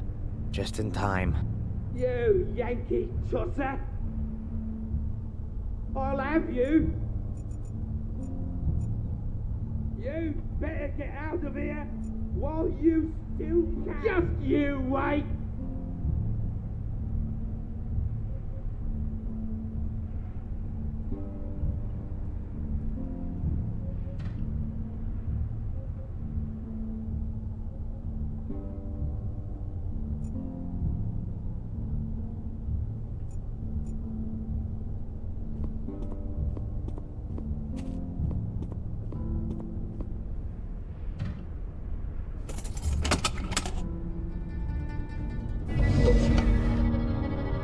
Goddamn. More weapons. A gun, a heap of ammo, and a knife. Cheap knives. The cheapest and nastiest for miles around. But a gun might come in handy.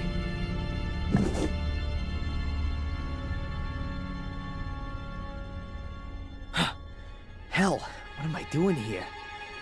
Am I out of my mind? I can't go around carrying the gun, but I don't want to leave it here either. I'll have to get rid of it somewhere.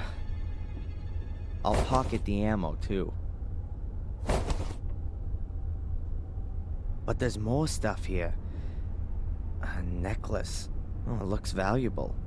Stolen, more than likely. I'll take it as compensation for all the crap I've suffered here. Phil will just have to get over it.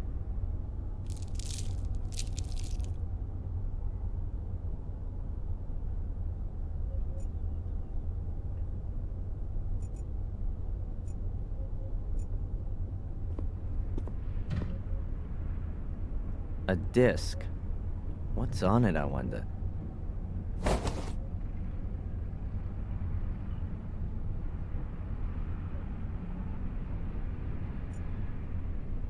I want to know what's on the PC first, then we'll look at the floppy disk.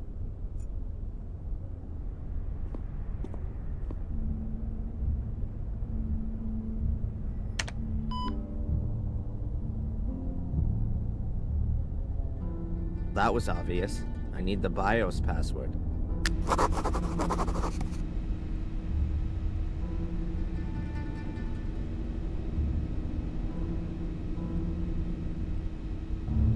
Think, Darren, think. What password could Phil have used?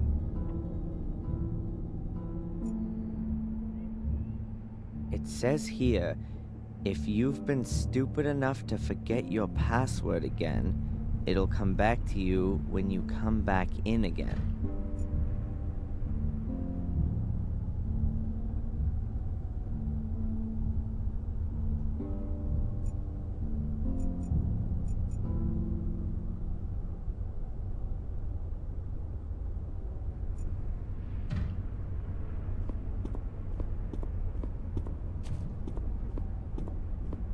It says Ruga here. The rest is illegible. It says Ruga here. The rest is illegible.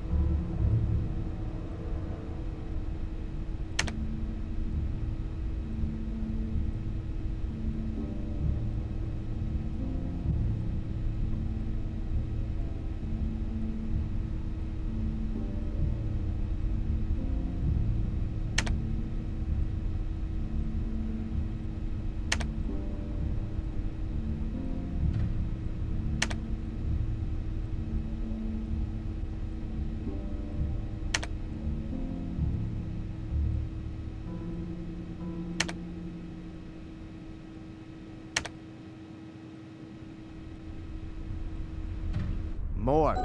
That was the correct password. So let's see what we can do with the PC. That looks interesting. Unlock.exe. I'll run it. 1 for cellar door. No, don't think so. 2 for storeroom. Storeroom? Yeah, I'll go for that. That came from the direction of the cupboard.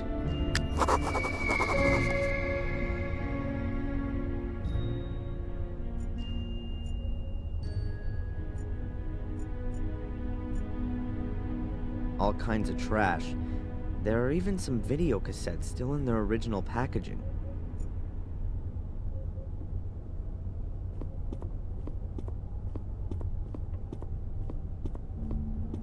There's no way up there.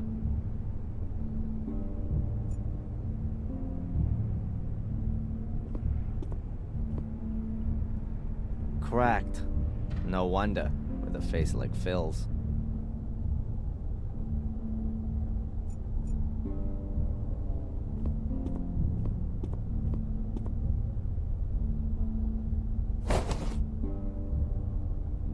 An empty plastic bottle. Something tells me I'm gonna need it.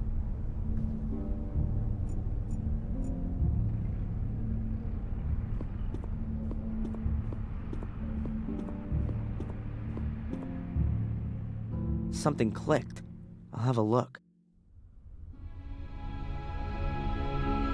Huh. It was a kind of remote-controlled locking device. This appears to be Phil's treasure vault.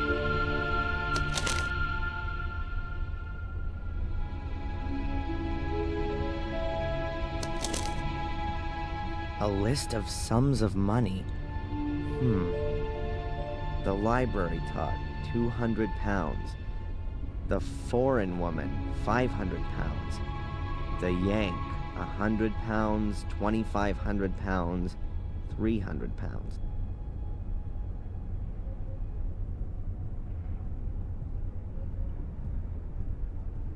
I think Yank must refer to me. What's that all about? Some kind of bounty? Is that why Phil locked me up? To get money? There's an M and a tick after each sum of money, but not next to the one for the foreign woman. Betamax video cassettes. Strange format. What does it say here? Ralph, summer 1990. Are they Ralph's vacation videos? Before he went crazy? But why were they hidden away? And what's this? James, August to October 1979.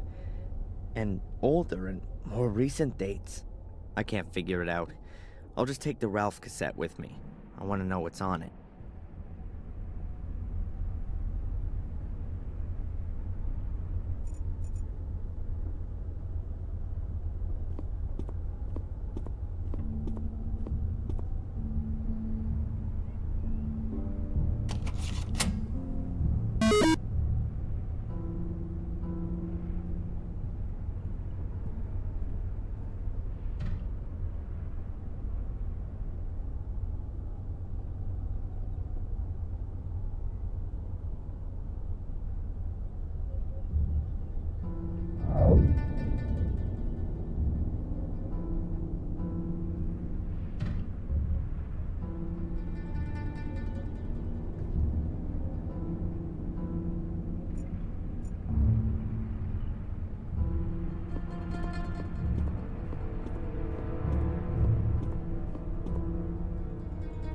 There's a Betamax recorder plugged in here. So let's see what's on the video cassette.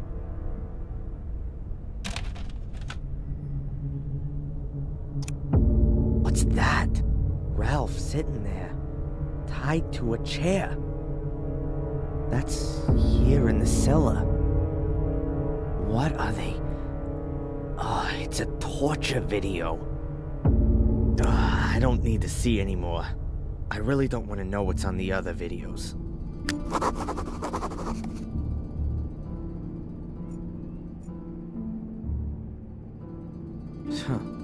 No wonder Phil's gone soft in the head.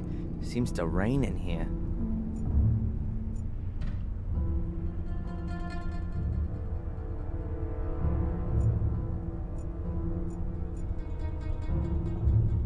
Phil's porno TV chair. There's no way I'm touching that.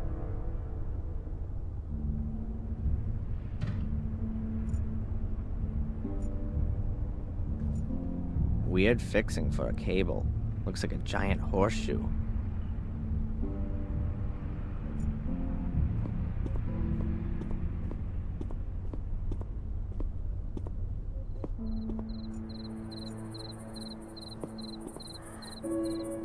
I'd better put it out of commission. Phil could call for help with it.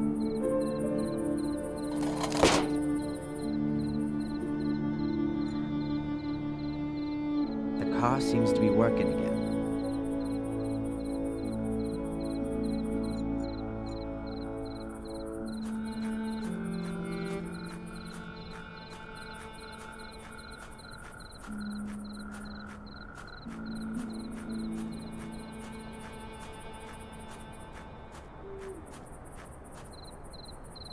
I wonder if Phil has a key to this, too. How about that? Here it is.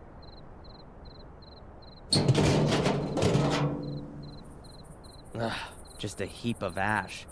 No corpse. Well, not in its usual form anyways. And there's something else there.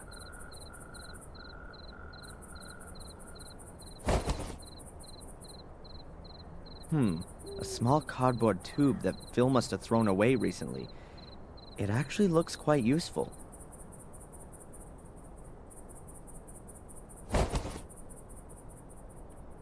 And what have we here? An iron M. I guess that was originally from the writing above the front door.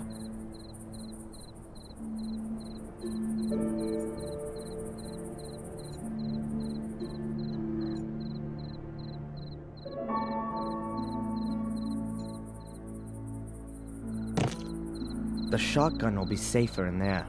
I'll get rid of the other weapon, too.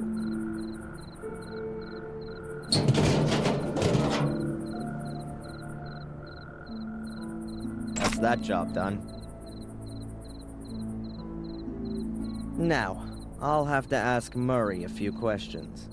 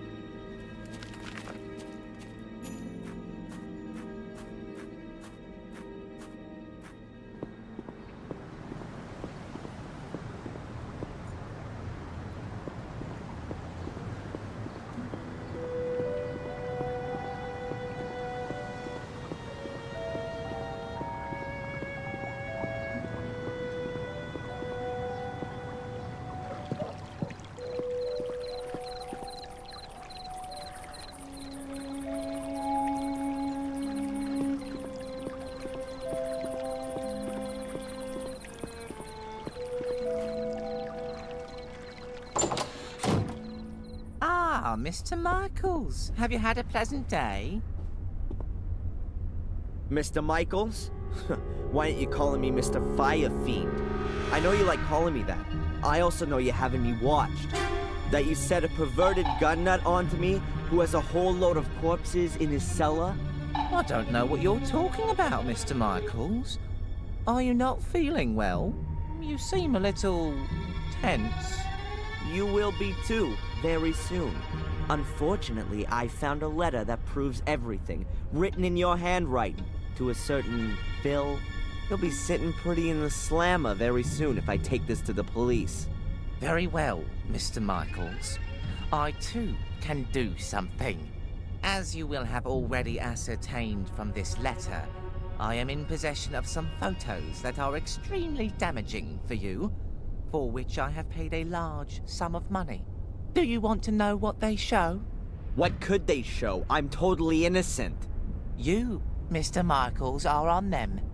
You can be seen running from the burning castle. Had you not put on record that you were nowhere near the castle on the day of the fire? What would the judge have to say to that? I almost fear that would be your death sentence. And just imagine, I could even profit from it. Brave hotelier convicts arsonist. I've got you where I want you, Mr. Michael. You won't get away with it. I'll press charges against you for blackmail. Of course you will. A pathetic lunatic from America comes to England, kills half a dozen people, and then accuses a respectable hotelier of blackmail? Wake up! You're up to your neck in it. Do what I tell you, and you'll stay alive at least. We'll see who's gonna stay alive, you cretin!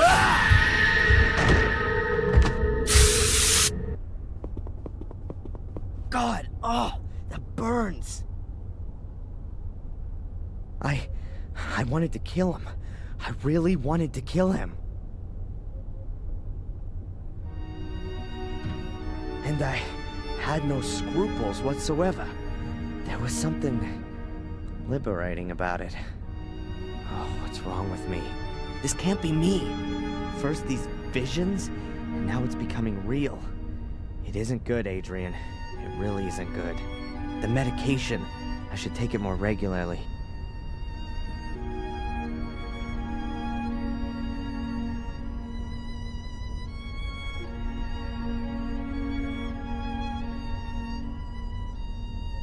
Okay, calm down. Now isn't the time to lose your nerve. Murray antagonized me, and yeah, that could easily flip me out. It's perfectly normal. Nothing unusual. It can happen to anyone. And it happens in the best of families. Jeez, no. This happens a heck of a lot in my family. It's the goddamn curse or whatever. These damn pills don't help either. Or do they? Ugh. I just don't know what to do anymore. Maybe Victoria could help me. She knows all about our family and this curse. But she doesn't believe me. But can you blame her? No. I'm starting to have doubts about me.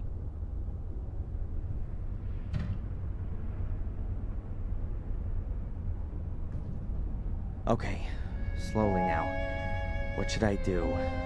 If the guy goes to the police now, I've had it. These photos. I must find and destroy the photos.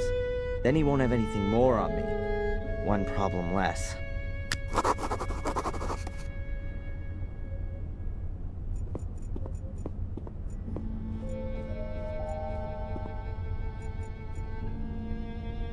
I bet he's got the photos somewhere in his office.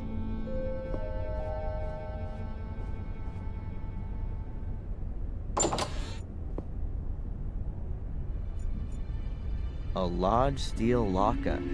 If Murray has something he wants to keep safe, it's sure to be in here.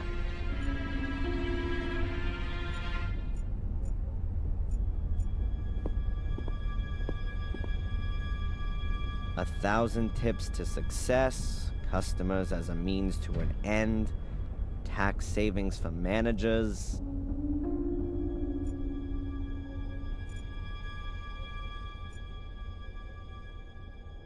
Murray's baby, in oil. A telephone.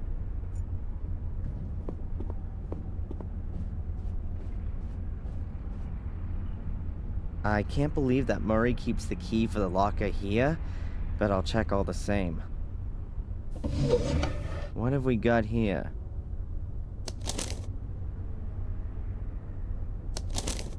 This is a user manual for the steel locker. Interesting. If you have forgotten your combination, the serial number is stamped on the rear panel. Write it down and telephone the following number: 01473/serial number plus the last 2 digits of your year of birth. An automated information desk will then tell you your combination.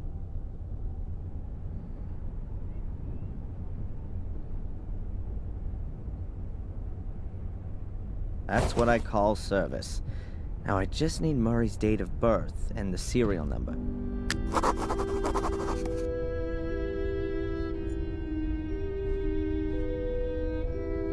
Murray's date of birth will probably be on here. There it is. 1942. He's quite an old-timer. The creep.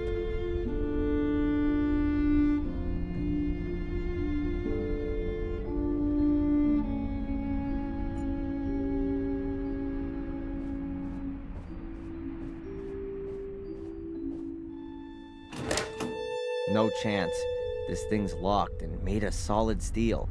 It's also screwed into the floor, and I don't know the combination.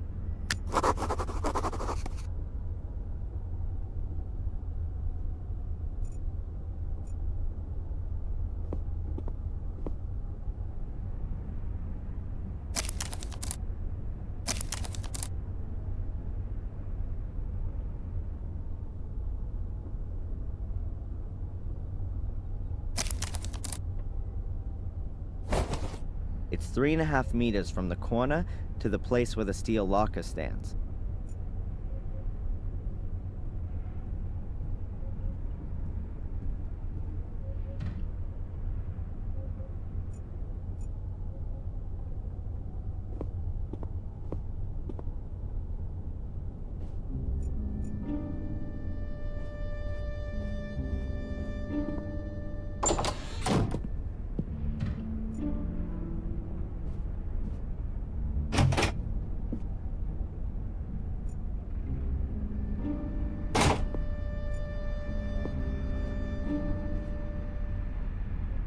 Toolbox. It wasn't there yesterday. Is Murray doing the renovation himself? Whatever. I'll just help myself. Not too well organized. Pliers. They could come in handy later. Otherwise, just screws, nails, and fuses.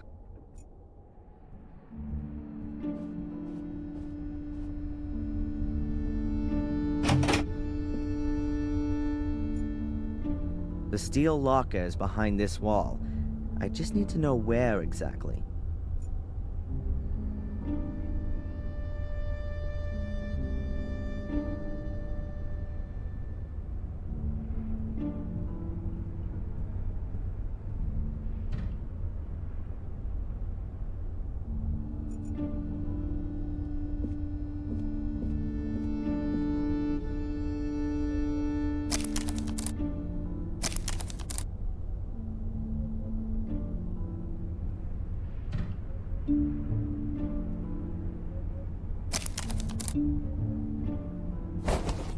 If I've got it right in my mind, the steel locker must be exactly behind this part of the wall.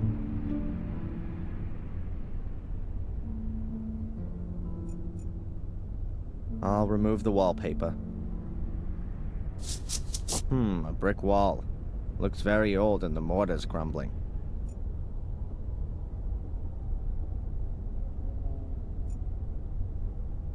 I can use this to scratch out the mortar from between the bricks.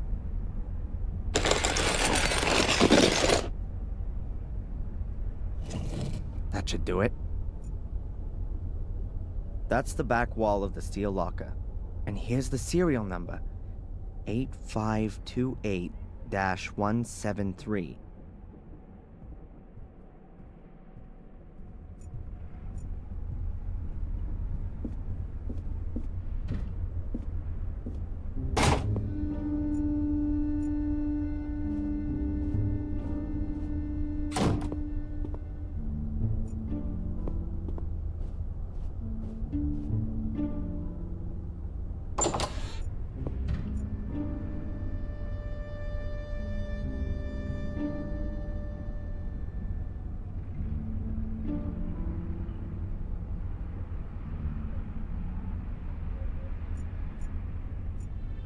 All right then, let's see if it works.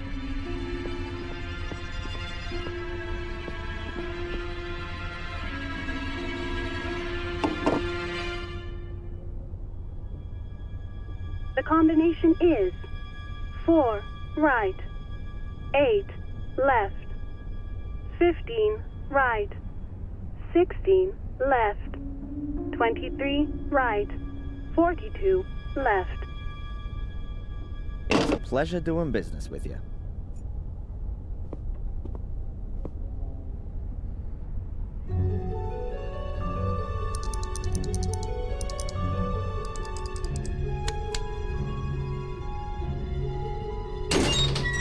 Ta-da! How about that?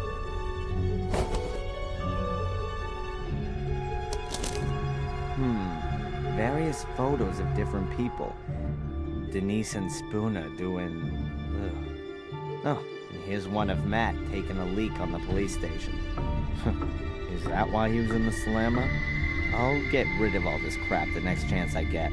There's something else in the envelope. Bingo! Reliable photographic evidence. And it doesn't prove my guilt, but Angelina's. Caught in the act of arson.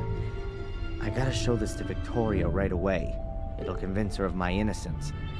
I just need to avoid running into Sister Antolini. She'd be sure to send me packing again. And Murray was just bluffing. There aren't any compromising photos of me.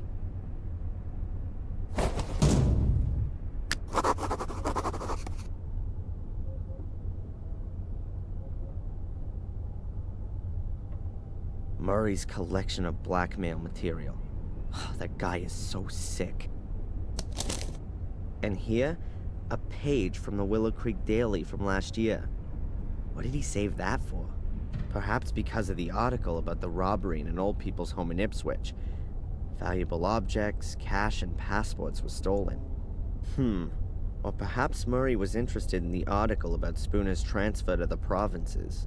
It says here that a young cop from London will replace the well-loved Inspector Collier, who's retiring. Conrad Spooner led the investigation in a case which didn't exactly cover the London police service in glory. More on page 7. Is Spooner just the scapegoat, or did he really do a bad job? One thing's for sure, he won't be able to fill Inspector Collier's shoes so quickly. I guess he really doesn't like them either.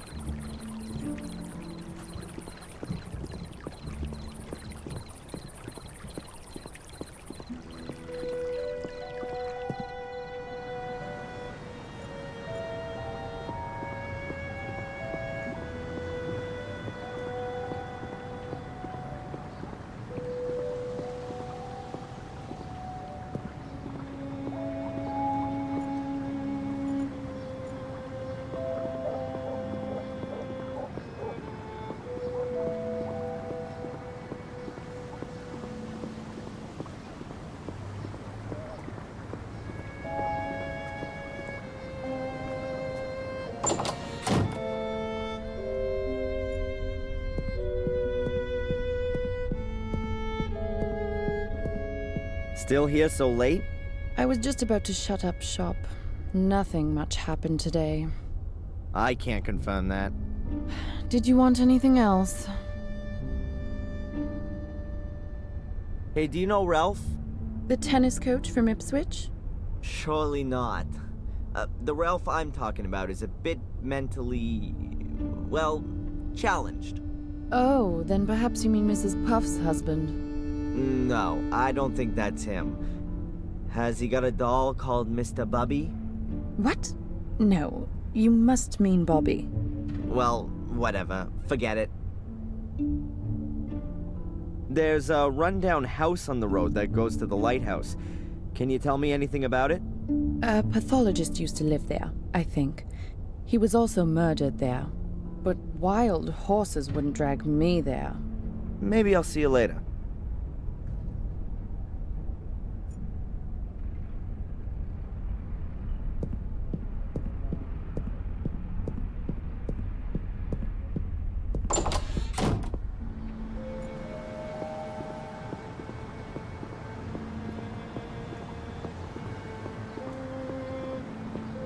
You can't live in more place for nothing all year. Damn, I think Tom's coming. Yeah, what you on about? It's just one more week.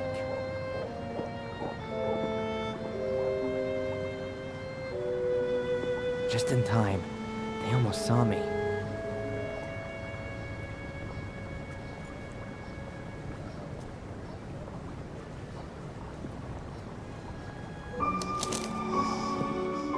There she is again. The white lady from the shack.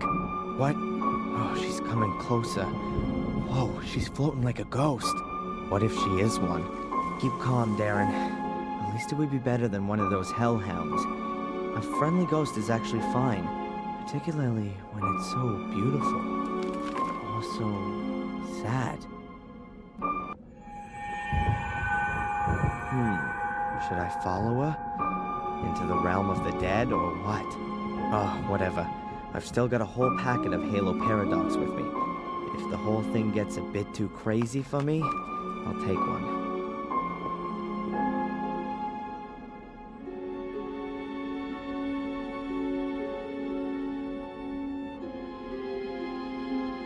Where's she gone now? Strange, I hardly let her out of my sight.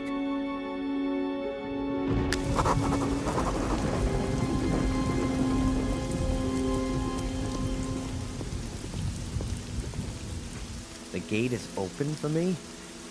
I hope the ghost is some kind of angel. This isn't the gate to hell.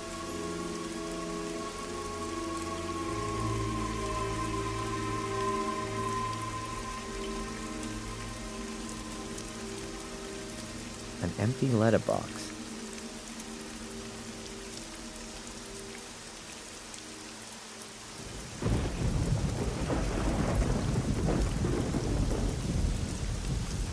A huge lump of stone.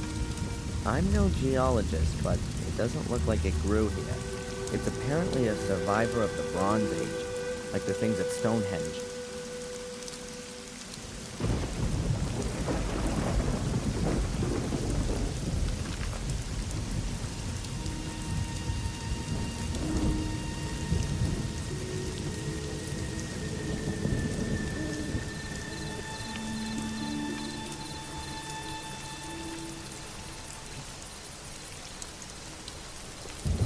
The scaffolding is just asking to be climbed on, but unfortunately, I can't see any open windows. Anyway, it would be impossible to climb on it quietly without being noticed.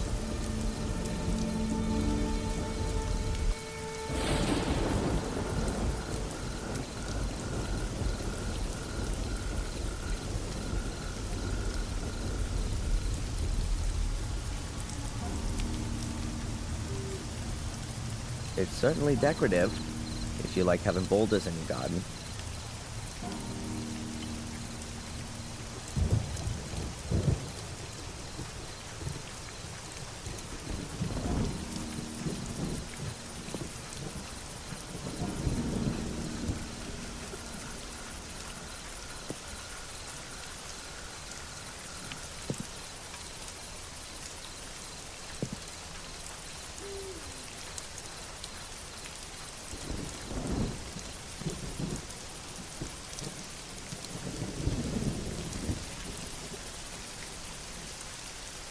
There are people in the hall.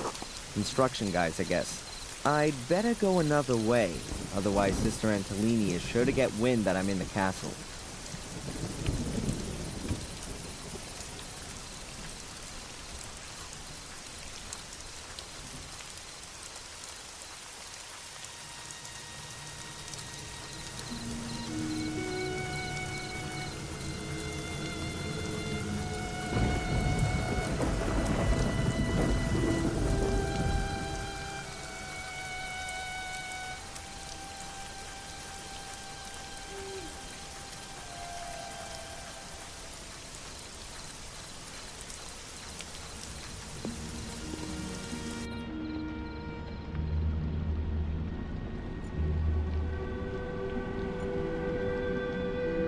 Oh look, a wheelbarrow, used to transport drunken workers.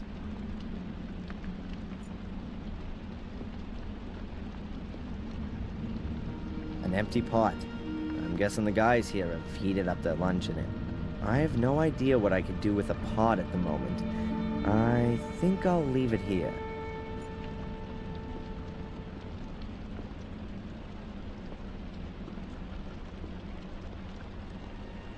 There's a candle. If I don't have a flashlight, I should at least take this with me.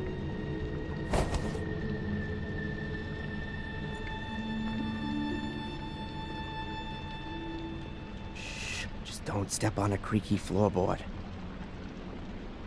Damn, it'd be impossible to sneak past them unnoticed. I have to distract them somehow.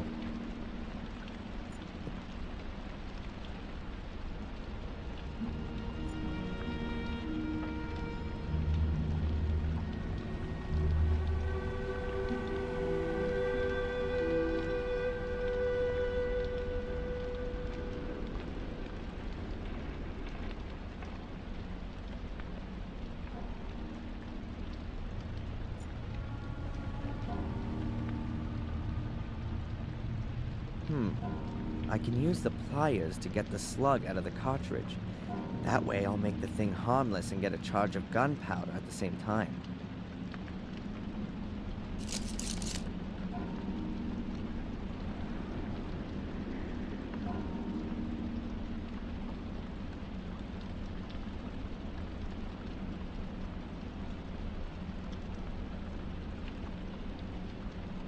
I'll fill the cardboard tube with the gunpowder. Just a shame that it always trickles out of the ends.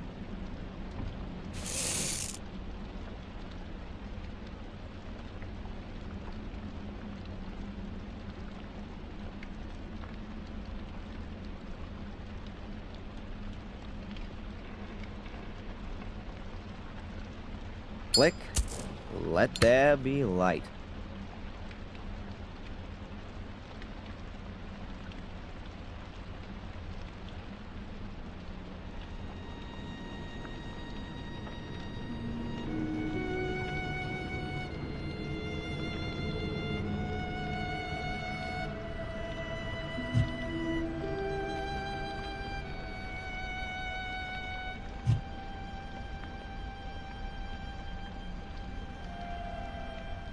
I once heard that a sailor dies every time you light a cigarette on a candle.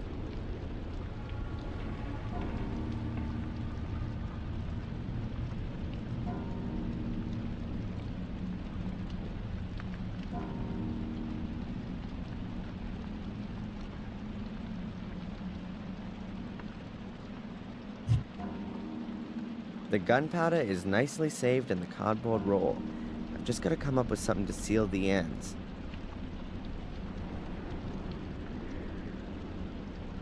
I can seal the cardboard roll with the wax, so the gunpowder doesn't trickle out.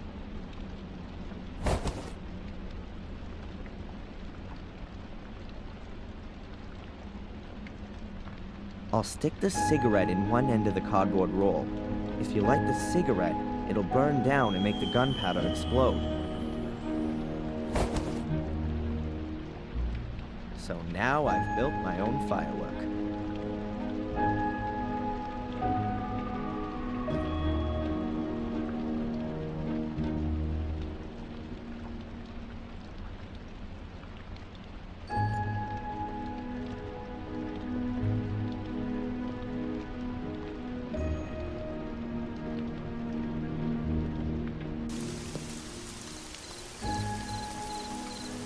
It's certainly decorative, if you like having boulders in your garden.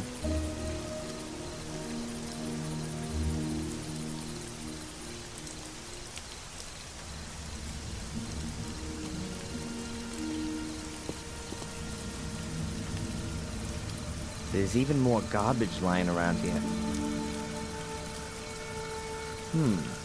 There used to be fireworks in here. I might be able to lure the construction guys out of the house for a moment with a firework like this. But these ones here are unusable. It's certainly decorative, if you like having boulders in your garden.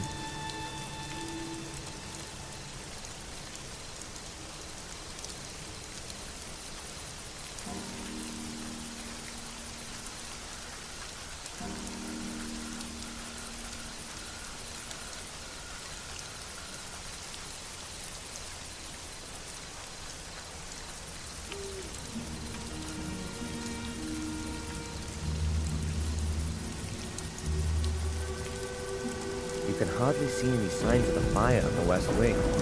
It almost seems as though these old walls just didn't want to collapse.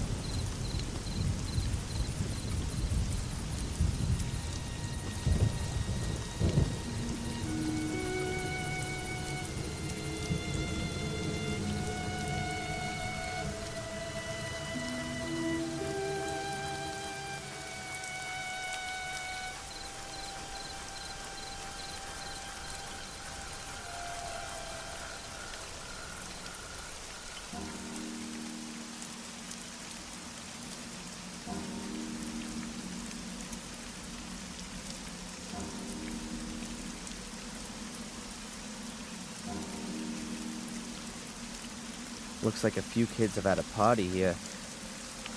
Bates would go bananas if he could see all this.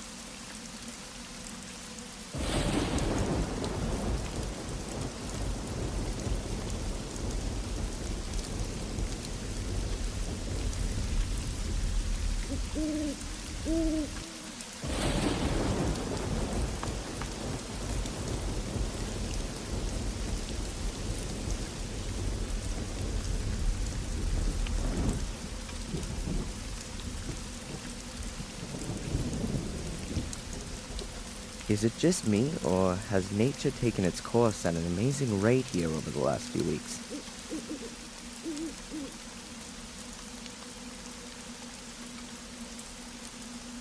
It's certainly decorative, if you like having boulders in your garden.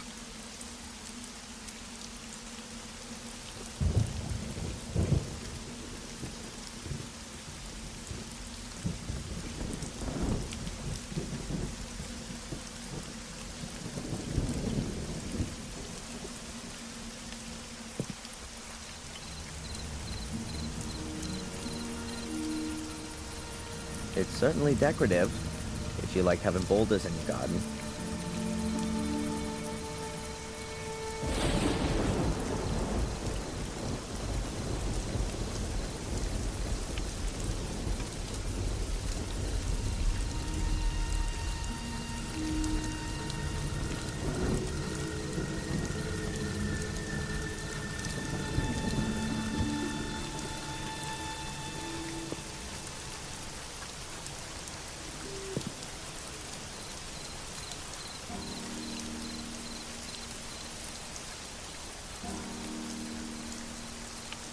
Whatever's being mixed in here, it can't be cement.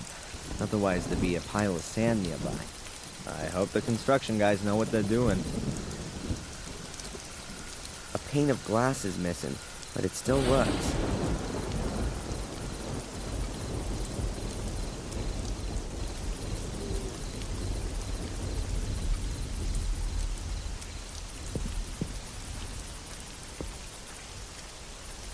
The lamp is the perfect place to set off my firework. It's dry, and the construction guys are sure to notice a broken lamp. Okay, I've got about 2 minutes until this explodes.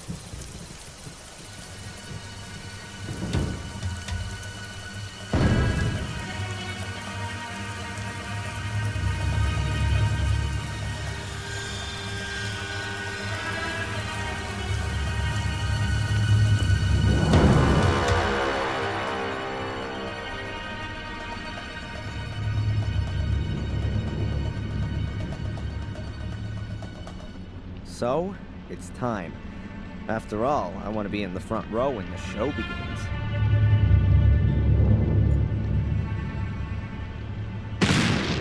Whoa!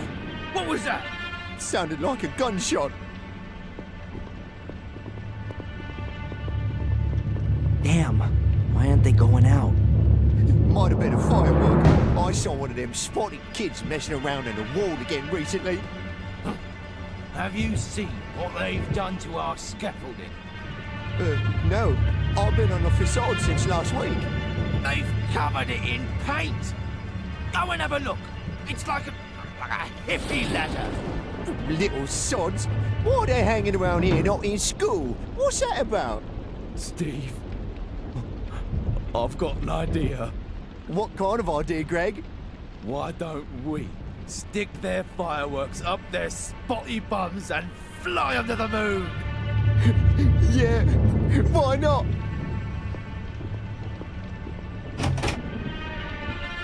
Blast. I hope they don't actually catch up with those poor kids. Could turn ugly.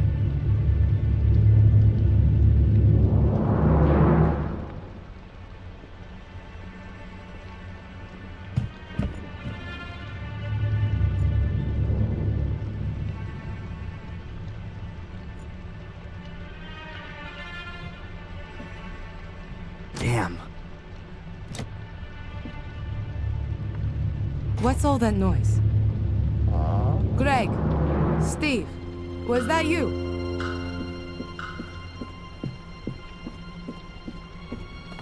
Hey, Greg! Steve! What the heck is going on here?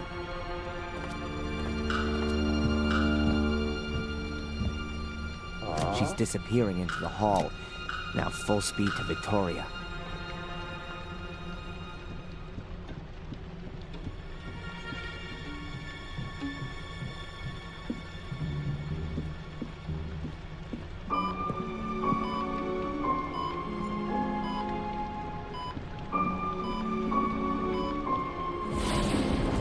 Victoria? Please wake up, Victoria. What? Who? Adrian?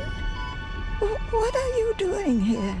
I told you, I don't want to see you again.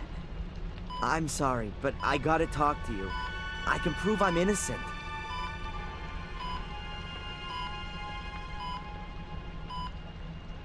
You can see Angelina here on this photo, Victoria, killing Miss Valley. Here, look at it. Angelina? But why? I don't understand. Angelina also gave the order to set the castle on fire. And she killed Sally, Catherine, and Lewis. All just because of Mordred's curse. She needed my blood, because only male Gordons are capable of activating Mordred's power. You knew about that, Victoria. Please don't tell me you didn't know. But she was my little Angelina. How could she do something like that? I was hoping you could tell me that. There's that order that followed me. Miss Valley's order? A bunch of bunglers. They wanted to prevent something like what happened 12 years ago from happening again. But they've got no idea what they're fighting against. Most of them see it as an amusing diversion from their lives. Acting mysteriously and having secret meetings in silly frocks. Miss Valley was the only one who really knew what it was about. The original order has existed for hundreds of years. It keeps the secrets hidden. However, we supported Miss Valley financially. It was, after all, in our interest that you, Adrian, did not return to Black Mirror. I see. I saw something strange there, and I don't know who else I could ask about it. This white lady, exactly the one in this painting, or very similar, I don't know. Either way, I saw her in the woods. She was running around like a ghost. But it wasn't a ghost, was it? A white lady in the woods? Are you sure? So it really was a ghost. Oh my god, I really am going crazy. No. Calm down, Adrian. Everything's fine. Perhaps better than I dared to hope. Tell me more about the lady. What did she look like? What did she have on? I didn't see her all that well. She had long white hair, she had a long dress on with a belt, some kind of coat of arms on it. The woman you saw is Maria Gordon, Mordred's wife. She can find no peace, not for centuries. She wanders the woods of Black Mirror, Because she's searching for her child. Her child and Mordred's. I've seen her too. You've seen her too? Then she really does exist. We're in Black Mirror Castle, Adrian. Which reality are you talking about? What happened to the child? All right, what I'm about to tell you has never left these walls. And it would be good if it stayed that way. It's perhaps the oldest of our family stories, and also the most dreadful. You want to know what happened to the child? That's what Maria asks herself to this day. All we know is that Mordred took it away because he thought it wasn't his biological child. He thought Maria cheated on him with his brother, Marcus, and wanted to make her pay for that. What he did to the child remains a mystery until today. It was never seen again. So Mordred's wife was unfaithful, and because of that he cursed everyone? No, Maria wasn't unfaithful to Mordred. It was his hate that made him think something like that. Hate and jealousy towards his brother, even though the two of them fought many battles together, side by side. But that was before they came to Black Mirror. Something here changed Mordred, contaminated his heart. He mistrusted everyone. His soldiers, his wife, his brother. Became more and more withdrawn. Became arrogant. Finally, he looked at his own child and didn't recognize it. Thought he could see similarities with his brother in his face. He wanted to kill it, but no one knows if he did. One thing's for sure. He snatched it from Maria and took it into the catacombs under the castle. In her desperation, Maria called for Marcus, begged him for help. For Mordred, this was further evidence to support his suspicion. Marcus came, challenged Mordred to a duel, and killed him. But he didn't find the child, no matter how he searched. It was as though he'd disappeared. What kind of curse is it? Before Mordred died, he put a curse on Marcus's male descendants. They were to complete his work. One day a Gordon devoted to evil would be born, who would bring Mordred back to the realm of the living. And Angelina wanted to have his power. But why, if only the male Gordons were cursed? Because you're twins. The curse must have somehow got mixed up. How's that? I'm sorry. I can't tell you any more, Adrian. It's just an assumption. What? Adrian, we've no time to lose. You're the last Gordon of the Marcus lineage. The castle should belong to you. Give me some paper and a pen. There, in the drawer. I must confirm your true identity. Otherwise, no one will know that you're the lawful heir. Hurry. I can feel my strength waning, Adrian.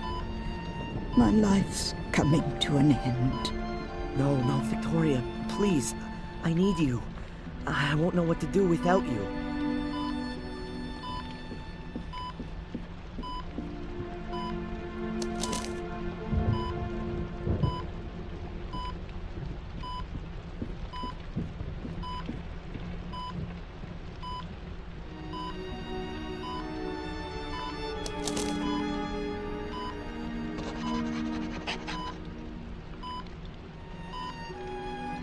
Without me, you might not have been in this position. We were very thorough when it came to you. He even had you a death certificate drawn up. Let me guess. Dr. Herman did that. We made a mistake. Forgive me, Adrian. It's all right. You only wanted to protect me. But it might have been better if I'd known what it was about. Then I might not have walked into Angelina's trap. What can you tell me about the ritual chamber? I've never been there myself. But apparently Mordred's power is strongest there. That place is not of this world. It's in the Shade World. I think me and Angelina, we heard Mordred when we were there. What exactly happened in the ritual chamber? Well, I completed all of the tasks. Spilt my blood on the relief. And did you speak the words? I think so. Oh God, Adrian, then the ritual's complete. You've laid open the way for Mordred. What do you mean? Am I cursed now? Worse, Adrian. Worse. Mordred's spirit is now in you. Adrian, in you. Oh my God, Adrian, what have you done? Mordred is inside me? Oh, hell, that's exactly what I feared. Stay calm. Let's stay calm and think. How do you feel? Is anything different?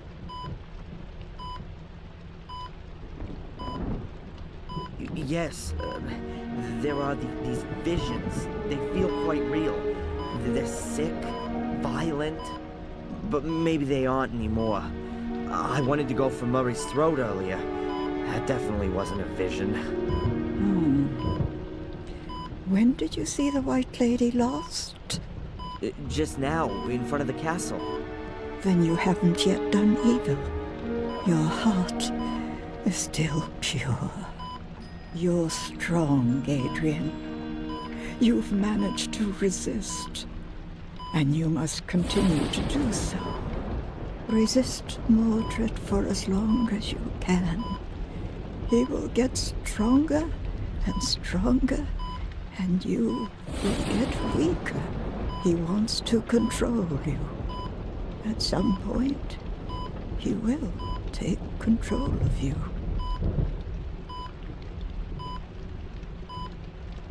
How can I prevent Mordred from controlling me? There are only two ways to banish him. Mordred's vessel must be destroyed.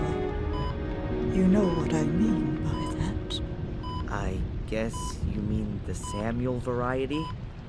A little jump from the tower, directly onto a pointy iron fence. Sounds tempting. It's certainly the easier option. Really? What would the difficult one be then? You have to go back to where everything began. To the ritual chamber? But it's buried. Where everything began. But do you mean where Mordred uttered the curse? It's all written in the book. In which book? I'm so tired, Adrian. I can't go on. No, please don't close your eyes now, Victoria. Stay awake, please. Just tell me what book you're talking about. A chronicle or the Bible? The book. Please read it. In the room. Which room? Under the ground. The 6 menhirs will point you to the entrance. Which menhirs?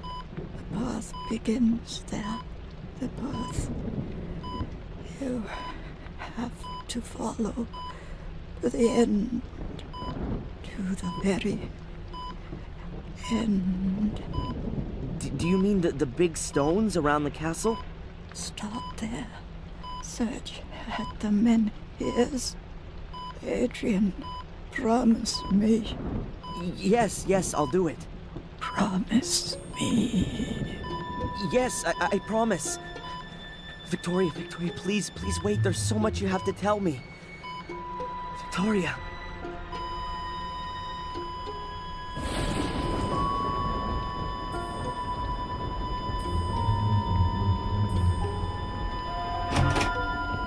What are you doing here?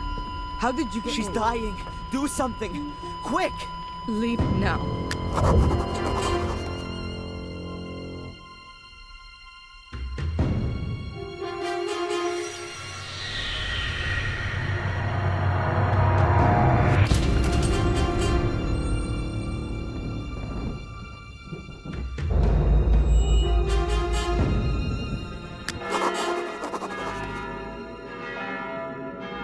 Lady Victoria Gordon has passed away. She leaves behind an empty place in our hearts. Let us pause a moment and bid her farewell in silent prayer.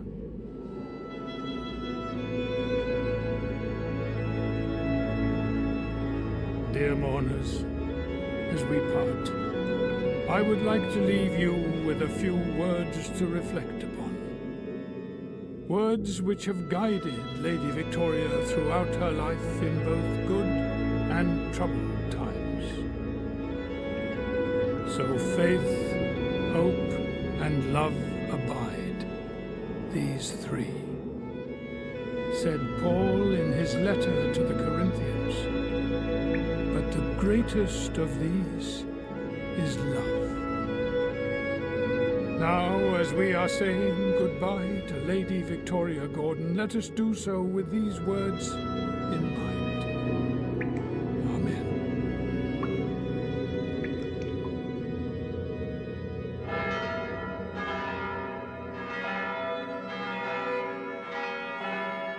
Adrian, my sincere condolences.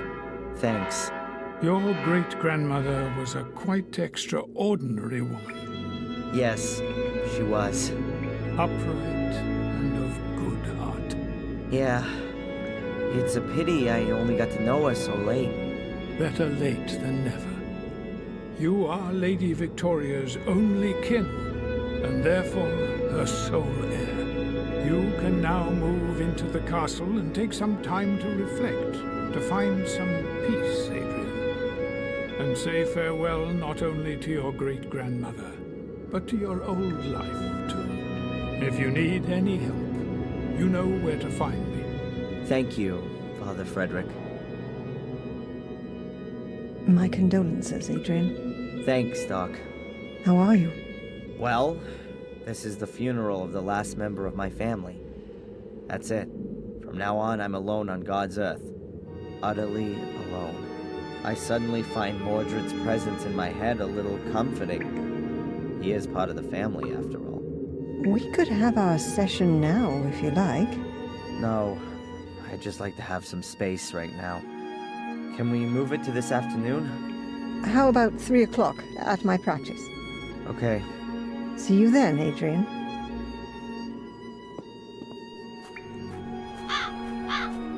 Adrian Gordon, the last, but not the least. Or maybe he is. What a great time to say that. But I wouldn't expect anything else from you. That's right. You even carried your great-grandmother to her grave, who you'd known hardly 3 or 4 weeks. Sorry for your sad loss. That I'm sure you'll get over very quickly. And congratulations on hitting the jackpot. What jackpot? Do you mean the burned-down castle that I'm duty-bound to rebuild according to the will? Or do you mean my being the last in line of a family of sickos and murderers? You call it that, but anyone else would call inheriting a magnificent estate and rising up into the nobility an incredible, real stroke of luck. But you were always good at playing the victim. That's what you think. Any other cop would overcome his prejudices and just look at the facts. Talking of cops, as you're now a British citizen, I'm afraid I can no longer get you deported. Let me make myself clear. The slightest hint of suspicion, and I'll have you back inside. And that's a promise. Why do you want to keep me so close to you? Haven't you got any other friends? Why don't you go see Denise more often? That'll take the heat off a bit. You'll soon stop talking so tough. Have it your way. And now, if you'll excuse me, Inspector, I have to go count my guest bathrooms.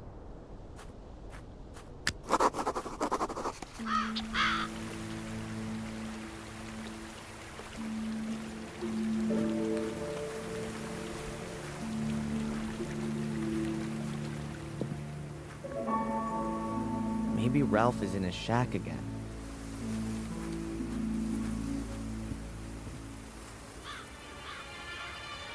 Ralph? He isn't here. It's me, Darren. I rescued you from the cellar. I once gave you a flute by the ruin. Do you remember? Yes, Darren. But I broke it. I didn't mean to. Tell me, Ralph, have you ever come across the White Lady? I know lots of white ladies and men. They've got overalls on. They have needles and knives. They stab with them. They're evil. And here in the woods, are there white ladies here too? One, yes. She runs around here looking for someone. But she won't find Mr. Bubby. I hide him. How you doing, Ralph? Mr. Bubby has lost an eye. How long were you locked in the cellar? 100 years.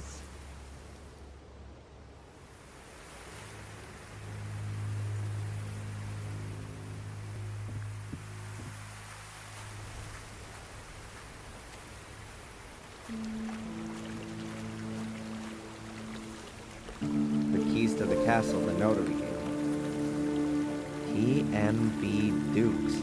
Notary, 21 Upper Brook Street, Ipswich, Suffolk, UK.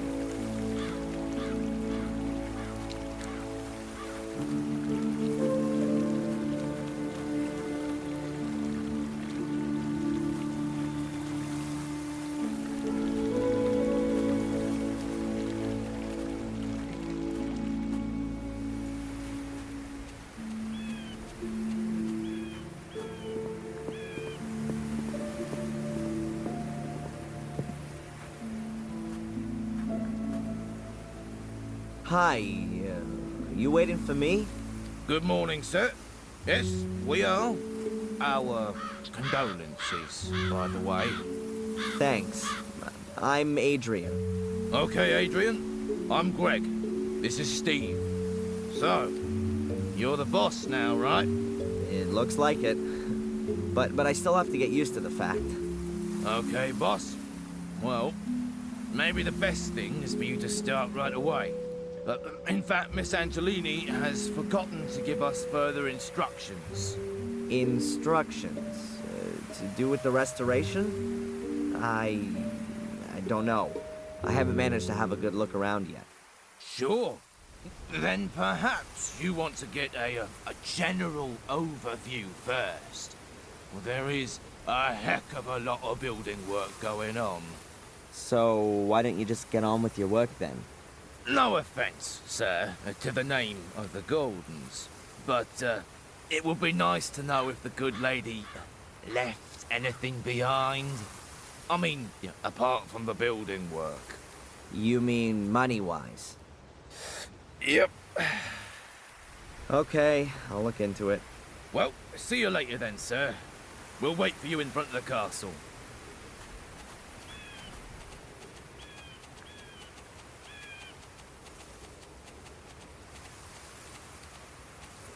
So this is my new home, Blackmere Castle.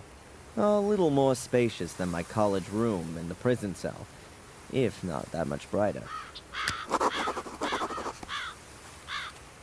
I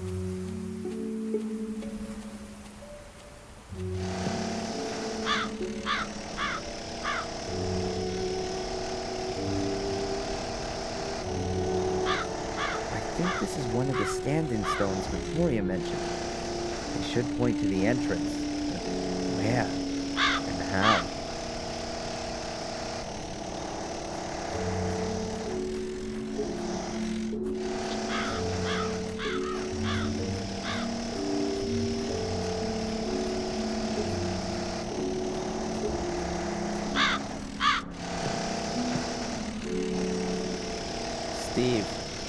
industrious of the two workers. I'd really like to know why he's drilling holes in my castle.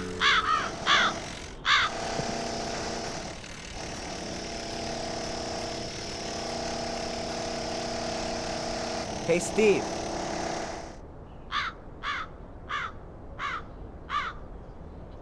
Yeah? Why are you drilling holes into the castle? Oh, it's simple. The foundation walls are full of water from extinguishing the fire. They sucked it up like a sponge. If we don't get the moisture out of the walls, then the whole castle will start to go moldy. And the water just runs out of the holes? I can't believe that. Of course not. I'm drilling the holes for these cartridges. There's liquid in them, which crystallizes in the wall and binds the water. Oh, right. Do you work for free? No, sir. But unlike Greg, I believe you've got enough money. You have, haven't you? I own a castle, don't I? Oh, of course. I was just saying. I mean, you hear all the stories nowadays about poor nobility, and the castle ain't exactly in tip-top condition. I'm sorting it out.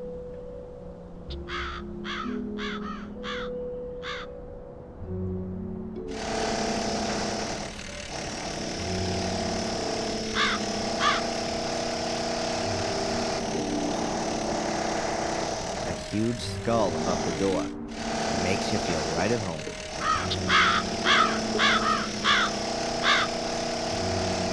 Looks like it's broken. It was those damn long-haired Indians from the next village.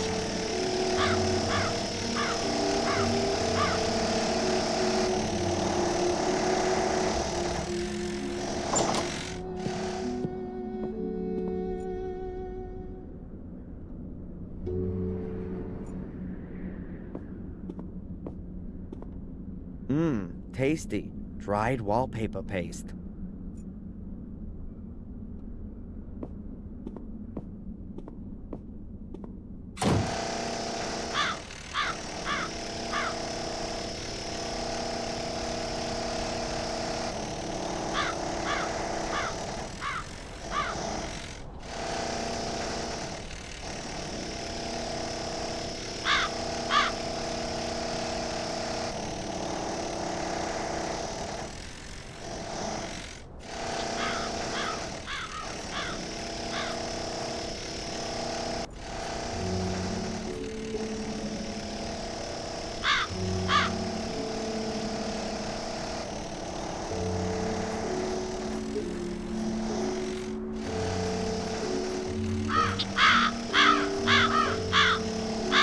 Lunchbox. I guess it belongs to Greg. There's just a large packet of toothpicks in it. Does anyone have that many gaps in the teeth?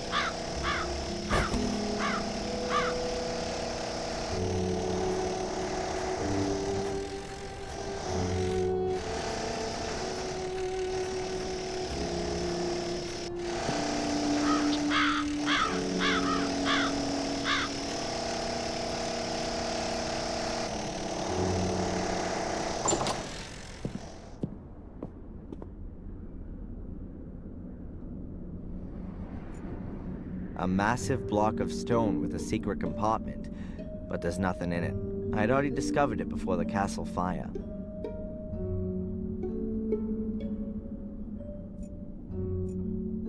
The globe is metal.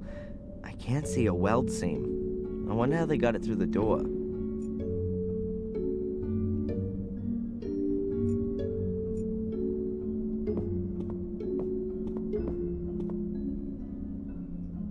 For some reason, I'm wary of dogs.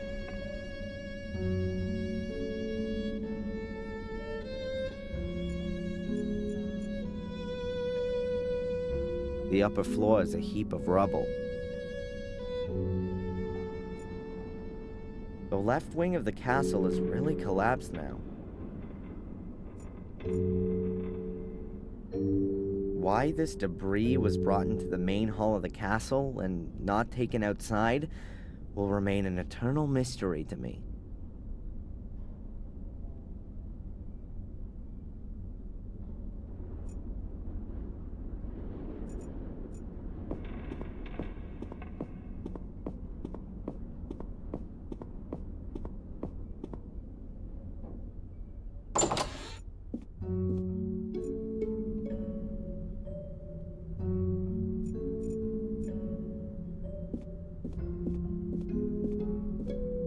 stories, adventures, and fairy tales. Dickens, Defoe, Anderson, Jules Verne. These are probably the most up-to-date books in this library.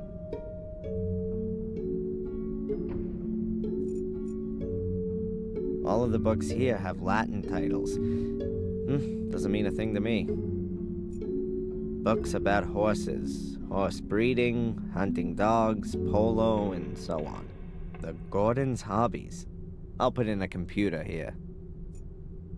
In the corner, there's a richly ornamented mighty column. The weight of the castle rests on it. Shakespeare dramas, Shakespeare tragedies, Shakespeare comedies.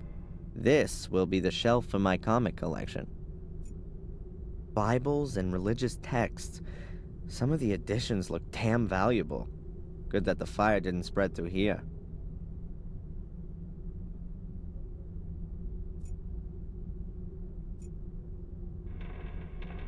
I'd love to have a little bit of a rest. Someone doesn't seem to have understood what a bookshelf is for.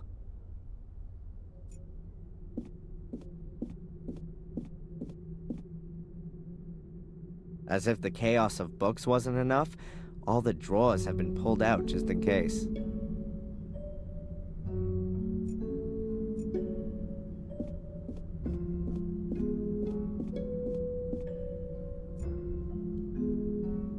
My family tree.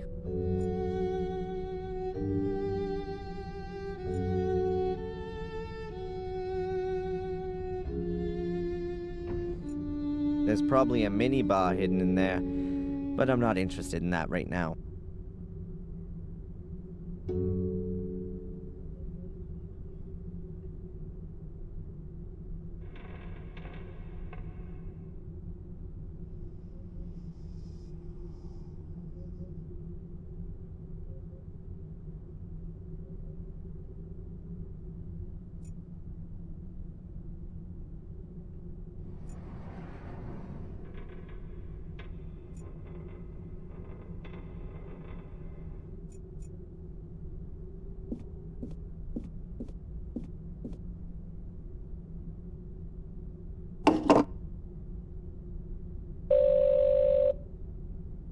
Yes? Is this Mr. Dukes? Notary for inheritance law and whatnot? Absolutely correct. And you are? Gordon. Adrian Gordon. Ah. Mr. Gordon, my condolences once again for the loss of your great-grandmother. Thanks. I'm assuming you still have a few questions concerning the reading of the will yesterday?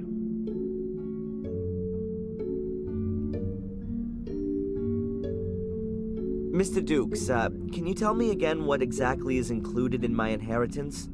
Well, Mr. Gordon, you're the last descendant of the Gordon lineage and inherit the Black Mirror Castle estate and the one in Wales, a few 100 acres of woodland, as well as the assets in the family bank account amounting to £100, with all privileges and responsibilities.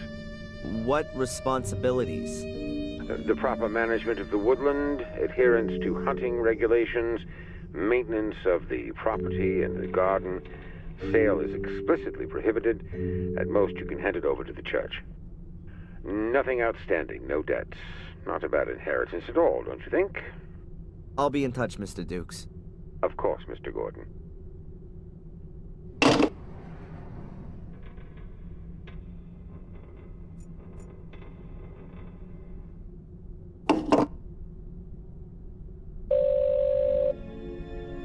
Hello, Madame Fortuna. Adrian, I knew you would call again. Who else could it be? Pick a card. Stop. We have the Emperor. Yeah, on the line. But it was in all the papers, too, so... What? No. The card, Adrian. The Emperor card. You're gaining in external power and strength. You have a strong will. I see. Death. Again. A bear will follow you at every turn and devour you. At every turn. What the... Adrian, you can defeat the bear. How can I defeat the bear? Clear the way for the bear. Then he will let you live. The way for the... yeah. Thanks. What a load of crap.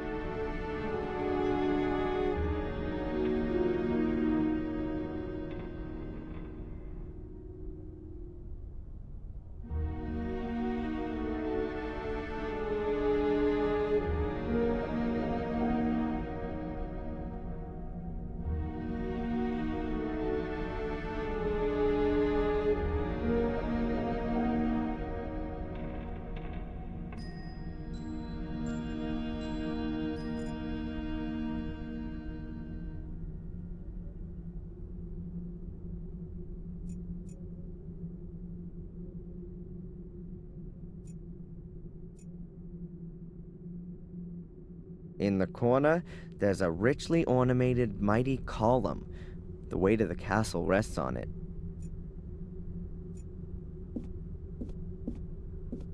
The Encyclopedia Britannica, in at least 3 editions. Will there ever be a bigger reference book?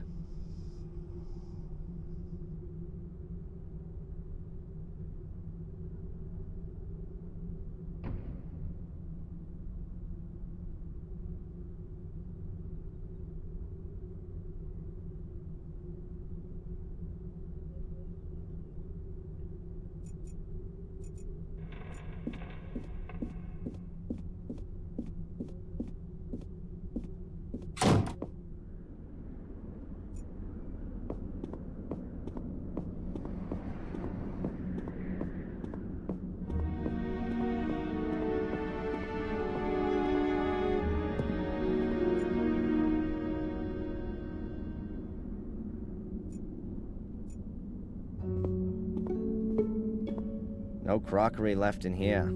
All gone in the fire, I guess.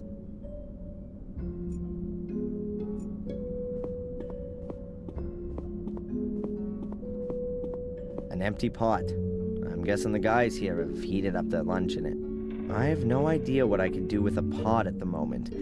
I think I'll leave it here.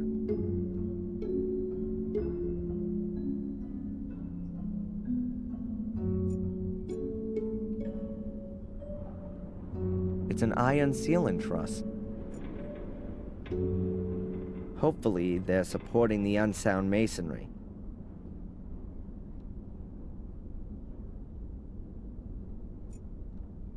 The kitchen looks like a real mess. Lewis must have started the blaze here. There's nothing left to eat here. The most I could hope for here is smoked meat.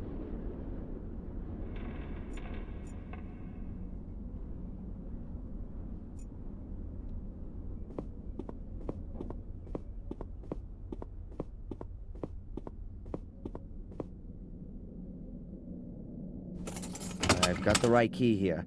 The door's unlocked.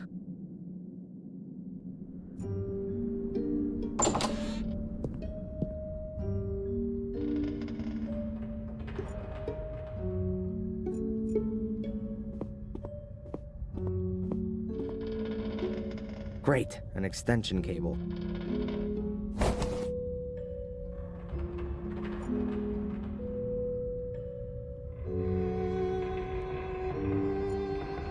There's cleaning stuff, just no one to use it.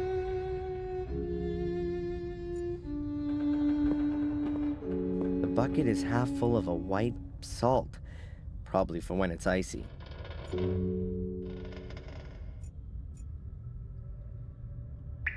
I assume that there's wine stored in these barrels, but as old as everything here is, could be vinegar by now.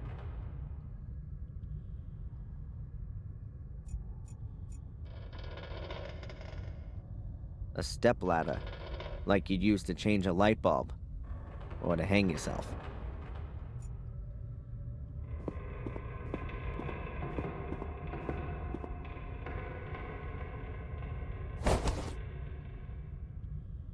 These are pipe clips, like metal cable ties. Extremely useful. Quick setting foam, industrial quality, particularly suited to damp areas.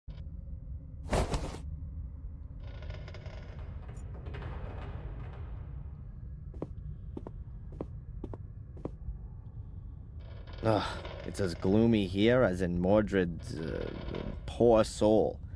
I'm not going any further. I'm sure Victoria wouldn't have hidden her money in the cellar.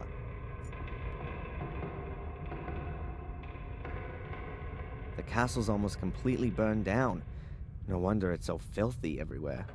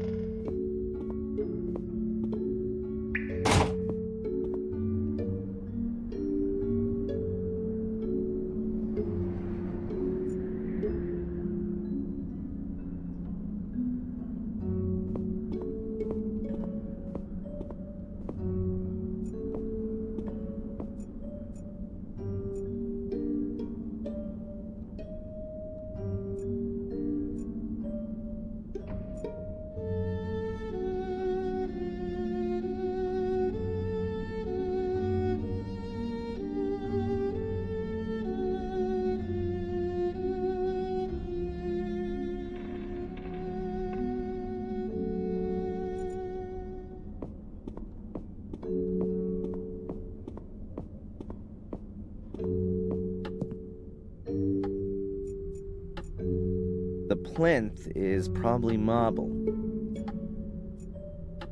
Horse breeding was once a big thing here. The sculpture probably originates from that period.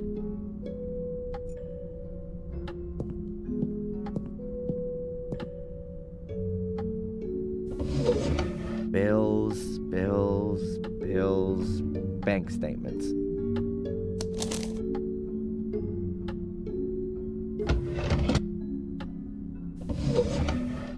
Envelopes with nothing in them. Huh, who's this one from?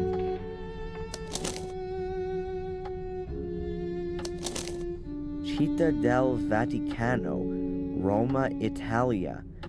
It's from the Vatican. What did Victoria have to do with the Vatican?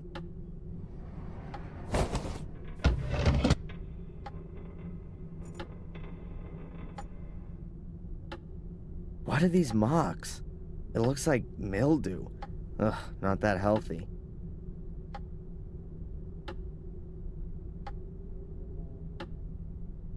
An empty envelope with the Vatican crest on it. According to the postmark, it was sent 2 weeks ago. 6,000 pounds is paid in every 3 months. No indication of who it came from. It just says here it was paid in over the counter. The last entry is 4 months ago. And the account was virtually empty 2 weeks ago by Valentina Antolini, authorized by Victoria Gordon. That must have been money for the construction guys.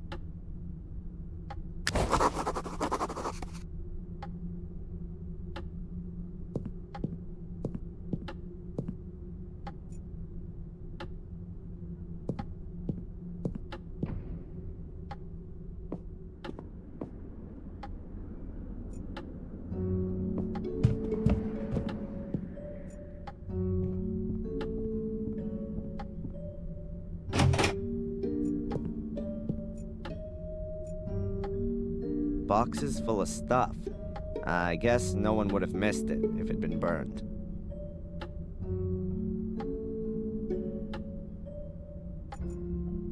A stack of old pictures. Looks like they were rescued from the fire.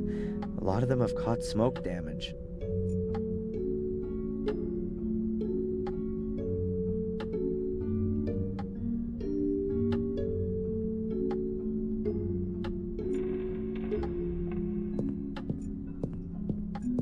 A mattress seems to be a bit too unusual to serve as a hiding place for the Gordons.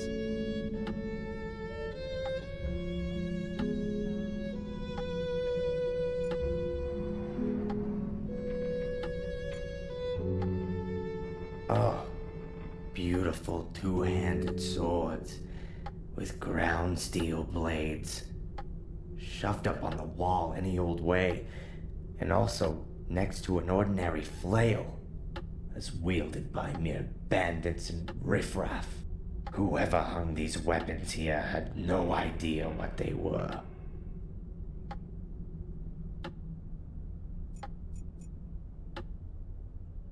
There are some paint buckets drying up here. Who knows if these walls will ever come in contact with it.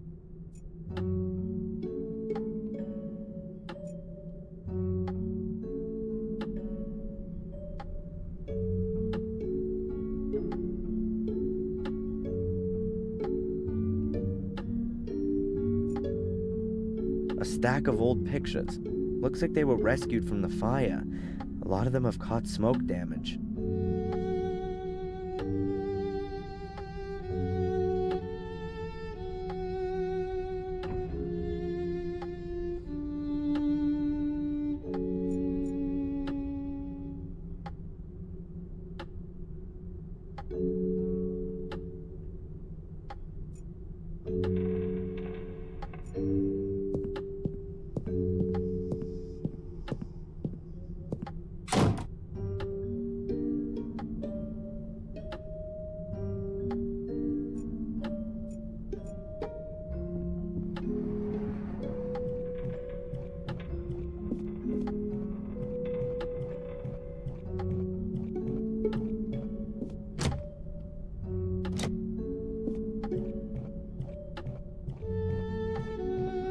There's only one other door in the passage, and it's locked.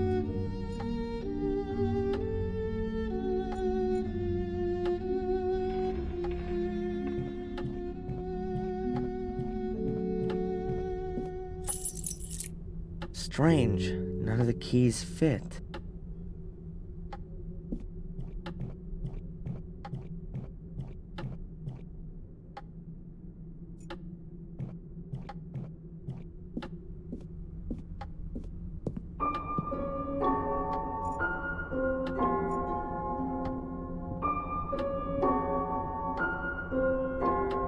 This is Victoria's jewelry.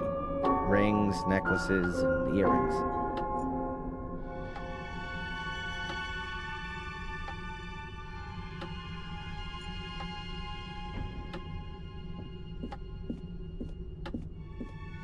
This is the monitoring equipment and medication Victoria used. Shouldn't Miss Antolini have taken these away with her?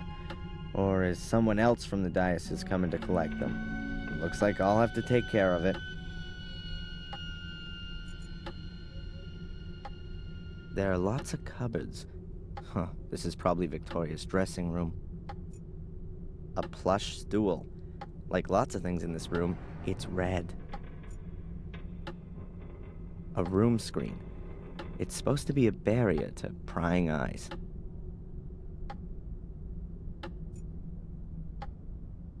The White Lady. The great mystery. What's going on here? The blood is gone. But there's a black mark just where I touched the picture. Or was it there already?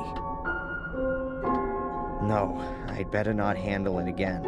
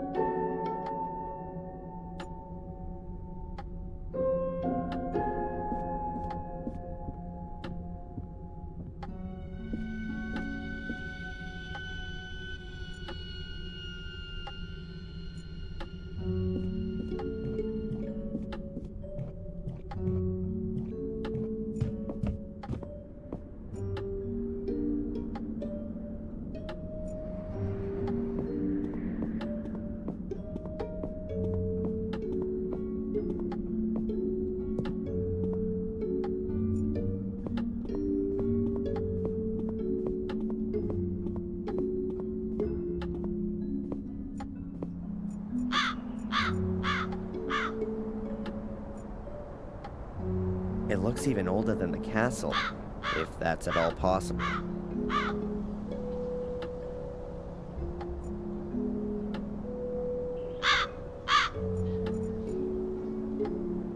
A ladder. Who knows when it was put here, and why? I think this is one of the stand-in stones Victoria mentioned. They should point to the entrance, but where? And how?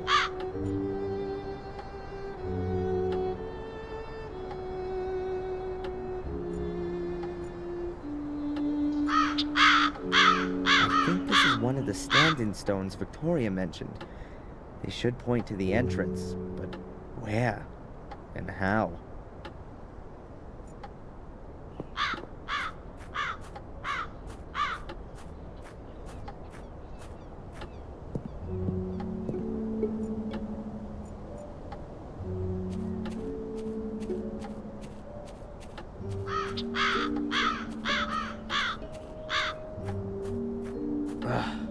The door is practically rusted solid to the frame.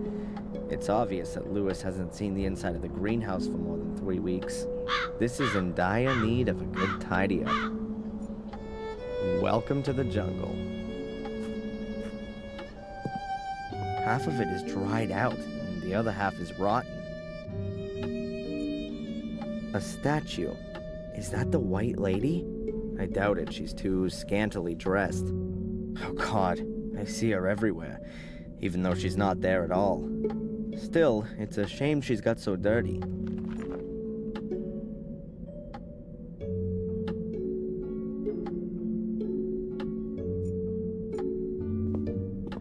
That was a bucket for water. Maybe I can use it for something else. What have we got here? A garden hose. Hoses have always brought me luck so far.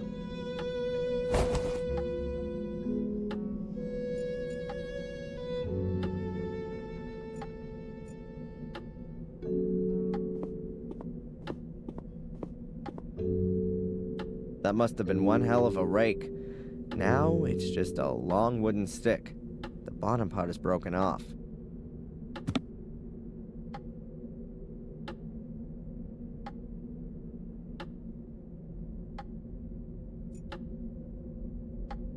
It's very unusual to put carpet down in a greenhouse.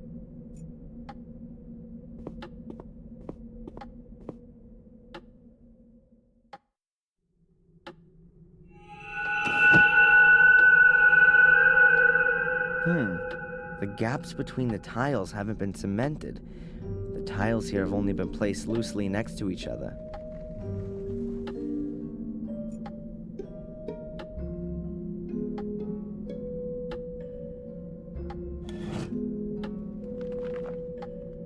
The tiles here have just been placed loosely on there. There's a trap door underneath them.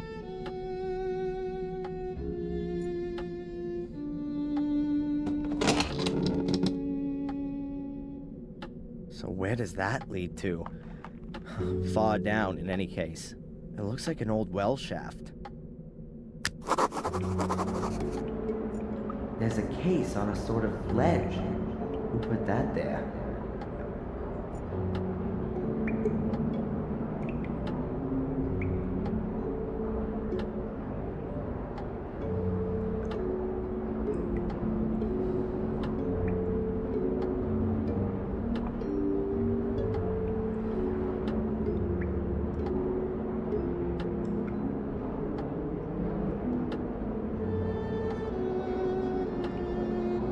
If the stick wasn't wood but a magnet, then maybe. But this won't hold.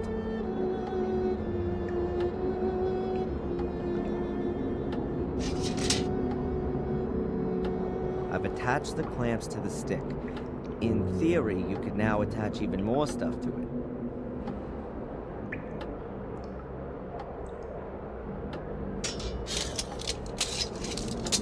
Excellent.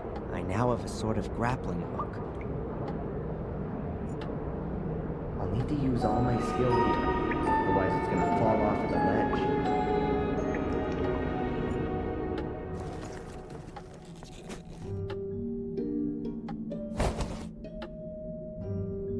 Got it.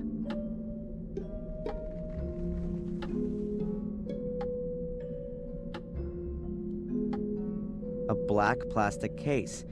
Let's see what's in it. A 10-pound note, a bottle of wine, and a notebook. Maybe it could tell me something about the owner.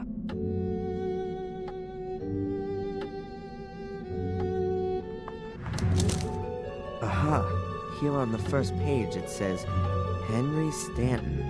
What did our Henry write about then? Well, that's interesting. He appears to have been some kind of informant. At least, he recorded everything meticulously when he saw any castle residents in the tea room. 3:00 p.m. Tea time ends. Victoria forgets to close the horse again. 3:15 p.m. Bates checks the lock. Note, the key is hidden at Old Durgham Gordon. 4:00 p.m. Tea room empty. Use the opportunity. 4:30 p.m. Visit of Dr. Herman.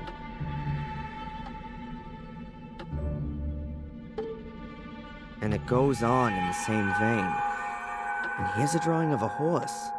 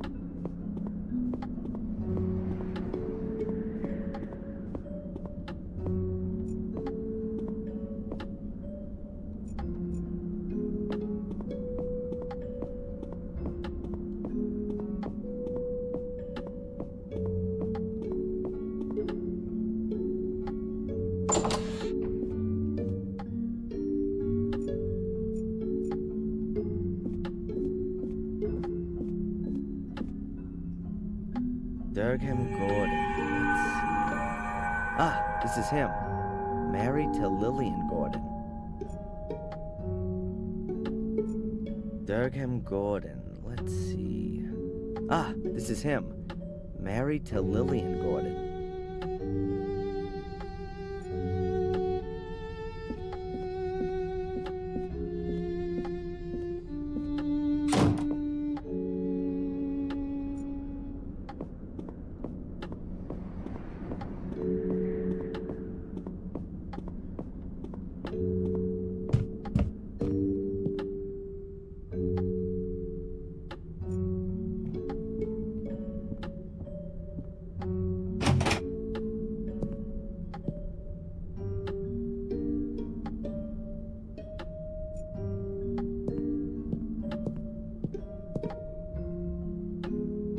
Let's see.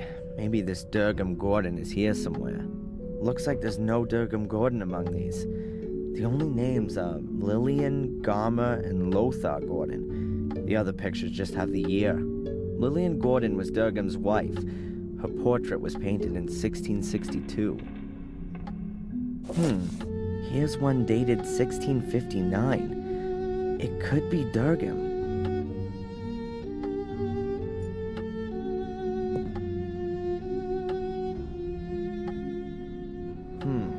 I can't make anything out at first glance. There's nothing unusual on the back either. The piece of frame seems to be loose here. Maybe it got broken in transit. It doesn't look like the piece just broke off accidentally. It was sawed off. What's this? There are 7 small holes here.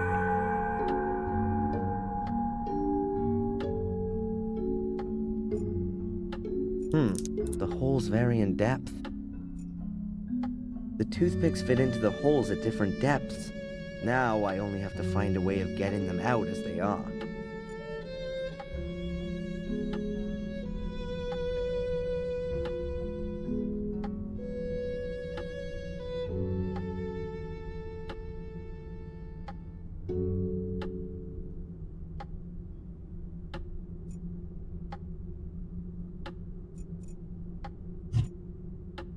A charred piece of picture frame.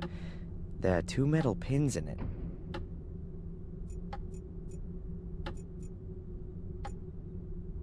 Huh, a great idea. I'll break the toothpicks off at all the same length, and then put them in the holes in the piece of frame. That way I'll have a copy of the key.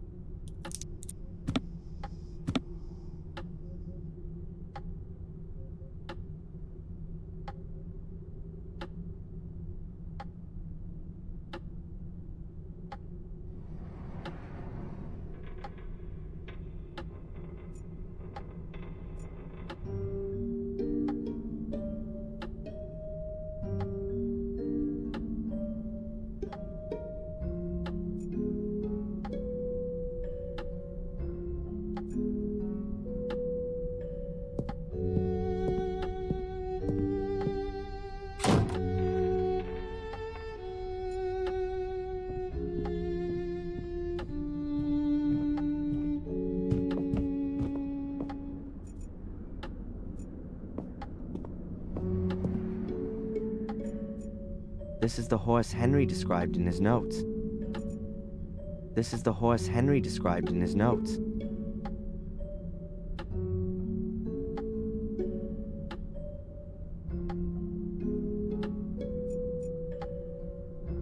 This is the horse Henry described in his notes.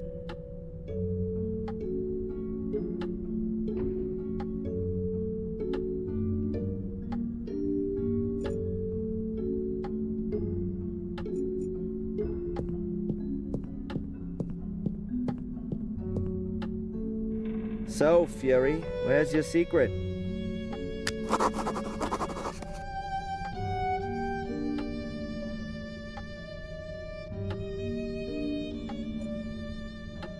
There you go. It fits.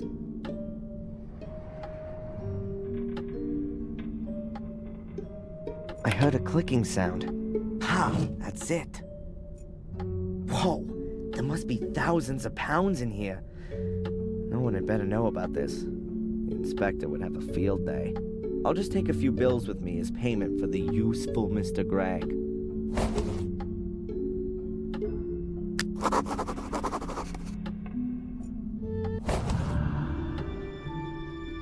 Wow, a really ancient letter.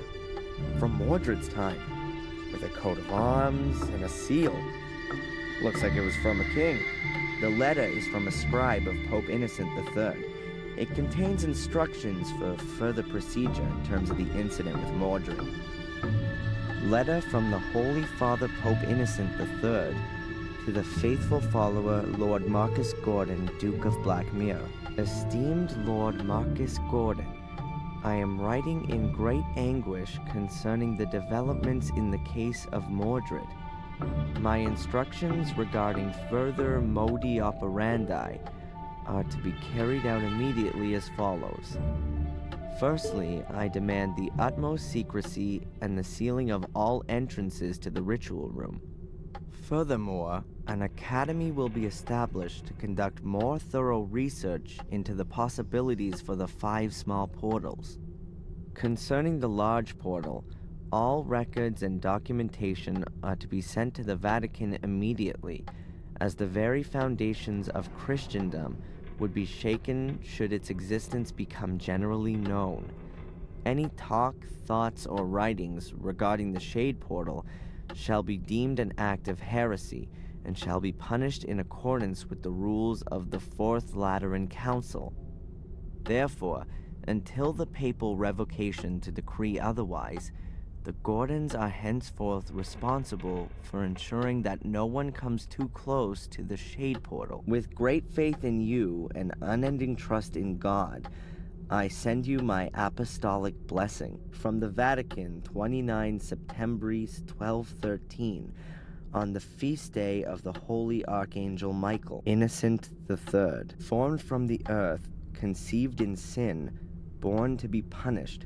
Should man commit an evil act that is forbidden, a shameful act that ill behooves him, a vain act that is of no use, he shall in the end become fuel for the fire, food for the worms, and a heap of putrefaction. De miseria conditionis Humanae on the misery of the human condition.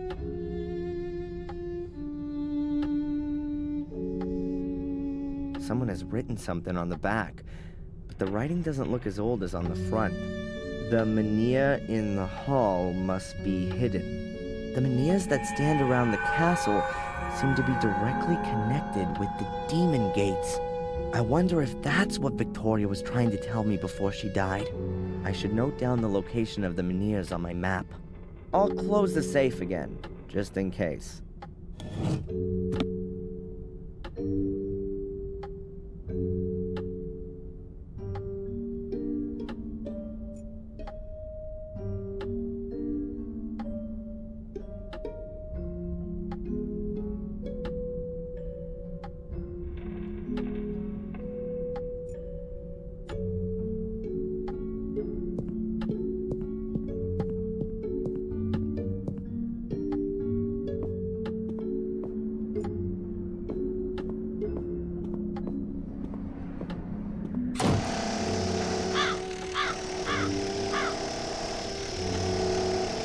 That's Greg. He watches Steve while he works.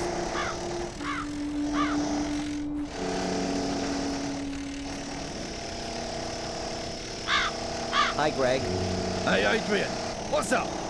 Have you sorted out the finances? Why are the books all spread around the floor of the library? You'll have to ask Miss Antolini about that. She'd often pick up a book. Didn't have much to do by the looks of things. Was reading all the time. The medical equipment in Victoria's room, is it gonna be picked up at some point? I suppose so. I bet they aren't cheap. I'm sure the diocese will come for them. Where's this Miss Antolini got to, anyway? She wasn't even at the funeral. What do I know? Probably back in the convent. Ask the priest. They're both back for the same team. And you were asked to renovate the castle by her? Correct. Head up to us. We were working for old Murray before, for a pittance. We get twice as much here. That one room on the upper corridor is locked. Miss Antolini's room? Yep, she always locked it. She was scared we'd pay her a visit in the night. How come I, as Lord of the Manor, don't have a key for it? She probably took it with her. Can you open the door for me? Why? The room has already been completely renovated. I'm sure Miss Antolini will turn up in the next couple of days. Or send the key back. And if she doesn't? I could always break it down for you. Thanks a lot.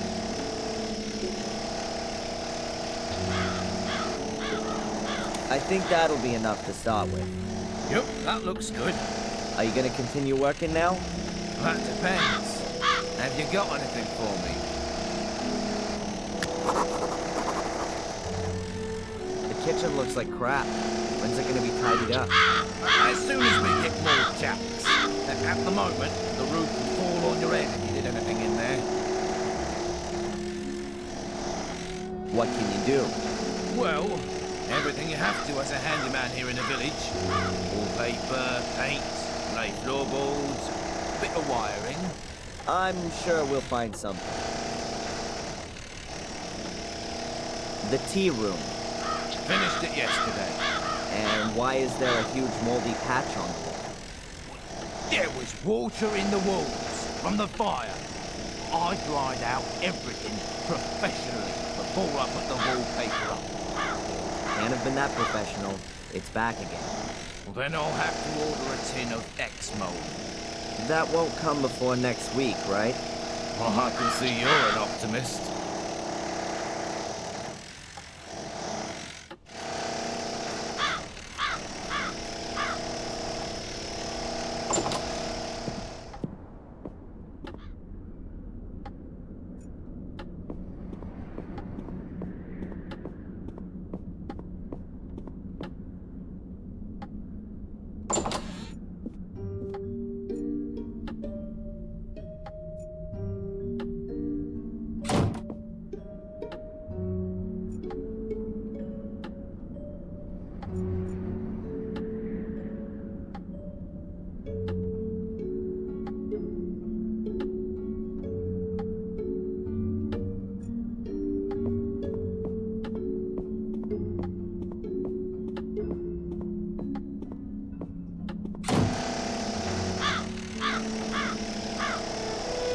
construction guys have been paid.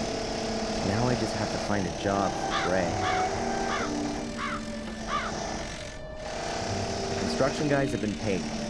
Now I just have to find a job for Gray.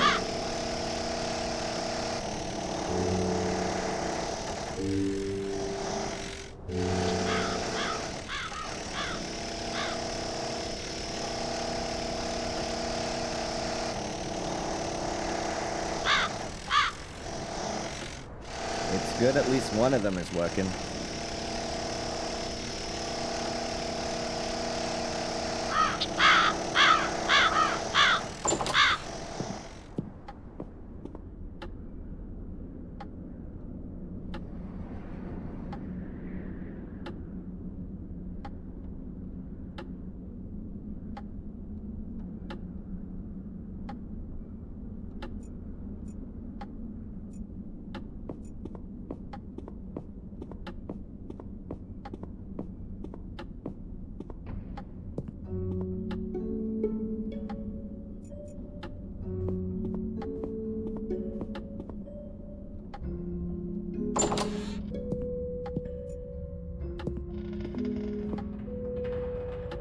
Ugh, it's as gloomy here as in Mordred's poor soul. I'm not going any further. Ugh, it's as gloomy here.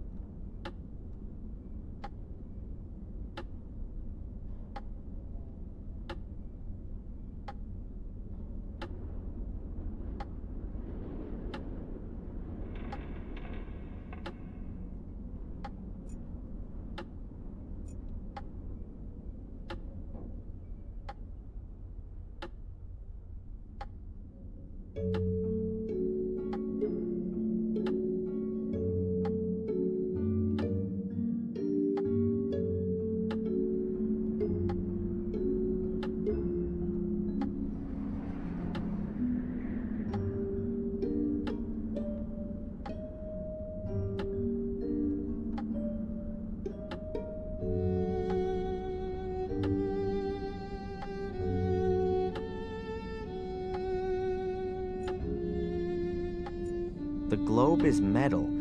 I can't see a weld seam. I wonder how they got it through the door.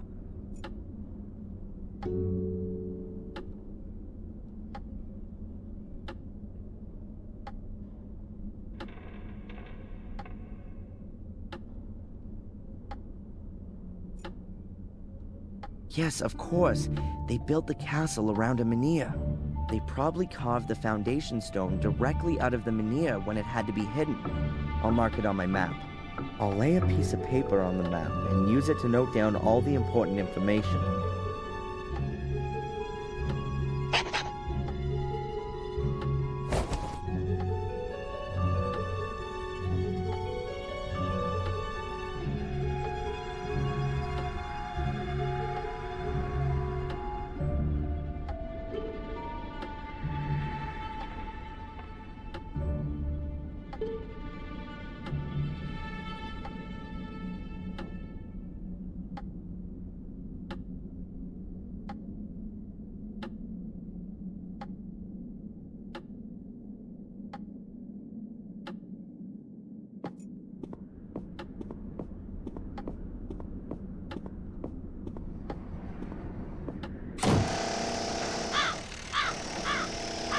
construction guys have been paid.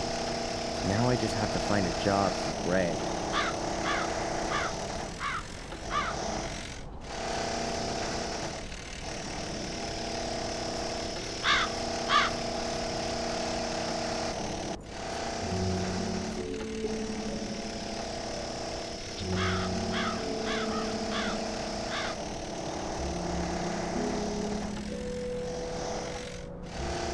The castle itself is already sinister enough, but the soot on the facade makes it look like something out of a haunted house backdrop. I ought to get it removed.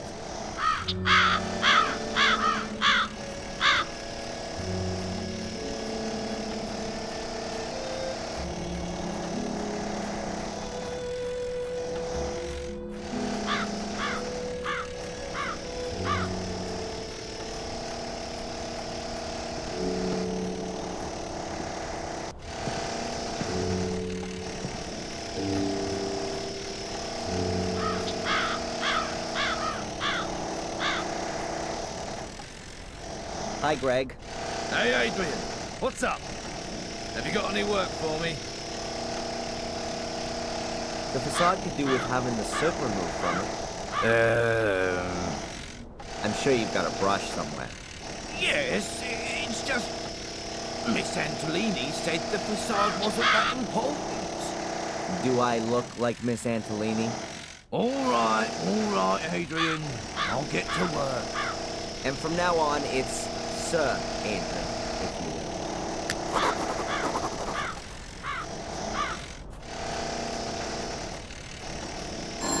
Huh? The telephone. Who could that be?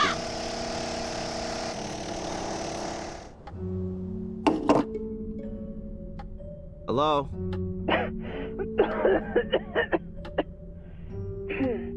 Oh, hello, Dr. Winterbottom. How are you? Hello, Adrian. That's just what I wanted to ask you. Everything's okay so far, thanks. You're already 5 minutes late for our hypnotherapy session. I have some other appointments and really don't want to have to move them. Oh yeah, sorry. I'll be there as soon as I can. All right. See you soon, Adrian.